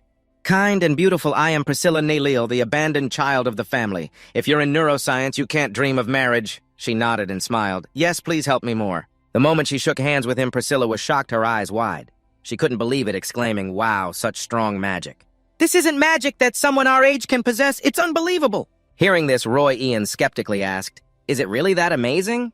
Priscilla nodded slightly. Yes. Even Alan noticed this. He couldn't help but frown. "Using strong magic to stand out, huh?" At this moment, another male student approached, smiling. "Hello, Dean. I am Squaw, a second-year martial arts student, unlike those muscle-bound kids in the bodybuilding club, so don't misunderstand." Hearing this, he remembered the big guys who had blocked his way earlier. Squaw continued. "Muscles are important, but martial arts aren't about showing off muscles. If you're interested, just tell me and I'll teach you what real martial arts are." He declined to comment, glancing at the male student standing across. Now there was only one person left. Squaw also looked over there and spoke. "Security is important, isn't it? It's your turn now. Why are you pouting like you're angry? Is it because of those traps? Is that all?" So Petty Anon hesitated, biting his lip for a long time before approaching me saying, "I'm Anon," and I politely nodded saying, "I'm Den. I would like to help more." Perhaps he was upset because all the traps had been destroyed by you, so you spoke up. "Indeed, those traps seem good. You seem to know the mechanisms and triggers very well. But the most prominent issue is that when Sun heard this, Arnold's expression immediately turned to one of surprise. So he slowly explained that next time, instead of 6, black mix 3 silver with 6 black in a ratio of 4. 6 seems to be better. With this level of brightness, it will be less noticeable. Anon thought for a moment and nodded. It makes sense, so he continued. "Besides that, anyone can easily fall into your traps." Anon hadn't had a chance to respond when the squad interrupted, dissatisfied, asking, "Who are you to teach Anon how to make traps?" That's outrageous. But they didn't care much, and everyone led him to see their room. They slowly walked down the hallway, chatting happily. Den watched them from behind, feeling that they were indeed interesting people. After all, his mood wasn't bad because he had good friends. It would surely be even more interesting later. The next morning, Den met Layla after learning that he had to attend 6 specialized classes this semester. He immediately shouted in dissatisfaction, but Den explained to her that there were only 3 specialized classes. Each specialized class requires attending 2 sessions, and Layla was still very upset. Moreover, there are also general education courses. How can that be? There's hardly any time to sleep. Usually first-year students only have 4 sessions. Think about it. You can skip the first class. Den fell silent looking at her and sighed, saying, "Is that really possible?" That's why military studies were added to 2 general education sessions. Hearing this, Layla trembled, saying, "You're really careless. I'm very afraid of military studies in the first semester. My grades dropped significantly because of military studies." She promised to meet again later in the specialized class of swordsmanship. She had to attend the general education lecture, so she frowned and asked, "What is the general education lecture about?" "Understanding cosmetics and skincare." Layla blinked and smiled, responding feeling helpless and sighing, "That's just how girls are." Den shook his head, saying, "I know. See you later." After leaving, he entered the lecture hall to listen to the lecture. As soon as he appeared, the students began to discuss. Hearing all their words, he couldn't help but sigh. He heard everything. He just didn't care much, and quietly flipped through his book. Today, he was attending a lecture on general military studies. According to what he had read yesterday, there were some contents he knew. But there were also completely contradictory contents to reality. It's true that if theory and practice were always consistent, then how could any country lose in war? But the reason military studies are taught is that basic theory is very important. While he was thinking, the professor entered the classroom and everyone stood up to greet him. A professor stood at the podium and waved his hand, signaling everyone to sit down. Then he slowly spoke. "Hello, everyone. My name is Francisco Gabius, and I will be responsible for teaching the theory of military studies. You can just call me Professor Gabius." Right after that, he took attendance and started the class.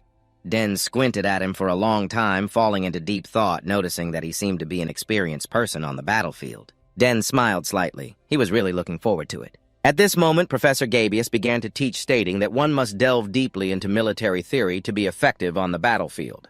Soldiers and commanders must always consider the balance between victory and the lives of soldiers. After a while, he scanned the students and said, "I'm really curious to know how many talented students here will become elite. What do you think is the most important thing in war?" A group of students raised their hands, but only one hand went up. Professor Gabius glanced over. He slowly said, 10 students are raising their hands. Let's hear what you have to say." He slowly spoke. 10 students are raising their hands. Let's see what they have to say. The person raising their hand is black, and he confidently replied, "It's the supply." Professor Gabios was a bit surprised, but quickly regained his composure. He nodded slightly and said, "That's correct." He slowly explained that victory and improvement could only be achieved when the supply is ensured. He found it very interesting that someone had already answered correctly at the beginning. He squinted at Black and continued to ask, "Do you know the 3 most important things in supply?" Black calmly replied, "The first is strict management. Supply from the central to the front line. If just one person has ulterior motives, corruption can easily occur, which will soon lead to a lack of supply. In my experience, most supply issues arise from improper intermediaries, even though the shipment was initially transported safely." Seeing him silent, Professor Gabios spoke again. "Correct. What comes next?" He casually opened his mouth. "Standardization of supply should be done, if mass production can be carried out. This greatly aids in quick supply.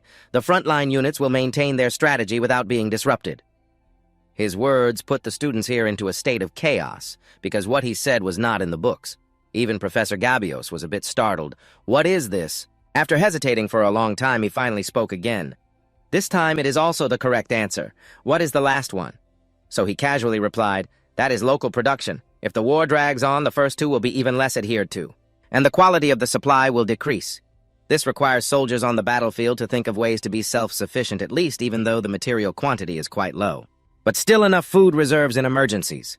All of this is what I have witnessed and felt on the battlefield." Immediately, the lecture hall fell silent. Everyone was astonished and speechless. After regaining his composure, Gabios praised him. "Well done, that was an excellent answer. What year are you in?" He casually replied, "First year." His eyes filled with disbelief, he exclaimed, "You're just a first-year student. How can a new student know this content?" After recovering from his shock, Professor Gabios slowly spoke, "Strict military management, standardization of supply, and finally local production for self-sufficiency. That answer reflects the practical experiences that soldiers and officers have encountered on the battlefield. As someone without experience, I want to ask, how do you know this?" The boy frowned slightly, hesitated, and finally opened his mouth. "My father often tells me these things." Professor Gabios, still skeptical, asked, "So what is your name?" The boy calmly replied, "My name is Sogres." Gabios was taken aback and exclaimed, "You are the son of the Green Tornado, so that makes sense. If you are from the Sogres family, then you are the student who passed the liberal arts major. No wonder your level is different from other first-year students." Thinking of this, he calmed down a bit. "Did you all hear that clearly? Completing the military theory part that we will study is exactly what student Sogres just answered, applying theory to real situations. Based on textbook theory, this is the ultimate goal that military studies aim for. It's been a long time since we've had an outstanding student like Black." Professor Gabios couldn't help but look at him a bit more intently. After observing, he finally spoke. "Let's move on to the next part, shall we?" A little while later, class was finally over. Black hurriedly ran out of the lecture hall as if someone were chasing him. He sighed in relief. He almost got into the academy. Before finishing, Professor Gabios called him back and even wanted to advise the new student to enter the Imperial Academy. It seemed the professor was a bit anxious. But Claire had told him that if anyone advised him to enter the Imperial Academy, he should refuse. It seemed the professor wouldn't give up easily. "No, I can't," he sighed. His current task was to find his way. He still hadn't adapted to the Academy's map. It was too vast. The meeting place with Layla was at the central fountain square. He looked at the map for a while before finally finding the way. The meeting place with Layla is at the central fountain square. He looked at the map for a moment before finding the way. Crossing through the foggy garden is the fastest way.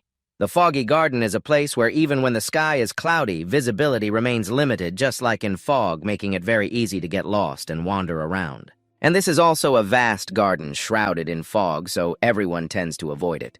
Moreover, there are rumors of ghosts appearing at night, which is why I have stepped into the foggy garden. You looked around for a while and then smirked slightly, but this place seems different from what the eldest sister said. The weather is nice, and you have already arrived here in no time. Just then, a scream suddenly echoed. "Help, is anyone there? Is anyone there? Please help me." You were slightly startled and frowned. "Is there someone?" You slowly walked towards the nearby grove. Whispering, you said, "The sound is coming from inside." Hesitating for a moment, you finally gathered the courage to run. Because your mother taught you that if someone is in danger, you should help them immediately.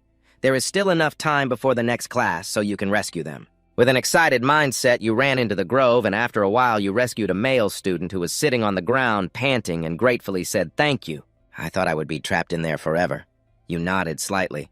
"All right, are you hurt anywhere?" I'm a bit tired, but I'm fine." The male student smiled and replied, "I am Ernest Dillon, a first-year student in the exploration department, and you were a bit surprised asking you study exploration and yet got lost." Ernest looked a bit awkward. "It's because I was too excited and wandered around unconsciously."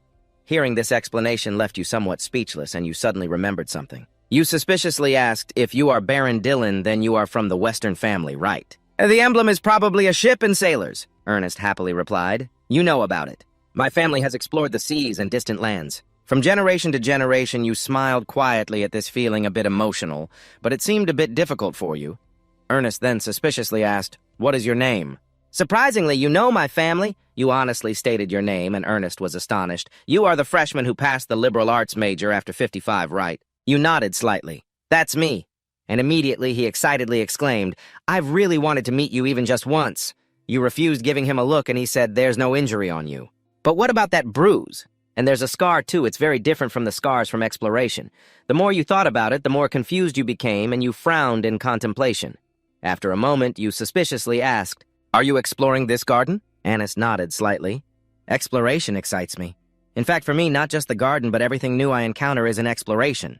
Saying that, he took out his bag to show you. Inside, there were many objects, and you exclaimed in surprise, "Are all these exploration equipment?" Ernest nodded slightly, his tone cheerful. "My goal is to explore every corner of the academy, and the foggy garden is certainly one of them." "There must be something here.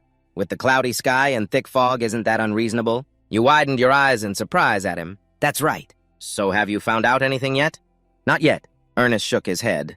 "But I am sure there is some force in this garden. So I should doubt and ask again, but isn't it true that no one can clarify this?" Ernest continued to respond correctly, but what if there is a reason that no one thought of clarifying, or they tried but still couldn't clarify it? Hearing this, I couldn't help but frown, wondering why it couldn't be clarified. Ernest seriously said, "That's right. Right now it's impossible to know. But suppose it is a power generated by unidentified factors or entities such as the legacies of ancient kingdoms that have vanished or the summoned beasts from beyond the horizon. Then I should think a little before speaking. If it's the legacy of an ancient kingdom, that would indeed be interesting, just like finding a companion. Eric would be very happy. You think so too, right? I really want to uncover that secret." Just at that moment, madness shattered his joy. "That's right. I was on my way to the lecture."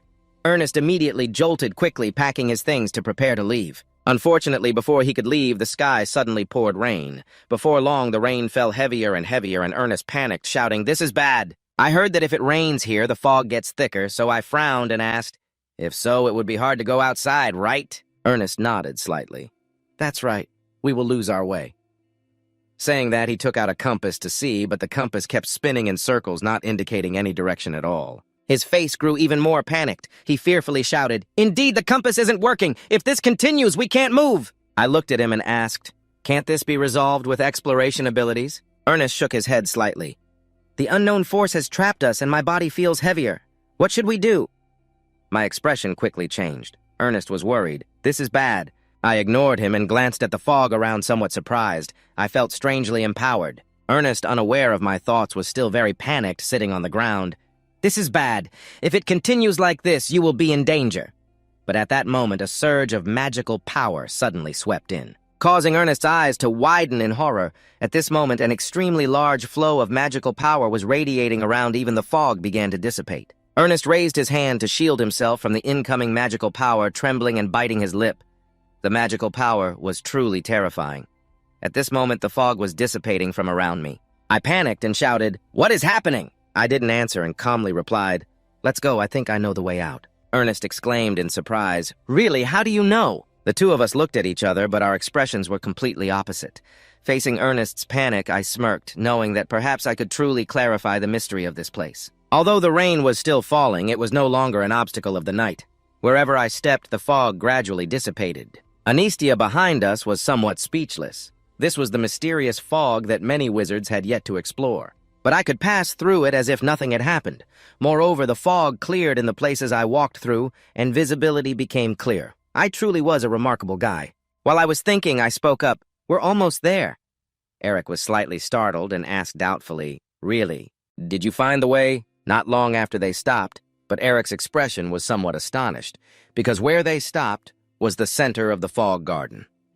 Ernest looked up at what was in front of him, unable to believe it. He exclaimed that this is a magical fountain, which made him suspicious, and asked if there was something special about it. He quickly explained that the students entered the misty garden because of this, saying that he glanced at him and asked if he didn't know the legend about this place. Confusion filled his eyes as he asked, "A legend, is there such a thing?" Anis nodded slightly, saying that the legend states if you arrive at this place before the mist disappears, you will reunite with the person you wish to meet.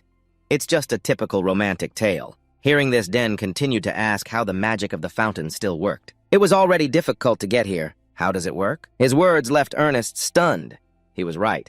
Den observed the magical fountain for a moment before speaking up, saying that if no one continuously poured magic into it, perhaps there is a source of power even stronger than that, so it doesn't need it. It should be a source of power, right? Ernest frowned, thinking that if so, the garden itself could be a giant body, and he spoke in a deep voice about the layout of this garden. It doesn't need to be complicated and convoluted like that. Perhaps that's correct. Ernest heard this and cheerfully exclaimed, "Isn't it true, if the garden is a large mechanism, then this magical fountain could be an ancient artifact, and the mist is also related to this?" Thinking about it, he raised his hand and placed it on the fountain, feeling a quick sensation.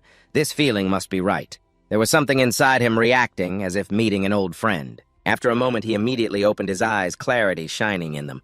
This was indeed ancient magic. Sure enough, not long after, a line of text appeared.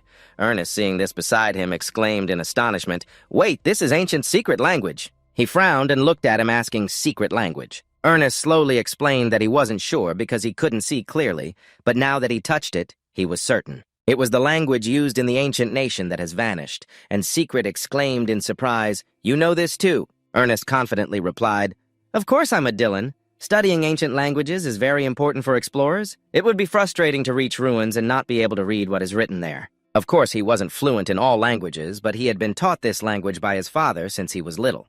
Then he suggested trying to decipher it, which was met with a gentle laugh. The instinct to explore was truly rising. Unaware of his thoughts, Eric was still very excited to explore the writing. Let's see, this word means qualified, and the next word is this world. Soon after, he began to write it down, but the more he wrote, the worse his expression became. Yet the rustling sounds on the paper continued. After a while, he immediately cheered. "I deciphered it." Den frowned and looked at him, asking, "What does it say?" Ernest quickly replied, "It says those who are qualified will prove their strength." He seemed a bit surprised. "Qualified and prove, what does that mean?" "Qualified means ancient magic, right?" "Being qualified means it's ancient magic, right?" Somehow, the closer you get to the center, the more familiar it feels. Eris happily laughs and talks. It's really interesting. The qualification mentioned is ancient magic. There's no way someone like that could exist, so after hearing it, I nodded appreciatively and thanked you. Eris was astonished, her eyes wide open. Because around my hand at this moment, a stream of magical power appeared as I witnessed this scene. Ernest exclaimed in surprise, "What are you doing?" But there was no answer. It is said that ancient languages contain power through their forms. I squinted and pondered for a long time. If I use this bracelet, perhaps it will react to those strange letters. Indeed, the bracelet in my hand continuously emitted magical power, and before long, strange characters appeared on the bracelet. Seeing this scene, I couldn't help but smirk. Then I reached my hand towards the fountain. Two streams of magical power quickly touched each other, and strange characters continuously appeared. They appeared more and more. After a while, the fountain suddenly made a noise, shaking violently.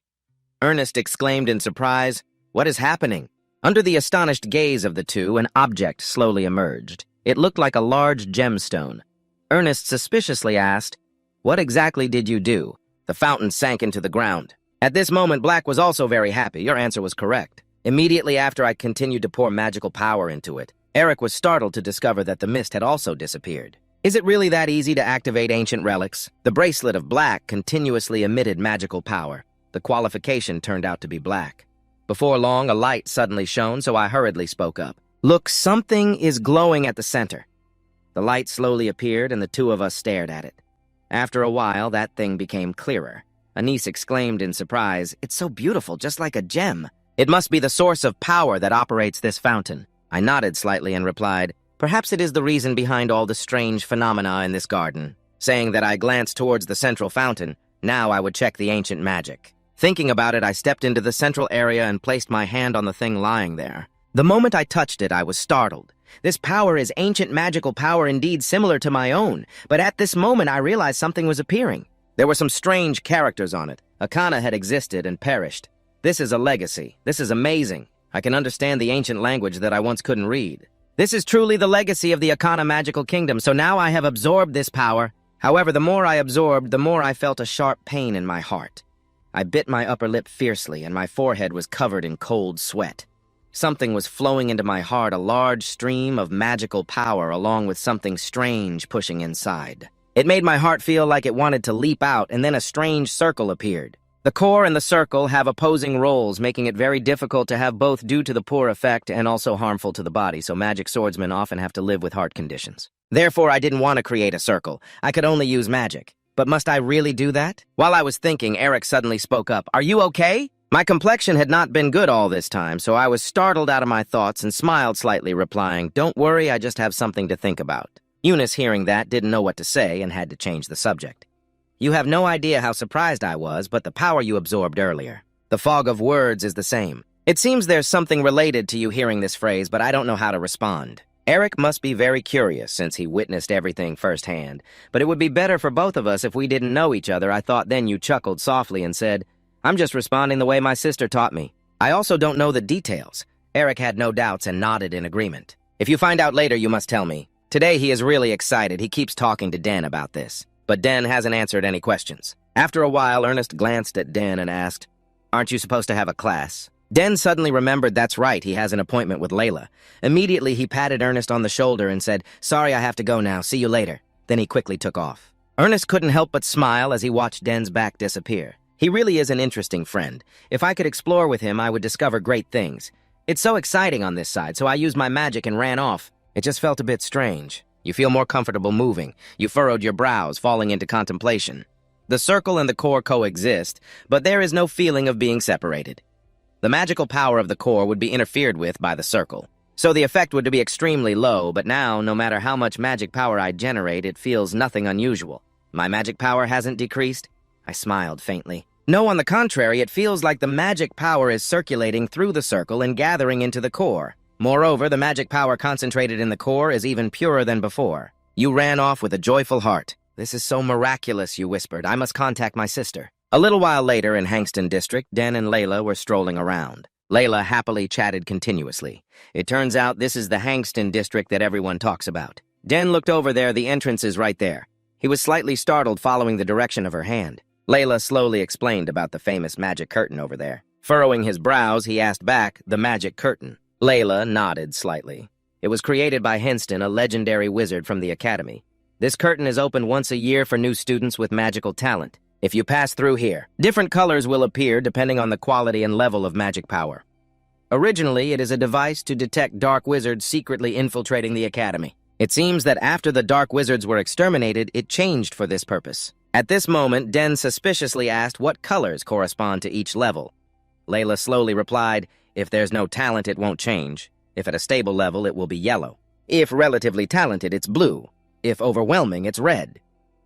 Den looked at her in amazement, feeling that she must have researched a lot. She nodded slightly, because I want to know everything about the academy. She told him that all his sisters were red, then she suggested she would go in first. As soon as she finished speaking, she stepped in and immediately a bright red appeared inside. Layla joyfully exclaimed, it's red, and nodded in praise. Awesome. She heard it and was excited. I have to be like this. Then I must try too, Den said with interest, and then he lifted his foot to step in. He thought he would also turn red, but suddenly remembered something and his foot stopped. You have absorbed ancient magic, perhaps making you stronger than usual when you step through the door that appears in color 6, so it's no surprise that you're astonished by the color 6. Layla was also astonished and asked, what happened? There's no level 6. At this point, she couldn't help but express her dissatisfaction, scolding, why are you always so different? So reluctantly, a quiet laugh escaped. It makes sense, but why is it like this? A little while later, in the magic classroom, whispers and discussions continuously echoed as they noticed his badge. He came from the finance department. Why is a guy studying finance in this class? Or maybe he just came to listen for the first session and then left amidst the chatter. Suddenly, a pair of long legs approached, and upon seeing the other person, someone suspiciously asked, "Senior Arthur, why are you here?" The one named Arthur nonchalantly replied, "I stopped by because I have some matters to attend to after class." He scanned the room and then suspiciously asked, "But isn't he here yet?" The interdisciplinary student dancer, Grace, said, "A male student said he would attend this class, but I haven't seen him at all." He nodded in understanding. "Oh, he must be on his way. When he arrives, please take him to meet me. Since he is the younger brother of Senior Arabella, I must pay special attention to him," he said, then turned to leave. Just as he turned away, he saw a male and a female approaching Den and Layla. Everyone was continuously discussing, and Layla also heard winking and playfully saying, "How fun. This outstanding student, wherever you go, becomes a topic of discussion, right?" On the contrary, Arthur was very pleased to see Den. Finally, he has arrived. He walked up to Den and greeted him. "Nice to meet you, Den. I saw you at the opening ceremony with Grace." Very prominent Den frowned at him. "Who is this guy? He seems to be a student from a higher class, but why is he acting so familiar?" After thinking, he asked in a low voice. "But who are you? Doesn't the magic department teach basic greetings?" He said that if he had any business with him, at least he should introduce himself. His words made Arthur grit his teeth in anger, cursing silently, "This arrogant brat." Even the students around couldn't help but be stunned. They didn't expect him to speak to a senior like that. Arthur, dissatisfied, said, "I came here personally because you are the younger brother of a senior I respect very much, yet you act so arrogantly.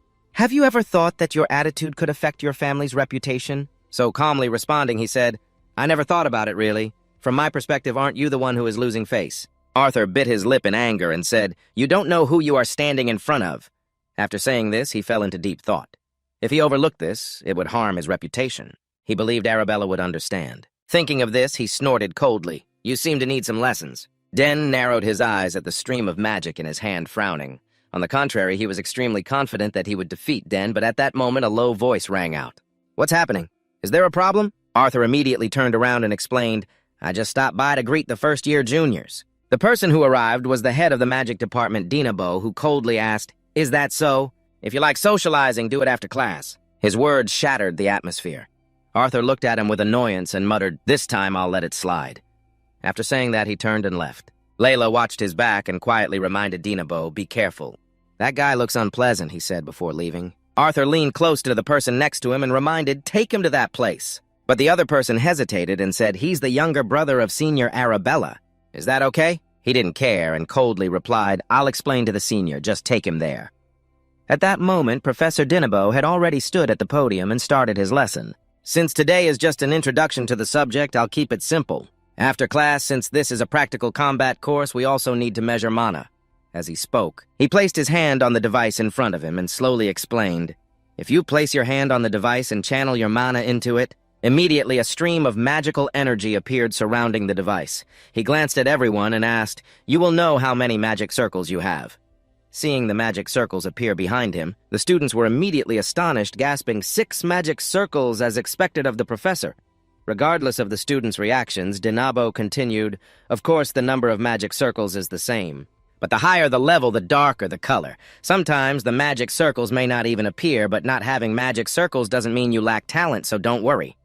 His words made the students' expressions change. That's right. He's not wrong. Some people haven't even created magic circles yet," Dinabo continued. "Therefore, we can't just rely on checking magic circles. Since they chose this subject, at the very least, they need to know the basic magic." He would use this orb to accurately assess their mana. Seeing this, they were a bit surprised. "What do these orbs mean?" They saw Dinabo start to manipulate the orbs floating in the air. He slowly said, "Using basic magic psychokinesis, you all should demonstrate your ability to control this orb. For example, like this." After saying that, Dinabo raised his hand and a stream of magical energy flowed around the orbs. The students watched this scene in awe, but quickly began to exclaim, "Incredible." The spell was executed perfectly and the teacher moved them with such precision. However, Layla was a bit surprised by everyone's reaction and quietly murmured, "What's so great about it?" She slowly explained that the strength and accuracy of basic magic also depend on the caster. They must channel mana into each orb and move them. With their current abilities, 3 orbs would be the limit. Hearing this, Layla regained her confidence, thinking maybe he could control more. She rejected the idea, wondering why she was so confident. Just then, Professor Dinabo suddenly called out, "Arthur, you're just auditing. But can you demonstrate for the juniors?" "Yes, sir." Arthur did not refuse. He was sure he would show Dinabo a thing or two. Dinabo glanced at him, wanting to see where his arrogance came from. Shortly after, Arthur stepped up to the podium and placed his hand on the device.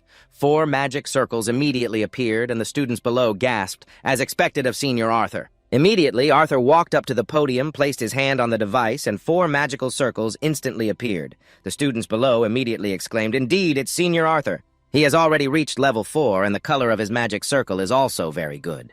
Dinabo nodded in praise, saying that he has made progress again. He was praised, but remained very humble, bowing his head politely, saying it was all thanks to his teacher's guidance. Dinabo chuckled and spoke up, saying that usually students only reach level 4 after graduation, but your senior has done it already. This is indeed an extraordinary talent. He wants them to learn from him. Who knows, his advice might help them. The students below immediately fell silent. Their eyes were filled with admiration as they looked at Arthur on the podium. Arthur cast a challenging glance at the dark-haired one, surprised that it was still too early. Compared to Grace, he would show him what the difference between them was. The dark-haired one did not back down and met his gaze without any fear. Right after that, Arthur began to use his magic power to control the floating orbs in the air. Seeing this scene, the students were immediately astonished, saying that the senior controlled the orbs so skillfully. At this moment, he had controlled many orbs, and for a moment they could not count them. Sweat was pouring down his forehead. He had exerted all his strength. He wanted to see how it would go. Below, the students looked on in a daze. After a moment, Dinabo spoke up, saying it was time to start stepping up in order. "Starting from the first row, okay?" As soon as he finished speaking, the students began to line up to step onto the podium. Those at the back grumbled, criticizing that this was called an orientation session, but in reality, it was just exposing everyone's abilities in front of the class. So they reluctantly nodded, agreeing that it was indeed so. That is what the Academy aims for, and time passed like that. A series of students stepped up, placing their hands on the device. Some showed their magic circles and were delighted, while others had nothing and felt a bit disappointed. There were even some who could control the orbs. Some could not. Arthur watched this scene from the outside. His eyes were filled with disdain. It was indeed a mess. At that moment, the woman beside him suddenly spoke up, saying it was that guy's turn now. On the podium, it was now the dark-haired one's turn to take the test. Arthur squinted at him. He would watch how far his arrogance could take him. The dark-haired one raised his hand, preparing to place it on the device. To be honest, he was also very curious, because after absorbing the ancient magic, something must have changed. In an instant, a surge of magic power appeared in the air. Dinabo was also looking forward to him. During the entrance exam, he had solved his test perfectly. He was eager to see how many magic circles he possessed. But it wasn't long before the expressions of the students immediately turned to shock. The students attending as auditors were left speechless because his magic power was too strong. Even he did not expect this scene. The device was charged with magic power to the point that it could not continue anymore. Then it emitted a warning that it could not be measured, causing him to frown slightly, wondering why that was. Although Layla was used to him creating miracles, she could not help but widen her eyes. On the contrary, Arthur's expression became very unpleasant. Nabo was also taken aback. This was the first time he had seen such a scene. The students began to discuss whether the machine was broken. If he did not have a magic circle, then that meant he had none. But how could it be unmeasurable? So they basically did not know the reason. He assumed it was due to ancient magic. The more I think about it, the more confusing it becomes. This machine has a 100% accuracy rate and can filter out anyone who intentionally forges their rank, but now it says it can't measure anything. After hesitating for a long time, he finally spoke up. It must be overloaded. At least complete the sphere test from last night first. Arthur below immediately smirked, mocking me. I knew it. There's nothing surprising here, rookie. Forget about channeling mana. The knight came again in front of those spheres. So it can't be measured, what a pity, but let's try this method and see. I wonder if this will work correctly. After thinking, he took a deep breath and a stream of mana appeared in his hand again, starting to dance in the air. In an instant, he controlled all the spheres and the students immediately fell into shock. He actually lifted all the spheres impossible. The highest record until now only touched 5 spheres. Even Arthur's people couldn't believe it, exclaiming, "All the spheres, is that guy crazy?" Arthur's face changed. How could this be happening? Layla over here sighed helplessly. He's at it again. Now I'm not surprised anymore. I never thought he could lift all of them. He's even more astonishing than I thought. It seems that after absorbing that ancient mana, he's even stronger. At this moment, both of Black's hands began to swirl with mana. He smirked slightly. All right, let's make this even more impressive. As soon as he finished speaking, a powerful stream of mana spread through the air.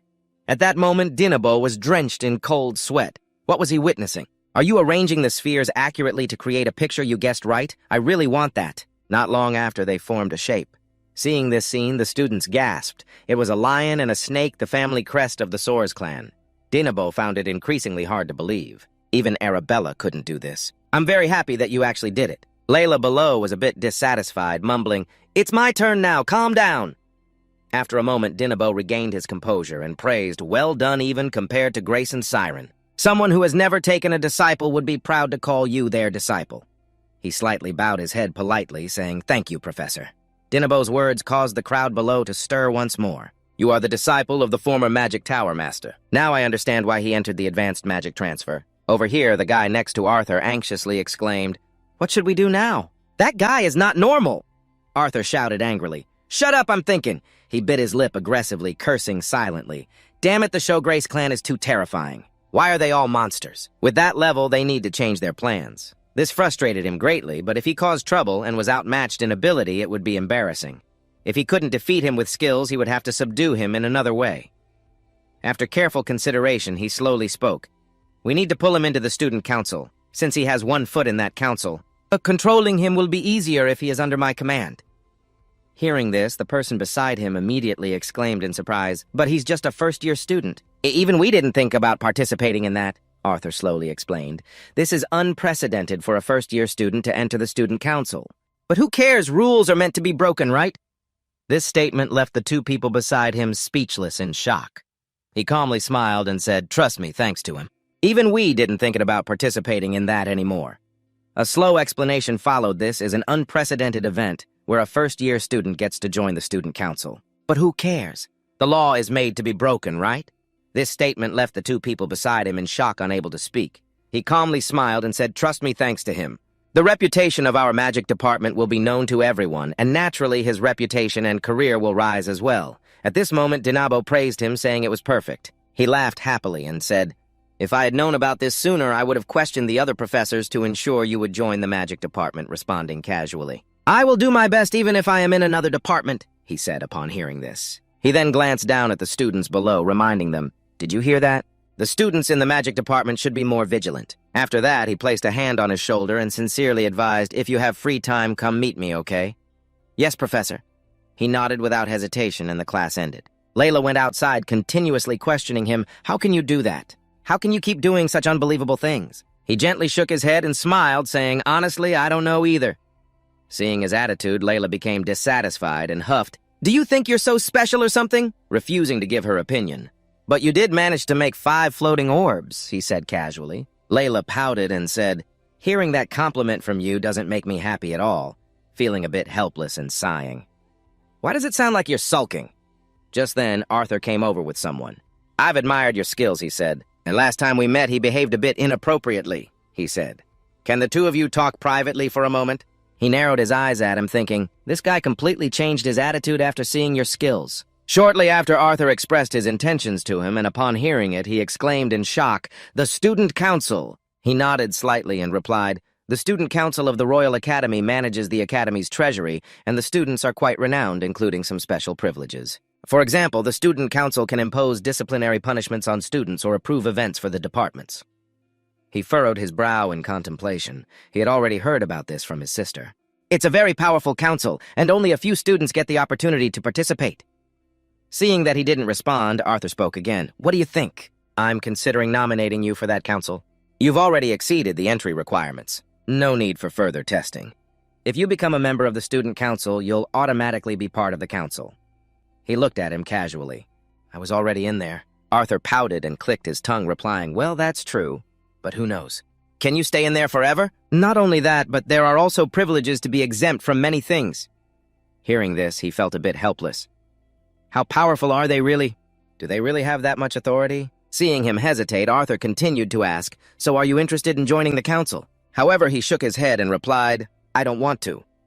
Arthur's face immediately changed, and he mentally cursed his ancestors for 18 generations, ignoring his reaction. He calmly said, "Even if I wanted to join, I would only be interested if I could do it on my own merit. Being granted benefits for no reason often comes with a very high price, you know." The two people following Arthur immediately panicked, thinking to themselves how sharp he was to have discovered Arthur's intentions. A thought did not give up. He said in a low voice, "Do you realize what you just missed? Getting into the student council is a dream for many. Soon you will understand how wonderful this offer is. He wants you to reconsider that proposal. It's hard to come by. Layla looked at his expression and thought to herself, why does this guy look so angry? Then she took his hand and said, if we're late, there will be no more cake left. Hurry up. Black ignored her, pulling him along, laughing and saying, that's right, I almost forgot. Seeing this scene, Arthur asked unhappily, where are you guys going? While talking, he chuckled softly. I have something more important to do, so excuse me. In reality, he was very grateful to Layla. She timed it perfectly. Yet Arthur still did not give up. He looked after the two of them and shouted loudly, Crazy, I haven't given up yet, I will convince you. Crazy along with Layla left. Layla walked away, dissatisfied, saying he was a nuisance. He really wanted to pull her into the student council. If she accepted the offer, it would be a great stepping stone for him to turn her into a pawn. Glancing at her, he gratefully said, thank you for helping me get away from him. Layla didn't notice his slightly angry attitude. More importantly, he didn't even look at her. He didn't even bother to ask me a single question.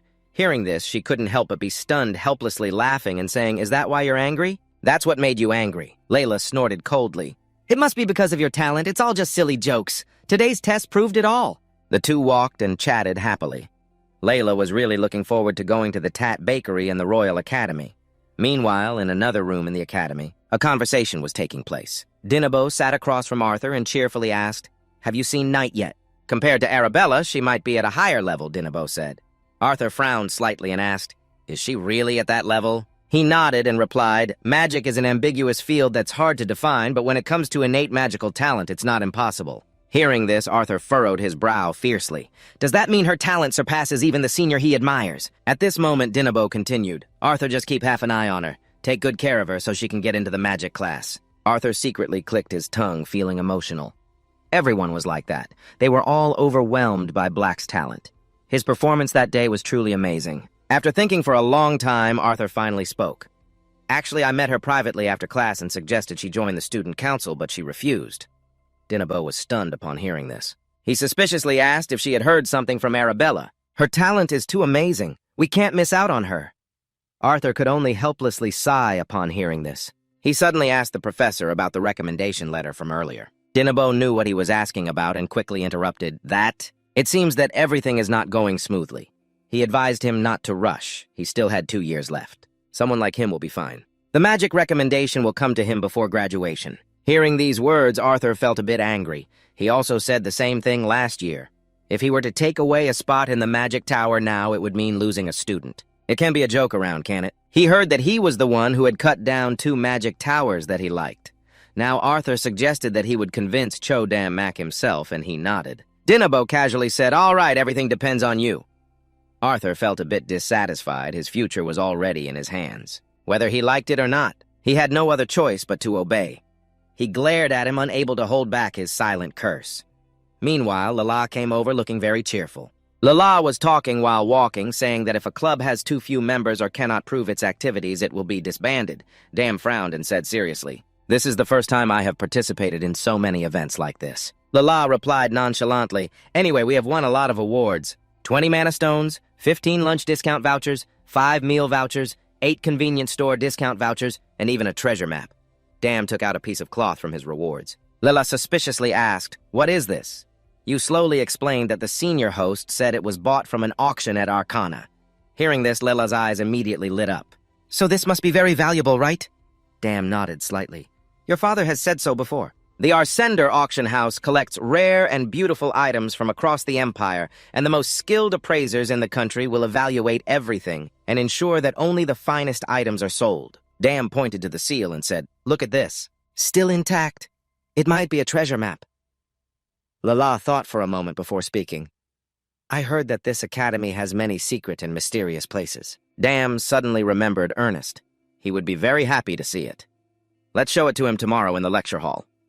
Most classes take place here. Dam also had a class he was going to attend, a history class, thanks to the butler's guidance before coming here. So he felt quite at ease at this moment. Ernest came over from the opposite side, calling out, so we meet again. He glanced at him suspiciously, asking, you also take this class? Ernest nodded slightly and replied, first-year students all have to take this class. I didn't know if you would come to class. I was just looking around for you and finally found you.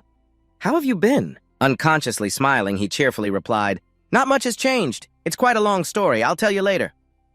Ernest nodded in agreement, then remembered he had something to say. He hurriedly spoke up. I have something to tell you. The two of them were talking while walking, but after just a few steps, they were blocked by a group of students. The leader raised an eyebrow and laughed. Ernest, is that you? As soon as he saw them, Ernest's face immediately turned ugly, looking a bit surprised. What's going on? His expression changed instantly, and he was trembling. He looked very frightened.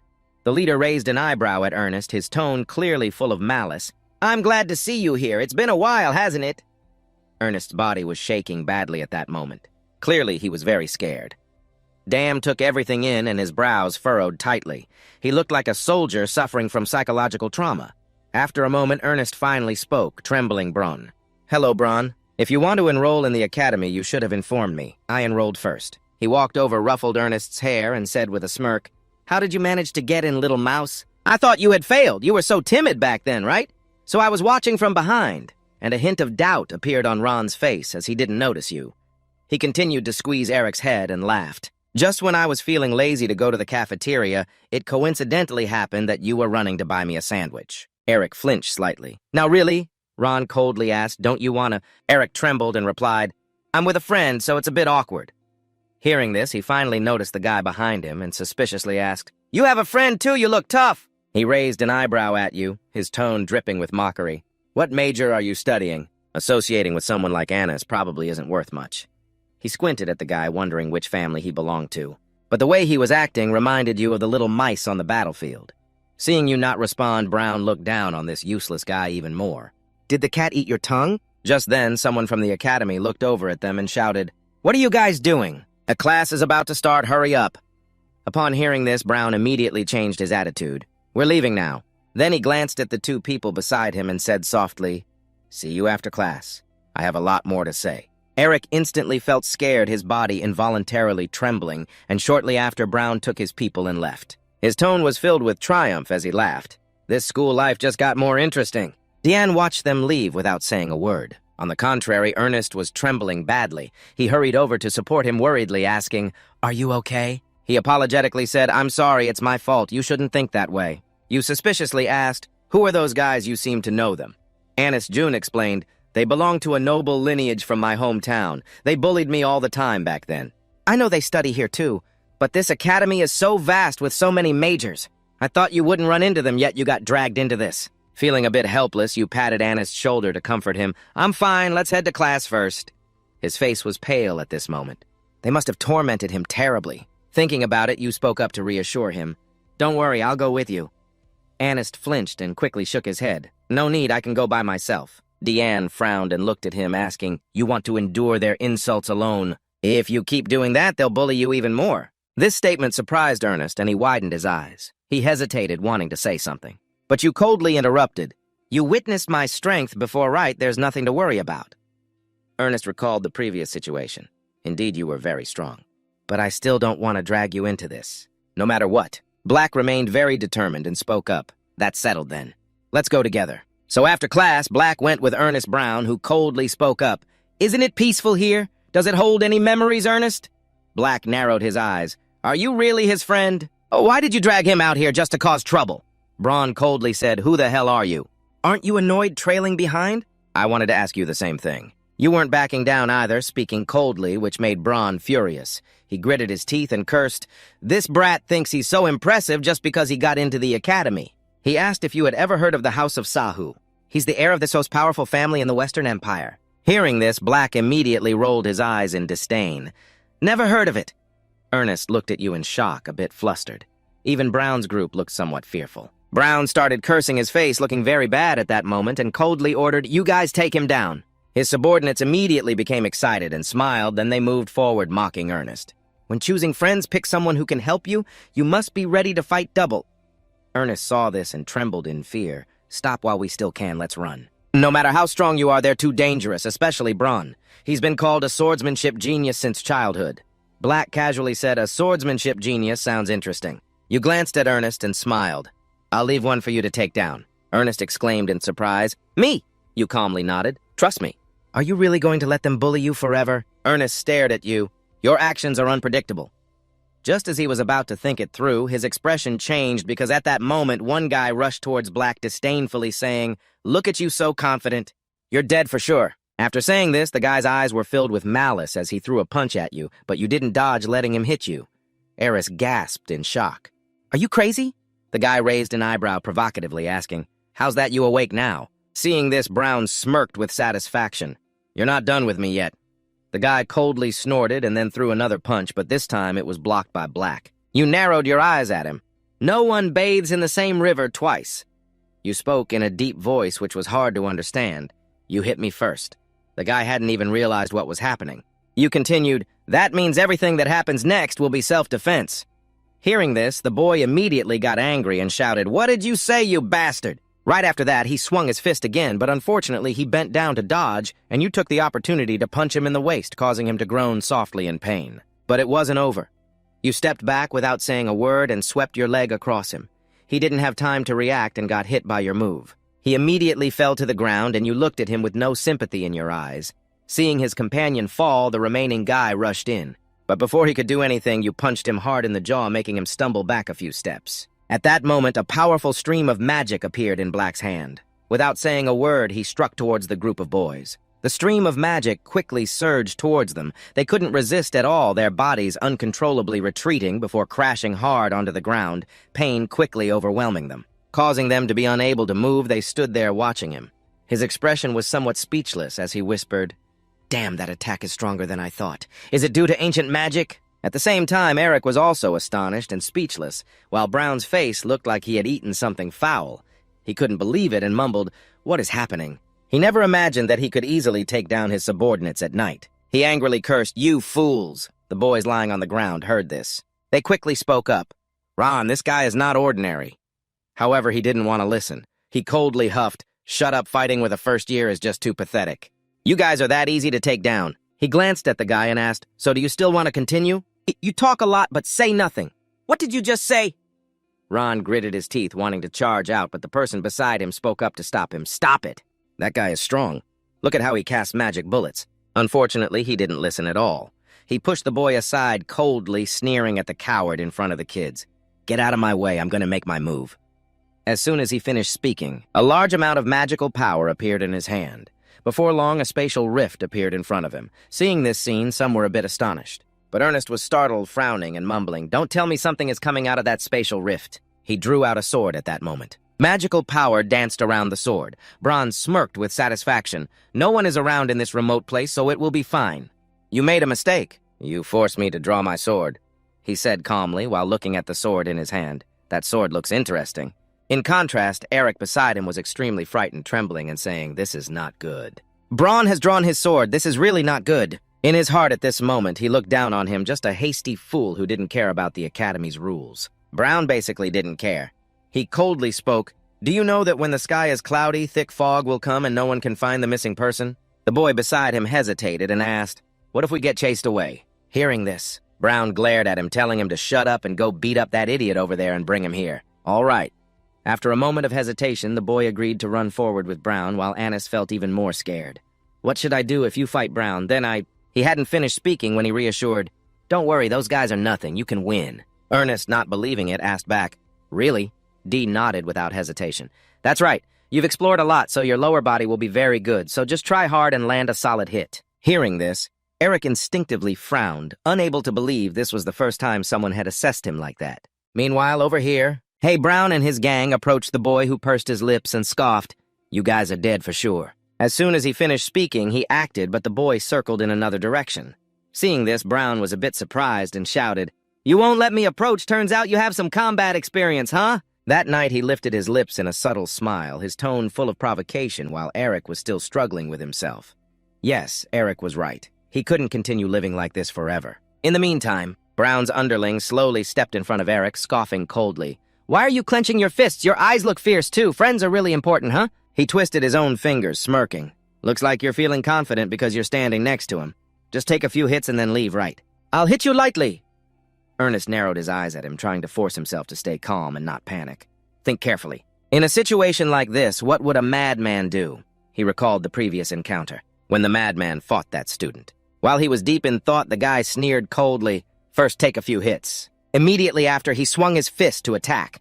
Just at that moment, as his fist approached Eric, he tried to bend down to dodge, but his speed was too slow and he took a punch to the head. But he didn't get discouraged. He stepped back and said in a deep voice, "The person you knew, the old me, is no longer here." His words left the guy momentarily stunned in that instant. Ernest seized the opportunity and punched him in the face, leaving a bruise on one side of his cheek.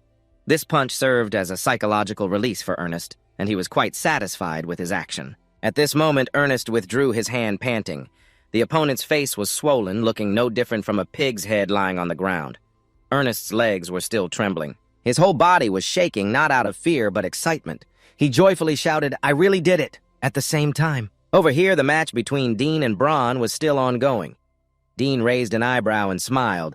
"Looks like your last teammate has finally fallen." Hearing this, Brown immediately turned his head back, unable to believe it, shouting, "What? That can't be." Yet he truly saw his comrade lying on the ground. Brown angrily yelled, "So now you're losing to a pathetic loser like him." While he was busy scolding, he noticed something. He saw 2 brooms lying in the distance. Finally, he found something useful. Immediately, he ran over to grab a broomstick. Seeing the broomhead thrown far away, Ron couldn't help but speak up. "Do you think you can deal with me using that?" Chuckling softly, Black calmly replied, "This is enough." This made Brown feel insulted. He gritted his teeth and cursed, "You little brat, I will crush you."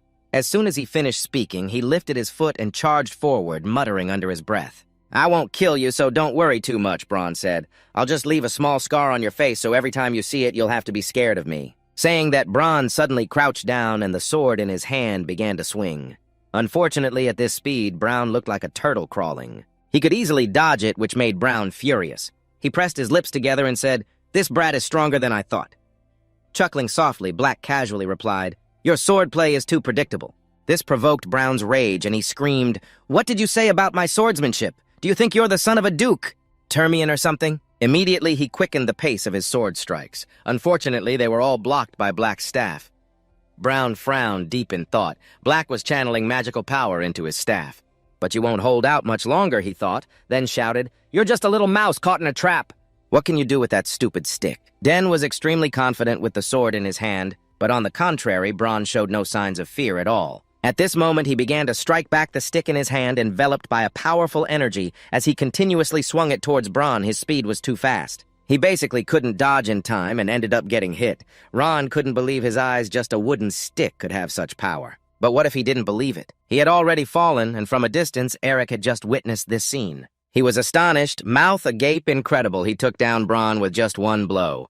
Ernest knew Den was very strong, but he didn't think it was to this extent. "Over here!" Den walked up to Braun and coldly demanded he get up. "If you've drawn your sword, you must face it until the very end.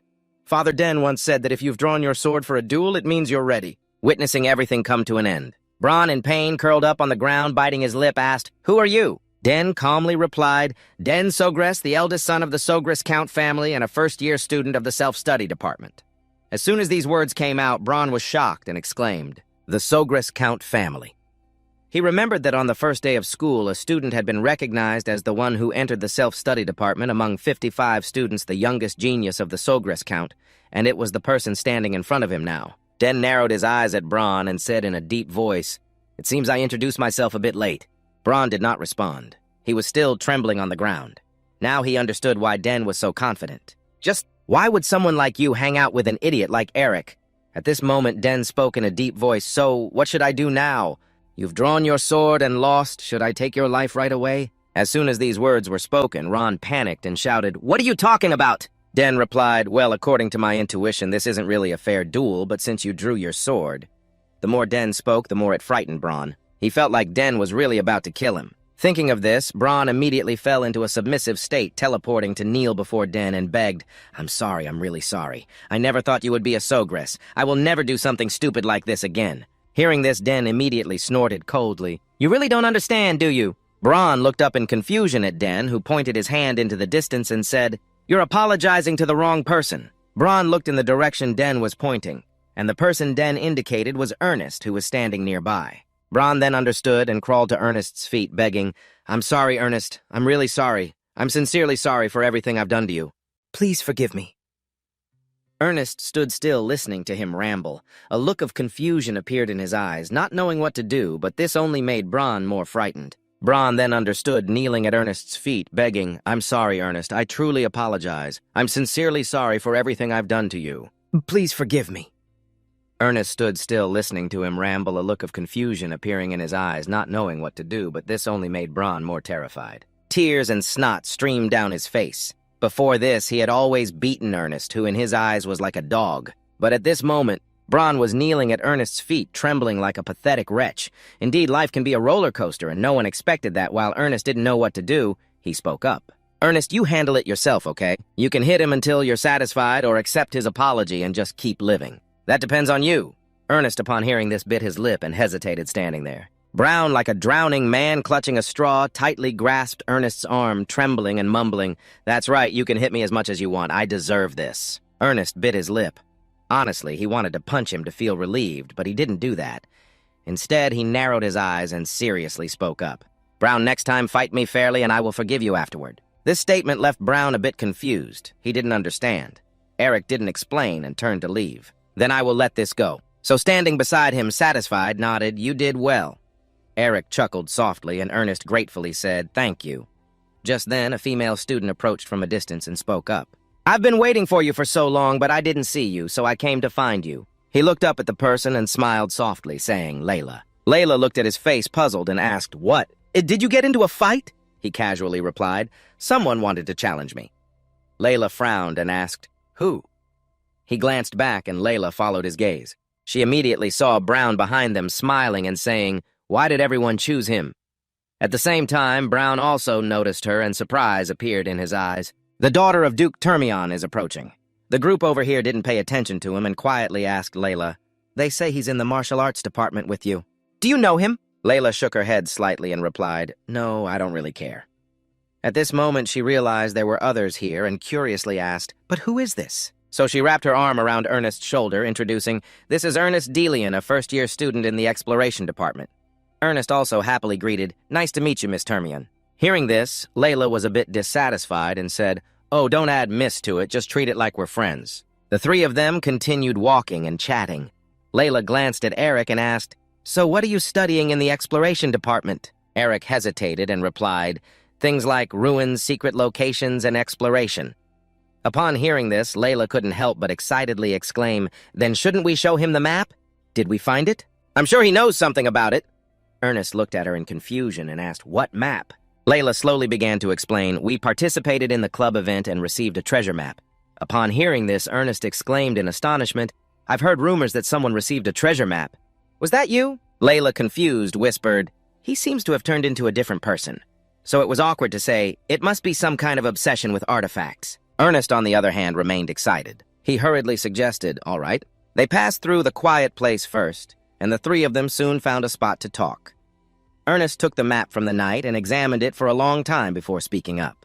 "This map looks quite complicated, so since it's a treasure map, it's understandable that it's hard to comprehend. Just with a glance, it's obvious. Instead of showing the entire academy, it seems to point to a more specific location at this moment." Ernest suddenly saw something on the map. He didn't know when those strange words appeared. Ernest could read them, but couldn't make sense of them. Layla beside him frowned and asked, "So what do we do now?"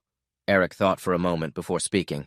"First, we need to find out who created this map. Knowing its creator will give us a perspective to imagine from here." After hearing this, Layla frowned and muttered, "So decoding it right away will be quite difficult, huh?" Eric slowly said, "But one thing is certain, the location on this map is within the academy grounds. These architectural styles were only used when the academy was established." Hearing this, Layla immediately exclaimed joyfully, "So it must be somewhere nearby." The problem is that this architectural style uses a very strange secret magic of Heinstein. Layla, hearing this name, was astonished. "Heinstein, he's the founder and a legendary wizard." She continued to ask, "So that magic can't be used anymore, right?" "Heinstein apparently has no disciples at this time." Layla sighed and spoke, "I knew it would be difficult, but I didn't think it would be to this extent." Eric still didn't give up holding the map tightly in his hands and said, "So the issue is to find out who made this map. By doing that, we can find clues to decode the map." Knight cheerfully said, "Once we finish decoding, it's just a matter of going treasure hunting." Ernest nodded eagerly and said, "I'm in." Layla also agreed, "Sounds fun. Before coming to the academy, I always worked with my family, so this is my first time being independent." Seeing their reactions, Eric felt a bit speechless. "You two seem overly excited," he thought, then slowly said, "But it might take quite a bit of time." so let's take it slow. At this moment, Eric suddenly handed the map back to Eric. He asked suspiciously, "Wouldn't it be better for you to keep it during the decoding process?" Eric chuckled softly and replied, "It's fine, I remember it in my head." This made both Layla and Knight astonished. "How good is your memory?" Eric casually replied. "For some reason, I'm good at remembering maps and codes." Hearing this, Layla couldn't help but laugh and joked, "So you must have a talent for it. It must be easy for you to take tests, huh?" Knight didn't say much. He took back the map and slowly said, "If you need any help, just call us." Eric nodded in agreement. Anis cheerfully said, "Thank you. This is the first time I'm looking for something with someone other than my dad, so I'm really happy." At this moment, Layla happily suggested, "Now let's go eat to celebrate the formation of our team. It must be really easy to take the test, huh?" Not talking much at night, you slowly put away the map and said, "If you need any help, just call us." Dan Mac nodded, and Anis cheerfully thanked him. "This is the first time I've looked for something with someone other than my dad, so I'm really happy." Right at this moment, Layla happily suggested, "Now let's go eat to celebrate the team formation." Eric had no objections and nodded in agreement as the three of them went out to eat until evening at the student dormitory, where it was still not asleep. He was busy rearranging his belongings. Both books and personal items, holding an egg in his arms, whispered to himself that he should keep important family items in easily visible places. But where should this egg be placed now? They said that living creatures should not be kept in dark corners, yet at that moment the egg suddenly emitted energy. This startled Eric, who wondered why it was happening. This had never occurred in the past 7 years, and he suspected it was because he had moved to the academy that this was happening. However, he quickly dismissed the thought. Even if the academy was a mysterious place, the mana distribution here wasn't much different from his own room. It could be due to the ancient mana he had absorbed in the moon garden. Thinking of this, Eric couldn't help but exclaim in astonishment as it immediately triggered a reaction from the egg. "All right, let's channel all my energy into this." Soon after, he began to summon energy enveloping the egg in his hands. In just a moment, the egg was filled with energy, illuminating a corner of the dormitory. Eric exclaimed, "It's absorbing my mana fiercely. I've poured mana into this for 7 years. How much mana is contained in here?" However, after a while, the energy still did not dissipate. Eric panicked and shouted, "I can't do this here anymore. This room is about to collapse." What should he do? This seemed like a once-in-a-millennium opportunity.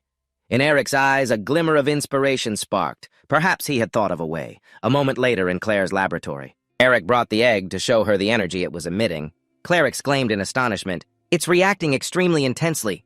"What have you done?" Eric slowly explained. "It's still vibrating continuously even though I'm no longer providing mana."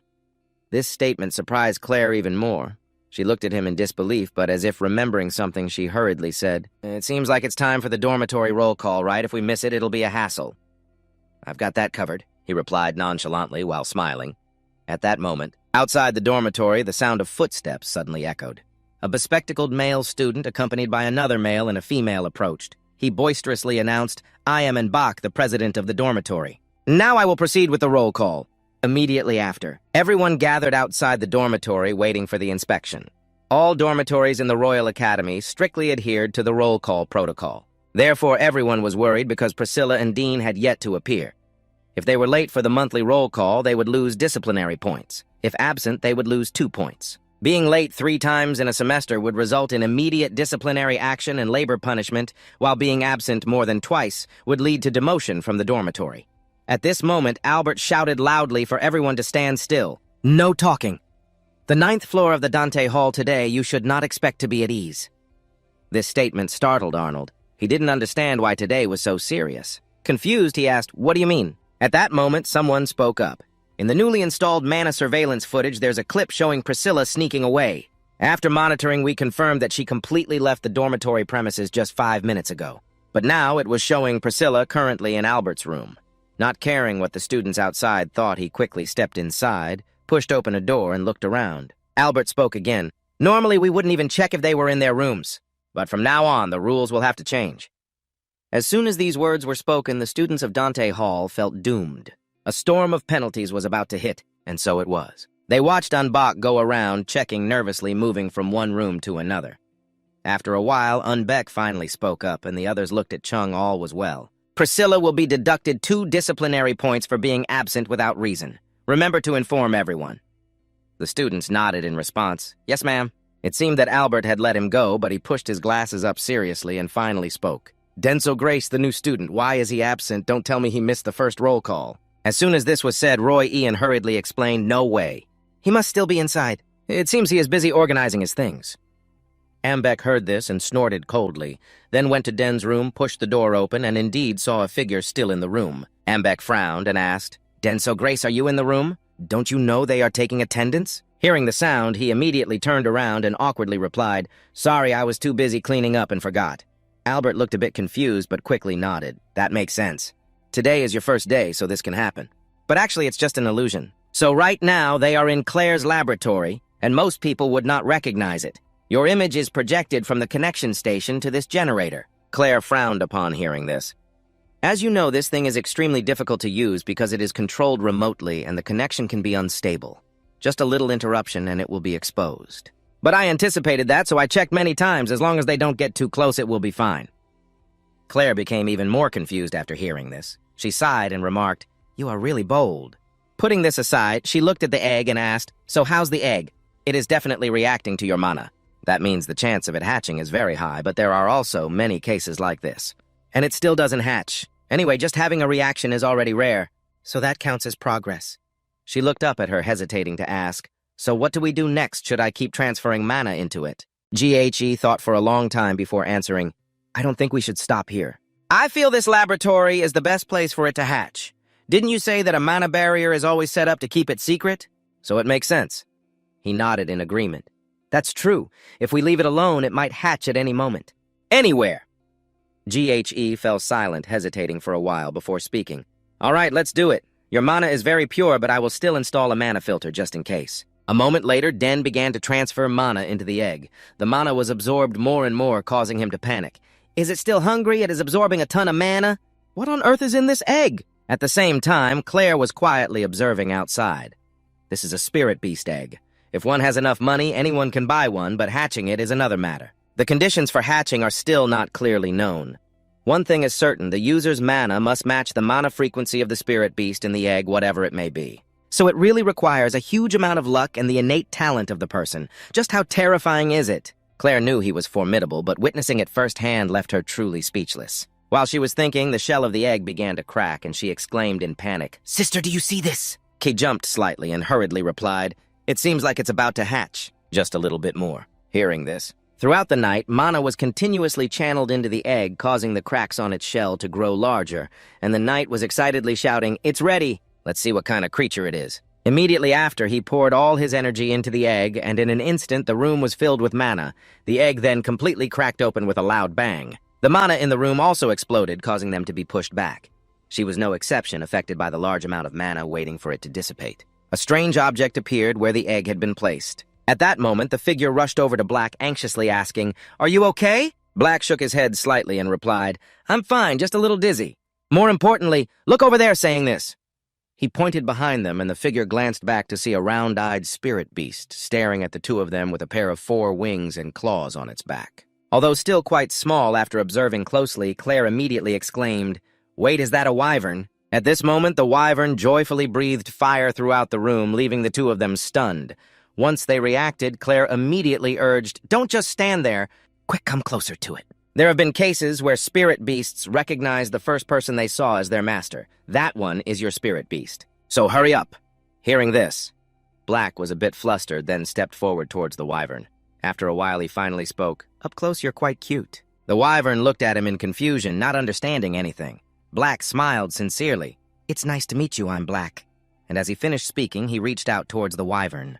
A moment later, Claire's laboratory echoed with her joyful laughter. "You've already bonded with it, so excited," she said, laughing. "That's right, this little one is super cute." The wyvern was now standing on his hand, making some sounds. Claire slowly approached, praising, "You're amazing." "How did you make it so easy? Show me." Immediately after, she began to observe the wyvern on Dean's hand, and she suddenly gasped, "Wait, this!" Hearing the sound, Dean looked at her in confusion. Even the wyvern was staring at Claire intently. Claire's face showed disbelief, and then she shouted again, "It looks like something summoned from the outside world." Hearing this, he furrowed his brow, looking at her with suspicion. "Are you serious?" Claire nodded firmly. "Yes, only a few summoners can do that. Even I can only summon half a spirit. I never thought the youngest in the family compared to Grace could summon something like this. It's huge." The more he heard, the more anxious he became, and he voiced his concern. "Does that mean this is not a creature that truly exists in this world?" That's right. So Slow explained to me all the summoned creatures that can be called normally even in their pre-adult stages. But she doesn't know which summoned creature has similar traits to this one. The creature that resembles it the most could be a wyvern, but clearly the details are somewhat different. So she turned her gaze to the spirit beast in her hand. After a while, she smiled and said, "It's not that special. So no one really knows what this is." Claire calmly replied, "We will have to find that out from now on. The issue is, there is no record of a summoned entity like this." She frowned slightly and murmured, "A new entity, huh?" At that moment, the wyvern breathed out a flame, so she silently observed it. "How did something like this come to you? Could it be related to the magic you absorbed earlier?" Right at that moment, Claire reminded her, "That's right, keep the eggshells safe. Some species born from eggs will eat their own shells to ensure nutrition." She nodded slightly and replied, "I understand, so what should I do?" Claire slowly explained. "First approach it cautiously and try to continuously record everything. What it likes and dislikes, how long it sleeps, and whether it can show aggression. How much it grows each day, things like that." She sighed helplessly. "That's quite a lot. But this is definitely worth it." He focused on the wyvern in his hand. Its eyes sparkled as it looked at him, so even though he didn't know what it was, he began to feel the need to protect this little one. While he was deep in thought, Claire suspiciously asked, "By the way, are you planning to keep it close? People will be shocked if they see this creature. Instead, I won't keep it in the lab." After hearing that, he frowned, thought for a long time, and then nodded. "That's fine. But we can't hide it forever." Claire naturally knew this. But what she worried about was, the wyvern will feel cramped if it's stuck in the lab for too long. After thinking for a while, Claire spoke up. "Then let's take this as an opportunity to create an official mark for you." Dean looked at her in confusion and asked, "An official mark, a summoning mark from the past?" She nodded and replied casually, "That's right. You are still a newcomer, but your talent is already clear. It will be very difficult to untangle everything like this. Now that you have a summoned entity, this will be your opportunity." He felt that this made sense and muttered softly, "That does sound right." "Then let's get started," Claire said cheerfully. "I registered for the summoning class right perfect. If you show your talent in class, a special approval will come. Usually it's very difficult to meet the requirements, but Dean is different. Of course, the department will have to recognize that, but Claire is sure you'll pass." Upon hearing this, Dean frowned. "Special approval sounds interesting," saying that he glanced at the spirit beast on his shoulder, unsure of what to name this little one. A moment later, Dean returned to the dormitory. As soon as he saw him, Roy Ian anxiously asked, "Where have you been?" "You weren't in the room during roll call," Dean replied nonchalantly. "I had something urgent to deal with." Roy Ian leaned closer and asked, "How could you skip roll call?" Priscilla was immediately caught by the Grace family, always full of surprises. Hearing this, I was a bit shocked and exclaimed, "Is my sister the same?" Roya winked and smiled softly. "Of course. Your sisters are legends of the Dante Hall. Just grab any student in the dorm and ask, and you'll see the desired reaction." Saying this, he patted my shoulder to reassure me. "Anyway, I'm the only one who knows you sneaked out, so don't worry." I nodded gratefully to thank him. The two chatted for a while, then Roy Ian left. At this moment, the wyvern dared to poke its head out to see after a night of struggles.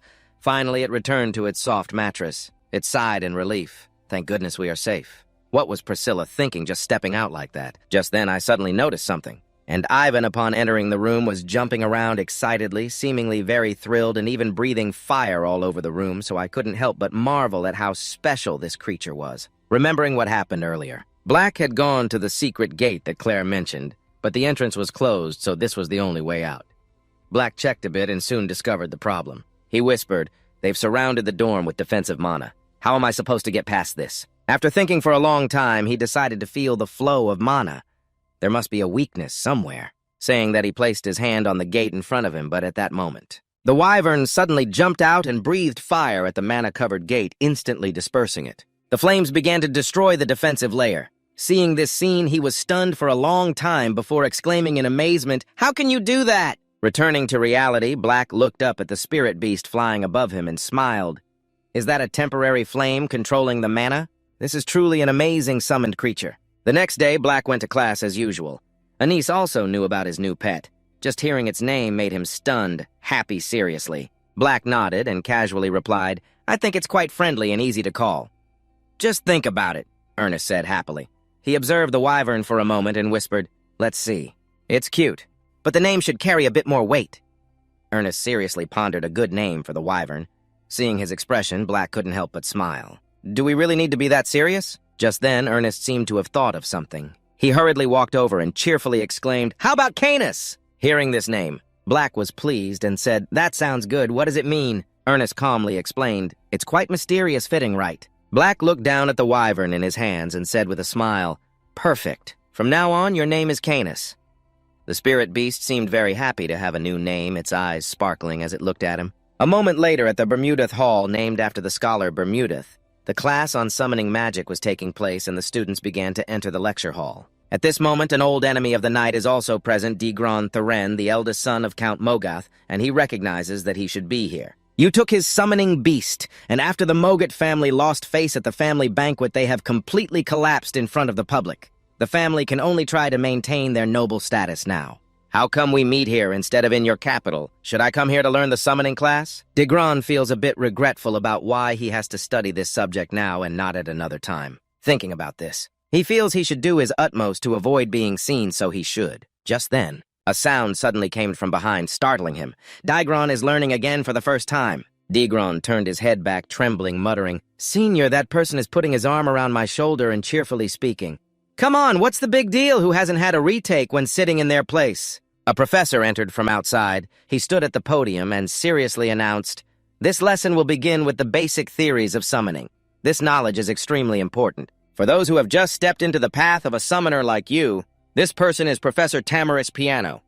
He focused his gaze down below and continued in a deep voice. "This theory will appear in the summoner certification exam, so study it well." Hearing these words, the students below immediately felt that this subject was a disaster for them. This professor seems very strict. They have also heard that the official summoner exam is really difficult. At this moment, Tamarick spoke again. "Of course, if qualified. You can pass the special entrance exam." As soon as these words came out, someone skeptically asked the professor what the necessary conditions for that special entrance exam were. "I knew you would ask." Tamarick anticipated this. Calmly responding, he then lightly snapped his fingers and a screen formed from mana appeared in the air. Tamarick slowly explained, "Look here, first you must summon a level 5 or higher beast with 1,000,000 mana as a blank seal. Second, maintain the summoned beast for more than 30 minutes. Hearing these words, the students below immediately erupted into whispers and discussions. Level 5, even with a summoning seal of 1,000,000, summoning a level 7 beast is already difficult enough, and it has to be maintained for 30 minutes more. Hearing the noisy sounds, Tamarick immediately frowned and seriously continued, "Finally, you must show your uniqueness to qualify for the special entrance exam. Even if you succeed in the first 2 conditions, you will fail if you do not meet the third. No matter what, you must make an impression to be considered special." This statement once again stirred up the dissatisfaction of the students. They kept criticizing, only one person remained calm. So simply put, they think they will pass only if they are liked, regardless of the students' dissatisfaction. Tamarick spoke again. "Now you understand why it is called the special entrance exam recently. And you must have a recommendation letter from at least 2 experts in this field to apply." The students fell into shock again. Seeing their reaction, Tamarick was extremely satisfied. He knew that they would be speechless. No one would dare to try. But at this moment, Tamarick noticed someone below in the lecture hall. It was Dean. What if it's that interdisciplinary student? He had heard about Dean's entrance exam from Professor Dean Pineso, about how he could create a first-level link with Ezrock level 4, whom she had summoned. But unless he saw it with his own eyes, Tamarick would not be able to believe it. "I can't believe it. Black can do this." It could be that Black has connections with Count Sogras, so he made up this story to help you, but he wants to verify it himself. Thinking of this, Tamarick opened his mouth again. "Your first goal is to pass the regular exam, so keep trying. If you can summon it, will be easier. I don't think first-year students can handle this." It made the students below fall silent. Even Degron was no exception, his expression somewhat grim. Meanwhile, over here the knight was deep in thought. The new students must be quite confused since they only went through the theoretical test and compatibility. Seeing the silence below, Tamarick couldn't help but laugh. Is there really no first-year student who knows how to summon? This year's batch is disappointing. Feeling the gaze of his brother on him, he sighed helplessly. He wants to verify his ability himself. But if that's the case, how can I let him down? Thinking this, he immediately stood up and spoke loudly, "I can, Professor!" Seeing Dean stand up, Tamarick smiled with satisfaction, but still put on a troubled expression. "May I ask what your major and name are?" Dean calmly introduced himself as a first-year interdisciplinary student, Dean Sogras. Everyone began to whisper and discuss him. Hearing his name, Tamarick pretended to be surprised and spoke up. "I've heard about you from the department head. I heard you have exceptional talent," so he replied nonchalantly, "Yes, if that's what the department head thinks of me." This made Tamarick fall silent watching this kid. Usually people would either be modest or overly self-satisfied. Thinking this, he continued. There are many rumors about you, but that talent, to put it simply, is indeed unreasonable. Just saying that. You can demonstrate your ability for everyone to see right here. Not now. Hearing this made him frown. Now he has completely rejected it, but the boy remained calm and replied, If you want, I can do it, no problem. But then the knight suddenly paused for a moment before declaring loudly, If you can prove yourself, then... Can you ask the teacher to write a recommendation letter for you to apply for the special admission exam? This made Tamarick freeze, and the first-year students below were equally confused. Dagron couldn't help but glance at him. His eyes were full of disbelief. By the time he regained his composure, Tamarick exploded. You want to ask for a recommendation letter for the special admission exam. You understand what that means, right? It means you have to demonstrate exceptional talent right here, he asked the boy. What if you can't do it? So he calmly replied, I haven't even thought about that yet. This made Tamarick even more confused. This is too confident. Even Claire, his sister, wouldn't be this bold. Thinking this, Tamarick couldn't help but sneer. All right, then, go ahead. He narrowed his eyes and said seriously, If you truly meet the requirements, I would be happy to write a recommendation letter for you. But it's easier said than done. This made the students below explode. The sounds of discussion rose again, and he's not even a summoning major. After all, he is Key's younger brother. What is this Sogras family up to? Regardless of the reactions below, Tamarick continued. But if you fail, you will have to accept any consequences, no matter what they are, but still I want to try. Right. The words left everyone in the lecture hall stunned into silence, but Dean calmly replied, Yes, I will do it. Long nodded, and Tamarick raised an eyebrow, smiling as he said, Good, come down here. What a coincidence, I also happen to have an empty seal here. So without hesitation, he stepped down, walking with an extremely confident stride, not showing any signs of hesitation. I hadn't planned to do this since the first lesson, but well, let's just take everything I can get. Thinking that, he immediately placed his hand on the black seal, quickly channeling mana into it. In an instant, a powerful surge of energy enveloped the podium. The dark figure murmured in a deep voice, responding to the call. As soon as he finished speaking, a spirit beast appeared, a large wolf with fierce eyes. Seeing this, the students below were immediately stunned. In just a moment, the place erupted with unbelievable sounds. Oh my god, it's real! Isn't that a level 5 beast transformation worth 1 million? How could using an empty seal achieve this? At the same time, Degron recognized the wolf. That was his Genfu, and right at this moment, the dark figure glanced at Rick and said, Professor, I have summoned Genfu. The advisor's face looked somewhat troubled. How did you do that with just an empty seal? Have you formed a formal contract already, or is it something else? Even so, you can only summon it for a short time. You can't possibly maintain the summoning for 30 minutes. Thinking that, Tamarick calmed down and slowly replied, It's indeed impressive, just as you described, but the second condition won't be easy to overcome. That's true? How about I show the professor something else? What's something else? Tamarick looked at him in confusion, a big question mark appearing in his mind. He didn't respond, but just smiled confidently. Seeing this smile, the students below became even more confused. What was he planning to do next? The Sogras family is truly terrifying. Dagron was also looking forward to the third condition, which is to demonstrate something special. Ultimately, everything depends on the professor's evaluation. If the professor is so determined, he might not accept it.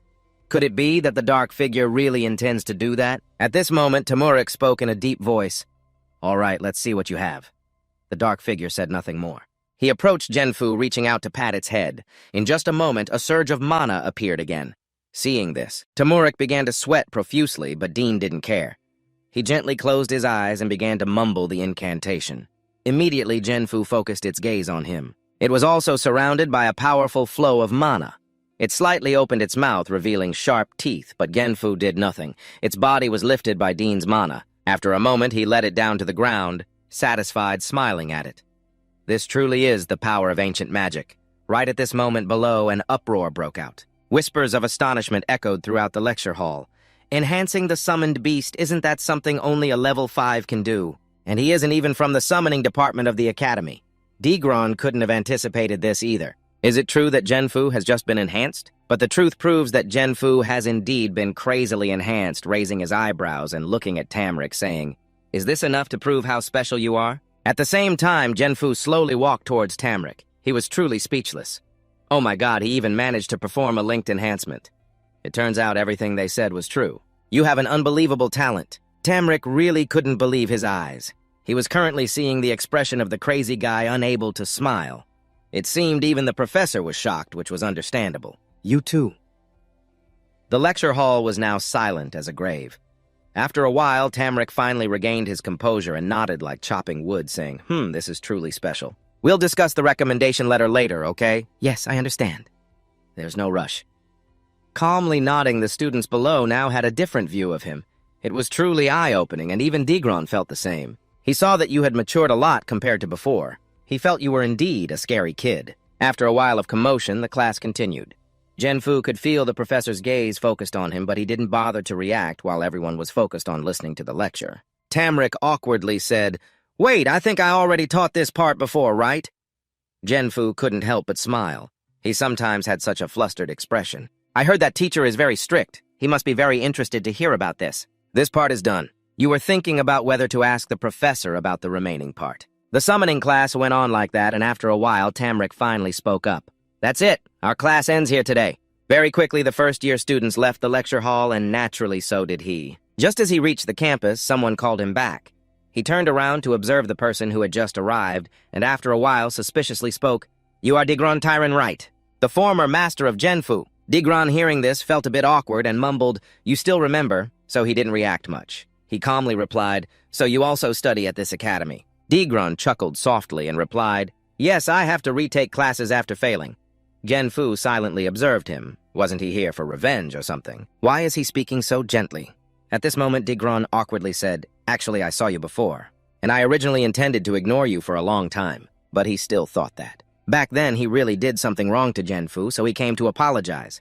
After saying that, Digron even bowed his head low to Genfu, which made Genfu a bit stunned. After a while, he finally spoke. "That was something from many years ago." "Don't worry, I'm fine." Digron immediately joyfully asked, "Really? Then can I continue studying here?" Genfu was a bit confused. What did this mean? While he didn't understand, De Groot continued, "I won't cause trouble or hinder you." At this point, Genfu finally understood that he thought Genfu would report him to get him expelled or something. Thinking that Genfu grasped De Groot's arm and slowly said, "Don't worry, everything is fine now." Dairon raised his head and looked at you emotionally, thanking you. "If you need my help with anything, just let me know at this moment." The front part of your shirt suddenly puffed up. You frowned slightly, deep in thought. It seemed Canis was waking up and starting to stir. Sure enough, right after that, your shoulders puffed up again. You couldn't help but chuckle. Was it hungry already? Thinking about it, you raised your head to look at Dairon and spoke, "That's right. You're from the summoning department, right? Perfect timing. I need to get some supplies from the store. Can you guide me there?" Dairon nodded in agreement without hesitation, and then began to explain that the place was called Earth and Boden. "I might visit there often. That place was established by 2 former students after graduating, and it's been over 35 years since then." Hearing him ramble on endlessly, you sighed helplessly. It seemed he really felt remorseful. There was no need to show a hostile attitude. Thinking about it, you lowered your head to look at Canis, who was poking his head out of your shirt. You hurriedly reassured him, "Calm down, Canis." A moment later, Dairon led you to the summoning department. He greeted you warmly, saying, "So what do you need me to find?" You replied calmly, "I just need to find food for it." Upon hearing this, Dairon immediately became cheerful. "That's my specialty. I used to be in charge of compatibility training, so this is a piece of cake. What kind of summoning creature is it?" You answered nonchalantly. It's a wyvern. It does look a bit like a wyvern, so the food must be somewhat similar, right?" However, your words startled Dairon. "A wyvern, that's a level 3 summoning creature, really." He quickly signaled for you to lower your voice and said softly, "Yeah, but it's still small, so please keep it a secret.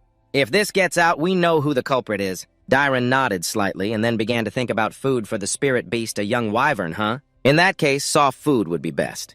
Even though it's still young, wyverns eat a lot. In about a week, they'll be eating meat. Hearing this, you couldn't help but feel amazed. He really is an expert. How did this guy fail the exam? Dairon, unaware of your thoughts, was still focused on searching for something on the shelf. After a while, he handed you 2 paper bags and said with a smile, "Here you go. This is made from 17 different ingredients. And this is a soft mixture mixed with milk. Take both." You reached out to accept them gratefully, saying, "Thank you so much. Thanks to you, I was able to buy these, otherwise I wouldn't know what to do." Dairon looked at you in confusion and asked, "Is that all you need, nothing else?" You shook your head slightly and replied, "For now, this is enough." Dairon looked at you intently and suggested, "Since we're here, let's go look around some more. There are many useful items here." You thought for a moment and finally said, "All right, let's go browse a bit more." Soon after, the 2 of you strolled around the store. On the shelves, there were many items displayed. You stopped at a shelf showcasing staffs. You glanced over and then remarked, "This looks pretty interesting." Just then, a voice suddenly came from behind. "Wait, this isn't something a newbie should use." The two of you turned around in surprise to see a white-haired person approaching. The person not wearing the academy uniform raised an eyebrow seriously and spoke, not fully grasping the summoning yet. Don't go looking for weapons. Don't let yourself fall under the mana curse. Step back! At this moment, the two black-clad individuals could finally read the warning posted on the wall. Degron glanced at Black and said, "That's right, Black. The staff is only for Year 4 male students. Just touching your mana will drain you." But Black feels that's just overreacting. The more they said not to touch, the more he wanted to. Seeing Black wanting to touch the other person, he reminded, "Hey, new student, don't get hurt, don't touch. I already said it's dangerous." Unfortunately, Black didn't pay attention and had already placed his hand on the staff on the shelf. At that moment, a surge of mana suddenly erupted from the staff. Black smirked. It's craving mana so much, thinking that he let the staff absorb his mana. In just a moment, the staff was enveloped by a large amount of mana. Seeing this scene, the young man was immediately astonished. What the hell is happening? The staff has absorbed enough mana and stabilized. Even if it has enough mana, hardly anyone can control it. A moment later, he chuckled and said, "This isn't too bad, is it?" Degron beside him also expressed his admiration. "I knew you were good, but you're really impressive right now." The other person had approached the two aggressively questioning, "Are you really a first-year student?" "I've never heard of a student like this." Dylan awkwardly explained, This is Denso Grace, the younger brother of Senior Claire." Upon hearing this name, the other person exclaimed in surprise, "The outstanding student of the interdisciplinary department. Even Claire in her first year couldn't handle this staff. I underestimated you. If you had said so earlier, I would have advised you." Dylan was a bit speechless. His attitude had changed 180 degrees. At that moment, the young man continued to ask, "Are you planning to buy that staff?" But Denso shook his head in denial. No." This response left Groot and the young man astonished. He asked in confusion, "Why not? You know how to use it, so why not buy it?" Denso calmly replied, "It looks like trouble." Hearing this, he exclaimed in surprise, "That staff is more than enough for 5th and 6th year students to use." Denso said nothing. He felt like pouring all the water from a well into a teapot. Thinking this, Denso immediately spoke up, "I will buy some bags of food." The young man sighed and muttered, "The Count's son Grace is like this too. Claire is the same." Denso heard this and curiously asked, "What about my second sister?" He thought of her and, dissatisfied, said, "In her 4th year, everyone is excited to hold the staff, but she refused, saying it doesn't look cool." Hearing this, he chuckled. "Your sister is like that too." Thinking this, he placed the staff back on the shelf and then spoke, "Well, if needed, I will come back later." The young man still wouldn't let go and hurriedly wanted to advise. "After all, you came all the way here." Just as he hadn't finished speaking, Denso coldly interrupted. "Ron, let's go. We're taking this." He then brushed past him and left. After that, he brushed past him and left. He looked at your back and sighed helplessly. Why are all geniuses like this? A moment later, after leaving, he fed Canis, who was extremely happy, and poked his head out to eat, watching him eat attentively, continuing with the basic class. Lela said, "In 5 minutes we're done. You have to hurry back to the dormitory." Just at that moment, he suddenly heard something. Inside the alley, there were noises, and someone was throwing objects outside, accompanied by extremely unpleasant curses. "You little brat, bow your head and get beaten up for me. The cowardly fool can't even speak after just a few punches." Hearing this, he sighed helplessly again. Another person wanted to show off. He thought and then stood up, walking towards the alley. The closer he got, the clearer the curses became. Immediately, he recognized that voice as somewhat familiar. Inside the small alley, a group of students was blocking a male student. The one being blocked was Ernest. He was trembling continuously. One of them snorted and spoke. "Did you hear what he said? He said he's not afraid, but his mouth says that while shaking like a leaf." Ernest bit his lip and cursed silently. "These bastards wait until he's alone to strike." In the small alley, the curses echoed continuously. Seeing them about to make a move, Ernest hurriedly warned them not to come closer. His action made them laugh. They looked down on him, mocking, "This failure dares to raise his fist. Just got lucky once and thinks he's tough, huh?" Panic rose in Eric's eyes. "Oh no, can he handle this?" Just then, someone appeared in the small alley, accompanied by a deep voice. "It's you guys again." Hearing the sound, the group of brats immediately turned to look back. Upon seeing the newcomer, they were instantly startled. The one who came was, of course, Dean. He waved his hand in greeting, "Hello!" and in an instant, Ernest felt as if he had come back to life. Dean walked up to the group of brats, making them fearfully step back immediately. In the small alley, the shouts and accusations from the group of brats echoed continuously. But Dean didn't care. He stood there calmly. At night, he was thinking about how to resolve this situation. He looked around. There was currently no one around here, so he would give them a little scare. Thinking of this, Dean summoned magic. In an instant, magical arrows hovered in the air. Seeing this scene, the group of brats became even more frightened. They began to tremble. He can use magic too! Isn't the Soares family famous for their combat magic? Even Anist was equally surprised. However, he didn't care about their thoughts and focused on controlling the magic. He then coldly spoke, "All right, choose leave quietly or fight me properly." This statement made the faces of the brats turn pale, devoid of blood. A moment later, cracks appeared on the walls of the alley. Even the ground suffered a similar fate, and the group of brats lay sprawled on the ground in pain. They were beaten to the point of their faces swelling like pig heads, but Dean didn't care. Even the ground suffered a similar fate, while those punks lay sprawled on the ground in pain, beaten to the point where their faces were swollen like pig heads, but Dean didn't care. Taking Eric out of the alley, Eric was very grateful and kept thanking Dean, who didn't seem to care much, suggesting that they start practicing together from now on. This statement left Ernest a bit confused. He calmly replied that he had said he wanted to defeat Brown one day. At this moment, Ernest finally understood, stammering, "What? What should I say?" On the contrary, very calmly he raised an eyebrow and smiled, saying, "That's why I will help you become stronger." Eric thought for a moment before nodding in agreement. "All right, I'm counting on you."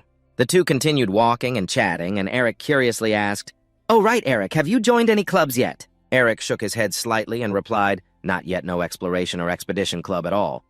Hearing this, Dean was a bit surprised and said, "I thought for sure there would be one." Eric slowly replied, "But in our department we have a research society.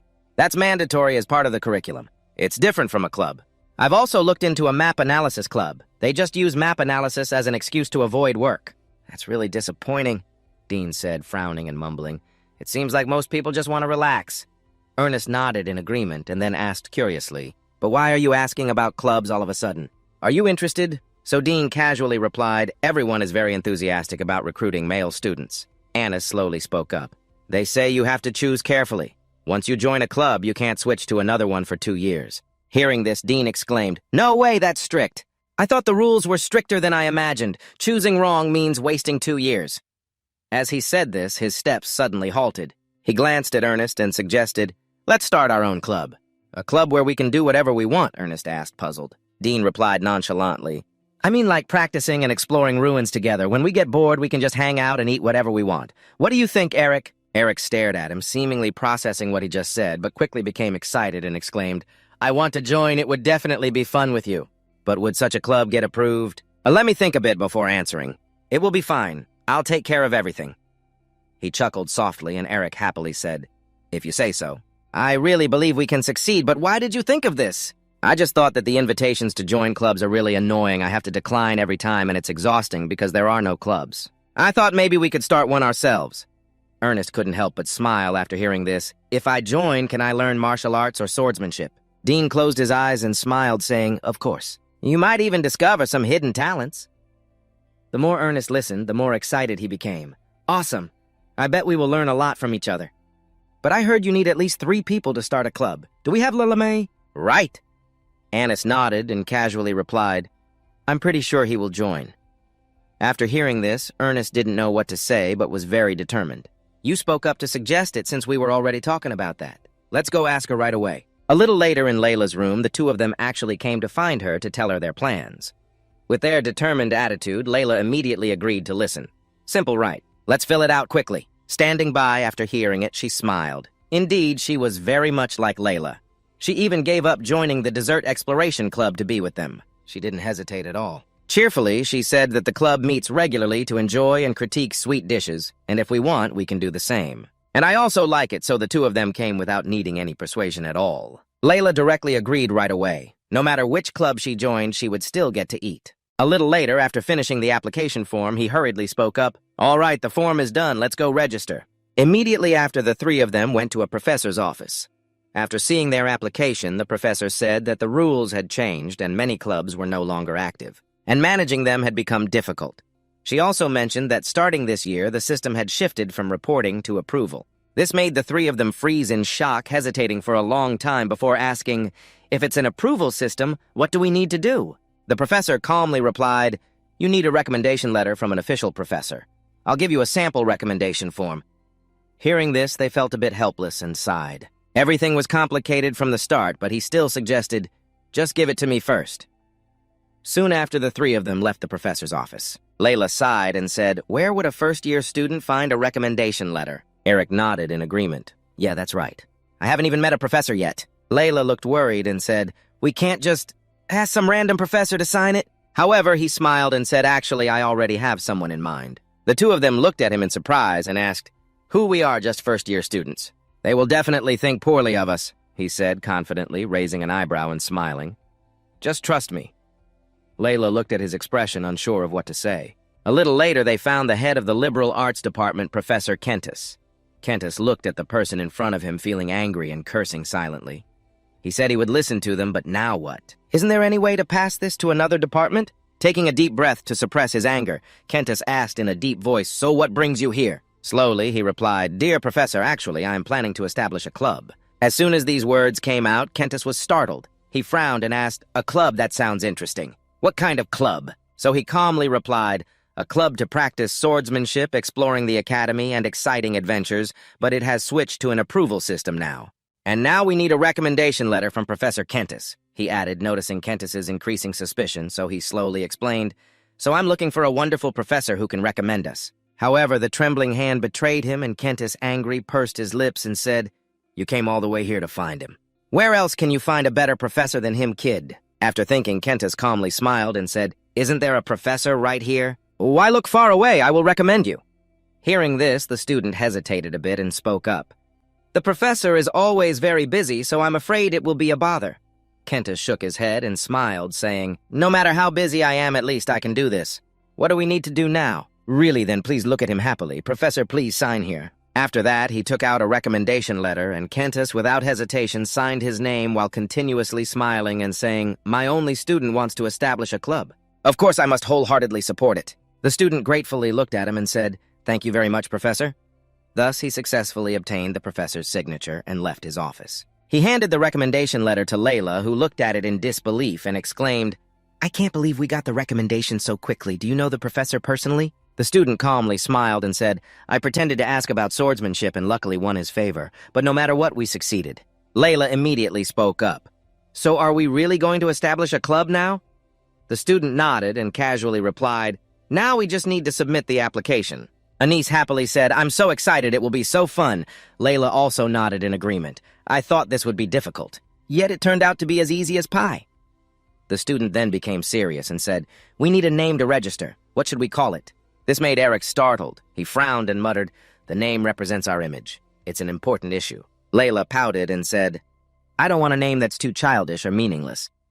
Thus, the two began to think of names for their club. Watching their expressions, the student couldn't help but chuckle. These two were really thinking hard about this issue. At that moment, the sleeve of his shirt suddenly puffed up, and he panicked as Canis woke up. "Now!" Yes, Canis had woken up. It started crawling along his body. Before long, it ran up to his chest. He really wanted to scream, "Not now, Canis," but he couldn't. At the same time, Layla and Eris were still chattering about naming the club, but when they looked at his shirt, Layla exclaimed in surprise, "There's a lump under your shirt." He felt a bit flustered. He hadn't introduced it yet. Seeing his expression, Layla and Eris became even more suspicious, frowning and asking, "What are you hiding?" Just as he was about to answer, the lump in his shirt swelled up, and finally the creature jumped out. Canis poked its head out, revealing its body in front of the two. Layla made them freeze in shock, feeling like the show was over. Sure enough, once they regained their composure, Layla immediately questioned, "What is that 1,000,000 summoned beasts? Why did it come out from your shirt? Don't tell me it's the egg you got from Claire that has hatched." He awkwardly smiled and explained, "Yes, it just hatched not long ago, so it's Canis." Upon hearing its name, Canis's eyes sparkled as it looked at the two. Ernest was the first to greet "Hello, Canis." "Long time no see." Layla, hearing this, became angry and questioned, "You knew about it already?" The three of them were noisy in the courtyard. A little later in the professor's office, while registering the club, upon seeing their recommendation letter, the professor was bewildered. "The Club for Exploring Magic Summoning and Swordsmanship. This is the name the three of you came up with earlier." The professor asked again, "Are you really sure you want to use this name?" They directly nodded in affirmation. "Yes, please accept it." They waited until they received approval. The professor asked again, "Are you really sure you want to take this name?" They directly nodded in acknowledgement. "Yes, please accept it," waiting for approval. The three people just went outside, wandering while angrily muttering, "Are you crazy? You should never name anything again." Black glanced at her suspiciously and asked, "Isn't it sounding fine?" Lala, dissatisfied, snorted coldly, "Absolutely not fine." Black helplessly chuckled, "Ha ha, don't worry too much. We can always change the name later." On another front in the room of three, Rick Deo had already dropped by this place. She sat across from Tamarick and spoke up. How have you been lately? There are many talented students, and with so many candidates like that, I'm worried the professors will be overwhelmed, especially since I've heard that some students seem to stand out more than others. Yes, that's true. Tamarick nodded slightly in acknowledgement, but inside he was panicking. Has the incident in class spread so quickly? Deo squinted at him and slowly spoke. I've heard that something interesting happened in your class. I don't mean to interfere with your class, I'm just curious. Tamarick set his teacup down on the table, shaking his head in denial. No, of course not, it's normal, you're the department head. He mentioned a particularly notable student. Even more outstanding than Claire, that's quite surprising. Deo nodded slightly in response. It must be Denso Grace, right? I personally accepted him into the program. Upon mentioning this, she also set her teacup down. She raised an eyebrow and smiled, asking, I heard you promised to write a recommendation for him, right? Because the special admissions require 2 letters. I think I will write the other letter. Tamarin was surprised to look at her. You personally will write it. The department head nodded slightly. He clearly has the ability. How could I just sit still? Tamarin, hearing this, was furious and thought to himself, that cunning snake is trying to take everything for herself.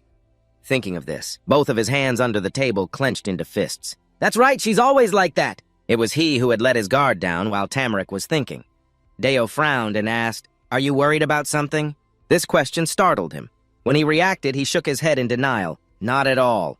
He chuckled softly, pouting, Is that so? When will you finish writing the letter for me to see? We should be straightforward with each other about this. Gritting his teeth, Tamarick unwillingly nodded. Of course, to achieve what you want. Deo then spoke up. Then I'll take my leave. And she stood up to leave the room. Watching her back, Tamarick was so angry he gritted his teeth. He sat there silently, beginning to think, does he think he will just sit still and let things unfold this way? She is trying to pull him to her side, but this time Tamarick will not let that happen. He must win that talent before her. Outside the academy, he had just finished a class. Today there's only the class on the history of the Empire left, and then it's done. You still have time, so decide to go eat some pastries or something. Just then, someone approached from behind, calling out, Denso Grace. Denso was startled and turned to look only to see a stranger. He frowned and asked, Who are you? The girl slowly introduced herself. Hello, I am the messenger from the academy. Professor Del Pineso summoned you. Denso frowned at the person in front of him, a hint of suspicion rising in his heart. Isn't it Professor Tamarick? Thinking about it, he suspiciously asked again, for what reason? The girl shook her head gently and replied, He only mentioned it was about the recommendation letter. He asked you to come immediately, shall we go? That night, after hearing it, frowned deeply. 4,000,000 sudden volumes, something was off at the Royal Academy, the cradle of the brightest talents of the nation where countless academic passions flourished. Known as a place of fierce competition beyond imagination, especially the power struggles among professors, the influence of each department decided the budget. Equipped in the facilities it received, the trio of the supreme arts of swordsmanship, magic, and summoning received the most funding. Naturally, the reputation and evaluation of a professor also changed. Accordingly, it affected their core responsibilities at the office of the head of the summoning department. Black was contemplating this issue. He couldn't remain stuck in third place forever. He couldn't let those guys win forever. If Black joined the summoning department, he could easily surpass the magic department. The issue lay with Professor Kentis from the interdisciplinary studies. But they also had Black's sister Claire, so he wouldn't refuse quickly. Black thought he could pique his interest in summoning, and she would have a chance. While she was thinking, a knock sounded from outside, accompanied by a sweet voice. Professor, I brought Den and Grace. The visitor was the girl who delivered the message. Upon entering, Den immediately responded to the invitation, quickly entered the room, took a sip of tea, and then spoke. The student life is very busy, isn't it? Black cautiously replied, I still have much to learn, so I'm approaching everything with the mindset of a freshman. Hearing this, Den couldn't help but chuckle softly. You're too humble. The desire to learn is an admirable attitude. Are you interested in any particular field? Black calmly smiled and replied, Currently, it's very difficult to choose one. I want to do well in everything. Den narrowed his eyes at him and cautiously spoke. Wanting to do well in everything, of course, that's the starting point. I heard that in Professor Tamarick's class, you summoned Gen Fu, and even performed a skill enhancement link with such abilities. As the head of the department, how can you remain calm with Black's talent level? You should take the special test. Thus, she said she and Tamarick had agreed to write a recommendation letter for you. After hearing this, Black politely nodded, thanking her for such kindness. Ignoring his indifferent attitude, Den continued to smile and said, Writing a recommendation letter for a student outside the summoning department, this is the first time I've done this. Your talent is that rare? Black didn't rush to respond. He felt she was about to get to the main issue. Sure enough, shortly after Den spoke up, Why not take this opportunity to learn more as a summoner? I want to personally teach you more. Upon hearing this, Black fell into silence. If the head of the department spoke directly like this, their side must be in a hurry. While Black was thinking, Den spoke up again. Oh, right, have you joined any clubs yet? If you're interested in the summoning department... She hadn't finished speaking, so she awkwardly interrupted. About the club, I already started one with a friend. Sorry, this made Del exclaim in surprise. What, already the rules have changed. Starting one isn't easy. He chuckled softly. Well, it's not easy. But fortunately, our advisor Kentis helped introduce it. This made Den's expression even worse, the person who never participated in faculty meetings. What's wrong with him? Thinking of this, Den angrily clenched her fists. She had been played by him. She had intended to join a club related to summoning. Den took a deep breath, pursed her lips, and said, Well, I guess I have to accept it. Anyway, congratulations on starting your club. When you have some free time, come visit me. There are many interesting things here. Now she has started to bait the hook. She said there is even a very rare, unhatched spirit beast egg, which made Den's eyes look at her a bit more, thinking that the fish had bitten the bait, and he smiled happily. An unhatched spirit beast egg is known to be worth as much as a castle. It's that rare, so you should come and take a look. But little did she know that she was already raising one. Seeing that he didn't respond, Del continued to say, Don't worry about the Summoning Association. It will be announced soon. Professor Tamarick and I will officially announce it. If you have any questions about the testing process, feel free to ask. To be polite, he nodded and replied, Thank you for your kindness, Professor. Del didn't say anything, took a piece of cake from the table, and then suggested that they talk while enjoying dessert. The dessert you brought looks delicious, she said, taking a bite of the cake, but in her heart she was secretly calculating that Tamarick might try to outdo her. She had to quickly write a letter. I wonder how far their jaws will drop when they see it. The next day at the dormitory, Claire came to find Dean and said, I want to let you know that Del has contacted me. Dean was astonished upon hearing this and slowly explained that after sending the letter, the Summoning Association had contacted her, and today they were sending someone to the academy right away. So after hearing this, he was even more surprised, thinking, this is openly recruiting you. While he was pondering, he asked with suspicion, Professor Del Pineso seems to value you very much. What have you done? She casually shook her head. Who knows, maybe it's because I'm a top student. GHE seemed to not believe it much, but she continued. Anyway, you will probably be tested soon. For us, we had to summon 3 spirit beasts at the same time to maintain them. And then perform the enhancement link, she added. Hearing this, he exclaimed in shock, 3 at once, that's really difficult. Your sister passed the special test at the age of 16, really? GHE nodded and replied, But this time I don't know what the test will be. They haven't informed us in advance. Just being recommended by Professor Del Pineso is already above the standard. But in the association there are power struggles, she said, frowning slightly in doubt. Power struggles.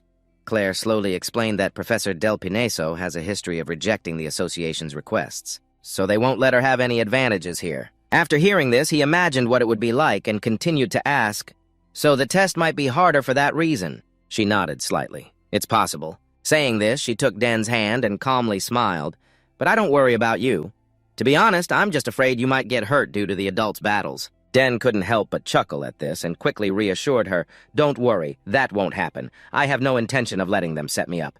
2 days later at a castle of the academy, a group of people arrived and Del directly came out to welcome them. The leader was the president of the Summoning Association, Elga Poten. He asked in a deep voice, How outstanding is this student that you have to work so hard? Del sighed and replied, I'm sorry, President. His talent is too extraordinary. I have no other choice. Elga frowned upon hearing this. Then you should have accepted the position when the association offered it and handled it quickly. Del pursed her lips and replied, If I accept a position in the association, I won't be able to focus on the academy anymore. He thought she didn't know he wanted to pull her to his side for influence. Because of the association's greed, Del had almost died from being pushed into risky missions. Hiding her disdain in her eyes, Del cheerfully said, Well then, please follow me. Let's talk while we walk. The letter has been sent, so I must comply for now. But Elga doesn't like this kid at all. He was walking while asking, So Denso Grace, I heard he summoned a 5th grade Gen Few and even successfully performed a bonding enhancement during the interschool exam. He even managed to bond with many of her memories. She nodded slightly in acknowledgement. Elga continued to say that his abilities are extraordinary, causing quite a stir in the association. I didn't expect the younger sibling to overshadow the older ones. Didn't it make him on par with Gadaran? Hearing this, Dea felt a bit awkward and spoke up, I'm not sure if he's on par with Gadaran. But you will understand after witnessing it firsthand. Elga squinted at her and said in a deep voice, We will strictly evaluate the special selection as we always have. Yes, I understand. Dea casually nodded. Just then their group entered the academy, and as soon as the students saw them, they were startled. Whispers immediately erupted. "What's going on? The Summoner Association is here. What are they doing?" Regardless of the whispers, the association's group walked inside, and after a while, Dea excitedly spoke up. "This is where the test is held." Elga heard this and looked up. In front was the grand building. After a long while, he finally said in a deep voice, "Let's go in." Inside the building was a vast training arena the knight had already prepared. Inside, he immediately introduced himself. "I am the youngest son of Count Akin Sogris, the lord of the southern region and the head of the Sogris family." "It's a pleasure to meet you," he said, and then politely bowed to greet. Moreover, standing before a figure like the president of the Summoner Association, he showed no signs of hesitation. This made Elga unable to help but feel emotional. It's hard to believe that he is only 14 years old and has such spirit. Now you understand why they rushed to send the recommendation letter. Thinking of this, he also introduced himself. "I am Elga Poten, the president of the Summoner Association. I have heard a lot about you. You are highly praised, however, this test will not be easy." Damek nodded and calmly replied, "Yes, I am already prepared." He realized Elga was just pretending to be friendly, but seemed not very happy at this moment. Elga glanced at his subordinates and ordered no need for lengthy discussions. "Let's start immediately." "Get ready." Hearing this, Del hesitated to ask, "I wonder what the president has prepared for us." Unfortunately, Elga was not concerned and walked in front of Dea saying, "Whether you pass or fail will be decided solely by me. Any form of cheating will not be tolerated throughout the exam. Remember that." "Yes, I understand." Dea calmly nodded in response. Elga squinted at him and said seriously, "Good, then I look forward to seeing your unique point." Then the test begins. As soon as he finished speaking, he raised his hand to the sky, and his subordinates outside began to create a formation. In an instant, this place was enveloped by powerful mana. Seeing this scene, Dea fell into deep thought.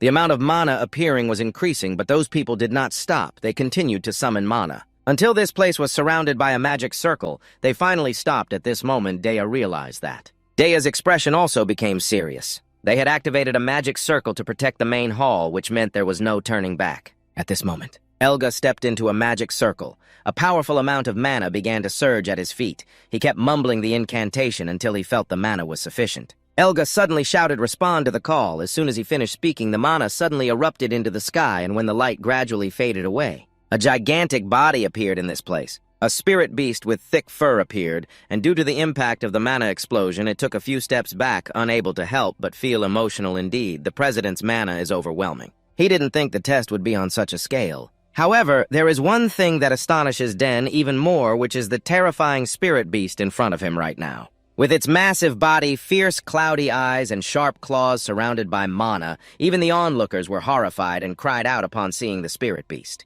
There's no way that's a level 3 Antares. In her eyes, disbelief filled her as she couldn't even dream that Elga would summon this ferocious spirit beast to test Den. Inside the magic circle right now are 3 people and 1 beast, but Den has to face the spirit beast directly. Den squinted at it, and now he understood why Claire was so worried at this moment. Elga spoke in a deep voice. "Because you are a genius of this level, you should be worthy of your rank, right? Don't you think so?" He said that so you can use any weapon you feel comfortable with. You must control Antares by any means necessary. This is the mission for the special entrance exam. Hearing this, Den gritted his teeth in anger at that old man. Clearly, he wanted her to fail. He completely intended to humiliate her. Elgrath, of course, didn't care about her thoughts and continued. "But with your incredible talent, there's surely nothing to worry about, right? Of course, if you're scared, you can withdraw right now," but Den coldly replied, "No, I will take the exam as planned," which left Elga stunned, not knowing what to do. But he didn't care. He quickly summoned his own space and then reached inside. Den had something suitable for this moment. Very quickly, he pulled out a weapon and was extremely satisfied with it. This was something his father had given him on his 7th birthday. Since the spirit beast in front of him was massive, it would have many openings, so he planned to strike quickly and then retreat. Seeing what was in his hand, Elga couldn't help but feel emotional. He was using a spear. Indeed, he was worthy of the Count lineage, but just as he finished speaking, he noticed something. He saw Tamurik, who had appeared on the 2nd floor, his face somewhat grim, shouting, "What is this?" making him fight against a level 3 spirit beast like this. Isn't that too much? Den, hearing this, was also startled, stammering. "It seems Professor Tamurik has arrived. He might protest." Elga calmly replied, "It's fine, it seems he is ready." Saying that, he stared ahead for a long time and then shouted loudly, "Antares, destroy the enemy in front of you!" Antares growled in front of him as if acknowledging the order. Its teeth clenched, making a grinding sound, its red eyes fixed on Den, and then it charged forward without any fear, calmly standing there. At this moment, Den's face was filled with determination. All right. Charge! Until the spirit beast appeared in front of Den, he only acted then. He saw a surge of mana suddenly appear, followed by a display of mana dancing in the air. Swift as lightning, it zipped past the massive, slow body of Antares. Its speed was too slow to keep up with Den outside. Upon seeing this scene, Elga's face turned as dark as a pot bottom. Even Del found it hard to believe what he was witnessing. Tamarick was no exception.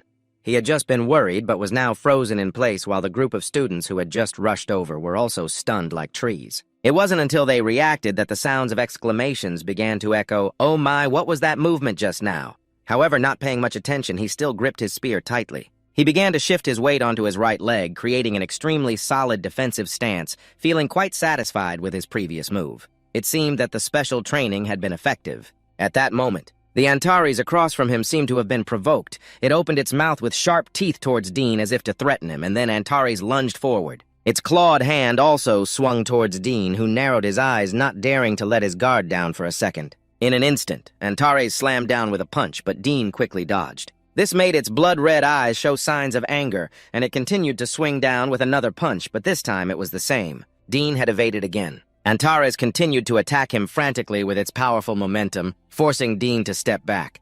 Now he understood why it was a level 3 beast. With that size, moving at such speed was indeed miraculous. While Dean was pondering, the Antares attacked again. This time it conjured magic, a flame igniting in the air, then it charged forward without hesitation. Seeing this scene, Dean remained undeterred. He began to summon his own mana.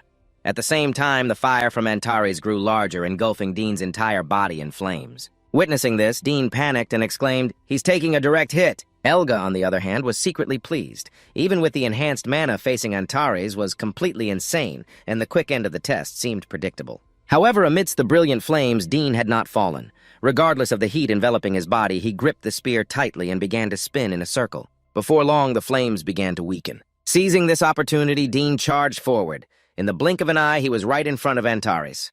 "All right, it's time to finish this," he thought. Once again, Dean summoned mana into the spear. Quickly, a stream of mana appeared around him, a warning, before he dashed forward like the wind thrusting the spear in. At the same time, Antares raised its claws. It immediately slammed down towards Dean, but he had used the spear to block it.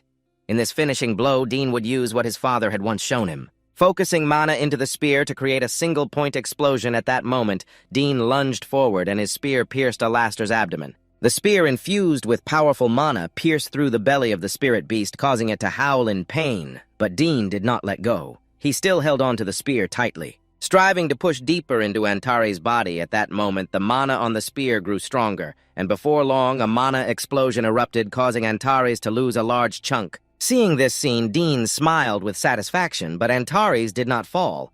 In its hands, 2 large flames appeared, and it threw its head back, roaring in fury. Tamarick, watching from the outside, had a somewhat grim expression, and Elga was no exception. He did not think Dean could hold out for this long. Observing Dean's absolutely cinematic performance at that moment, the students, initially a bit stunned, quickly began to whisper among themselves, "Incredible, the spirit beast's attack barely hit, and what was that mana?" At that moment, the flames in Antares' hands grew larger, and in an instant they spread across its entire body. Antares was now extremely furious, its eyes filled with rage. It bared its sharp teeth and growled at Dean, then began to attack. Faced with Antares' aggressive momentum, Dean could only dodge. It bared its sharp teeth, growling at Dean, and then began to attack. Standing before the aggressive momentum of Antares, Dean could only dodge, causing every place you just passed to be struck by Antares' fire, shattering the ground and sending dust flying everywhere, yet Antares did not stop. Frantically attacking with fire, it seemed that it was truly angry now. You did not dare to be careless focusing on countering Antares' attacks, but at this moment, an event that left you bewildered occurred. Your staff had fallen. At the same time, outside the building where the survey was taking place, Kenta was frantically running towards this direction. He kept mumbling to himself, "Could it be that I'm too late?" He did not understand why they chose such a remote location to hold the competition, but shortly after, Kenta pushed the door open and stepped inside, only to be stunned by the scene before him. He saw the barrier in the competition area and his eyes involuntarily narrowed. Kenta gasped, "What have they summoned?" By the time he got closer, he saw the spirit beast rearing its head and roaring. He immediately recognized it. He muttered in disbelief, "Oh my God, it's a 3-star Antares." Inside the barrier, the spear of the Dark One had been knocked away by Antares. Although there were still wounds on Antares' waist, they were not concerning. The Dark One squinted at it, unable to suppress his feelings. He marveled at how it could take hits without being harmed, thus ordinary weapons could not injure it. Thinking of this, the Dark One sighed deeply, sincerely apologizing to his father, but in the end, he had to use his sword. Immediately, a black sword appeared in his hand. He raised an eyebrow at Antares and said, "Let's start the second round." Seeing the sword in his hand, Elga could not help but be surprised. Using a sword again. With a troubled expression, he looked at him and stammered, "But it can't be helped. This is a special test, a bit unusual, so it's normal." Elga heard this and just nodded slightly without saying anything. What surprised him was that the Dark One remained strangely calm. He had no intention of dodging the attacks. His stance was as if he had experienced countless battles before. Elga also squinted at the Dark One now, truly seeing his capabilities. At the same time, Antares charged at the Dark One again, its claws ablaze with brilliant flames. The Dark One was not afraid. He calmly swung his sword to counterattack. His speed was so fast that the naked eye could hardly see it. In an instant, the Dark One displayed the true skills of a swordsman. He stepped back 2 paces to gain momentum. Then he charged forward again, directly confronting Antares, but he realized that Antares was not bad either. After just a few moves, it had shifted from strength to speed. It accurately reacted to each of his attacks. Moreover, both of Antares' hands were enveloped in flames, making it hard for the Dark One's sword energy to penetrate, but of course he did not feel discouraged. While defending, he thought of ways to counter. At this moment, Antares threw a punch, so he did not dare to be careless and hurriedly used mana. His speed of attack was very fast. In just a moment, he had unleashed several moves wanting to crush Antares with ancient magic, but too many people were watching, and it did not give him any time. Charging forward madly, thinking of this, the Dark One couldn't help but smirk. Then there's no other way. Meanwhile, outside, Elga and Dell were still observing this battle. Dell's expression grew increasingly serious. She hurriedly spoke up. "Chairman, this is too dangerous. If a student gets hurt, everyone will face punishment." Elga heard this but did not respond. Dell became more anxious. She pressed her lips tightly and said, "I will immediately enforce a recall." Just then a scream suddenly rang out. "Wait, just keep observing." Startled, she turned her head to see the person arriving and exclaimed, "Professor Kentas, when did you get here?" Kentas did not respond but calmly said, "I understand your concerns, but it seems Den has found a way to cope." At the same time, inside the dark barrier, he was now charging like the wind, swinging his sword continuously. Suddenly, a surge of magic appeared before him, and in an instant, a magic circle manifested, bringing forth a sword enveloped in energy. With the magic circle, he surged forward, darting past Antares, leaving several cuts on it, especially on its legs. Antares, in pain, threw its head back and howled, its body staggering and collapsing to the ground, trembling uncontrollably, unable to move. Seeing this, Elga gasped in horror. How can he combine swordsmanship and magic in the blink of an eye? Kentas, standing beside her, teased, "Perhaps you should summon something stronger." Hearing this, Elga clenched her fists in anger, a level 3 spirit beast. It should have been enough to make Den falter, but he exceeded all of his expectations. After staggering to his feet, Antares continued to summon fire to attack Den, but he smirked with a scoff. "So stubborn until the last moment, I see." A beam of magic appeared in his hand, which he actually did not want to use. At that moment, a multitude of black magical arrows suddenly appeared above his head, and with a confident smile, he declared, "It's time to end this." Antares, on the opposite side, unaware of the impending danger, frantically summoned fire, and without hesitation launched an attack. But at that moment, a beam of magic suddenly pierced through Antares' body, accompanied by a barrage of arrows that struck without warning, causing intense pain. By the time the magic dissipated, its body had several large holes, and the fire surrounding it quickly faded away. Antares was thus knocked back, its eyes filled with unwillingness, but no matter what, this battle was won by Den. He withdrew the mana from his hand, smirking with satisfaction. Meanwhile, outside, Elga could not help but comment, "The chairman of this exam has gone a bit too far." Elga scoffed. "Too far? What do you mean?" The dissatisfied opened his mouth. "No matter how talented he is capturing a first-year student to control 1 million level 3 spirit beasts. Do you really think that's reasonable?" Hearing this, Elga could only smile awkwardly, trying to gloss over it. "But the result is fine, isn't it?" To hearing this, became even more dissatisfied. "It's a good result, so good that it will be recorded in the history of the Empire." A first-year student used a spear and sword, magic, and even forced a connection to control 1 million level 3 spirit beasts while they were constantly lamenting. He leisurely put away his weapon into his space. That last part truly shocked everyone. Both Elga and Kentas had seen clearly when Antares fell, so they calmly took action. He had established a connection with the defeated Antares, then proceeded to connect with it, establishing a forced link to prevent hostility. Considering both the strategy and the outcome, it was a perfect conclusion to the night. At this moment, feeling uncomfortable, complained, "If today's events get out, people will say this was a test of ambush designed to deliberately fail him." Hearing this, Elga immediately retorted, "Professor Del Pineso, I have set clear safety measures and worn a protective mask, yet he still sat still when facing it directly." What she said was that as a professor, she couldn't turn a blind eye to this matter. Those words made Elga's face turn as dark as a pot bottom, and inside she began to curse. "Damn it, how did it come to this?" The entire plan seemed to have fallen apart. Kenta stood by, listening to the two argue without saying a word. He was intently observing the knight in the distance. Although he knew the boy was a genius, this was still quite surprising. From the very beginning, the boy resembled a seasoned knight more than a student. Kentis decided he had to take the knight as his pupil. At the same time, Del was also considering this. She had to get this genius into her hands. After a noisy moment, Elga had no choice but to bring a gold badge to Den, who had passed the special exam. "We officially bestow upon you the title of Summoner, along with this badge." Although unwilling, he still followed the procedure, hoping that you would continue to develop your talent as a summoner of the Empire, and took the badge. Politely nodding, he said thank you. Looking at the badge in his hand, he couldn't help but smile. This gold badge was only awarded to those who passed the special exam. How cool immediately after he clenched it tightly in his hand. He began to channel mana into it, and Den suddenly shouted loudly, "Respond to my call!" As soon as he finished speaking, the gold badge suddenly emitted light, and the mana enveloped a corner of the courtyard. This was the summoning formation that Den had just created in an instant. A creature appeared from within the formation, and upon seeing this scene, everyone outside immediately widened their eyes in astonishment. Even Kentis was no exception. He gasped and muttered, "What is that in the light of the magic circle?" A pair of long ears emerged, followed by a short, stubby foot. It was a rabbit named Antoma Level 4 Enhanced Summon with the ability to boost the physical abilities of the summoner. Seeing it, his eyes instantly lit up with joy, praising "so cute." He smiled at it and nodded in greeting. "Nice to see you again, Antoma." The atmosphere suddenly fell silent as everyone stared in shock at Kentis behind him. Thinking of this, she looked towards Den, who was in the courtyard. With so many witnesses, the academy would surely be in an uproar. Sure enough, a few days later, everywhere in the academy there were discussions about Den, and the way people looked at him became different.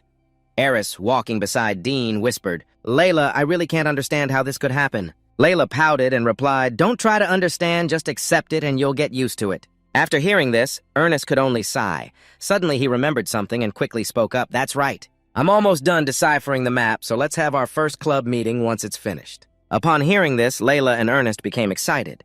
Seeing their reaction, Dean also smiled slightly. In fact, he was very curious about it. The three of them chatted as they walked for a while. After that, Dean said goodbye to the two professors. "Kentis, call me when you're ready. I'm off now." A moment later, in Kentis's training room, as soon as Den arrived, he began to express his feelings. "Antares is a terrifying level 1 million summon. There used to be a level 1 million summoner from the Rhynic Empire who summoned 2 of them. And that was a real nightmare, just those 2 alone.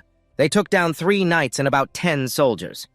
Hearing this, he remembered something. He had heard that Professor Kentis was also present in that battle. Seeing him not respond, Kentis continued, "Yet you managed to summon that creature without a scratch." He focused on him, shaking his head. "I was just lucky." Hearing this, Kentis began to teach sometimes being overly humble can be a double-edged sword, just like now. "In my opinion, your strike is the decisive blow, right? So unexpectedly I thought to myself that Kentis is not an ordinary person while you were deep in thought." Kentis suddenly lifted his foot and started to walk. He spoke as he walked, just 14 years old, but the skill and mastery in your swordsmanship far exceed your actual age. At this point, he suddenly paused for a long time before continuing. "So I want to ask you this. Do you want to officially learn swordsmanship from me?" As he finished speaking, he looked at you intently, waiting for your answer, leaving you a bit surprised, not knowing how to react.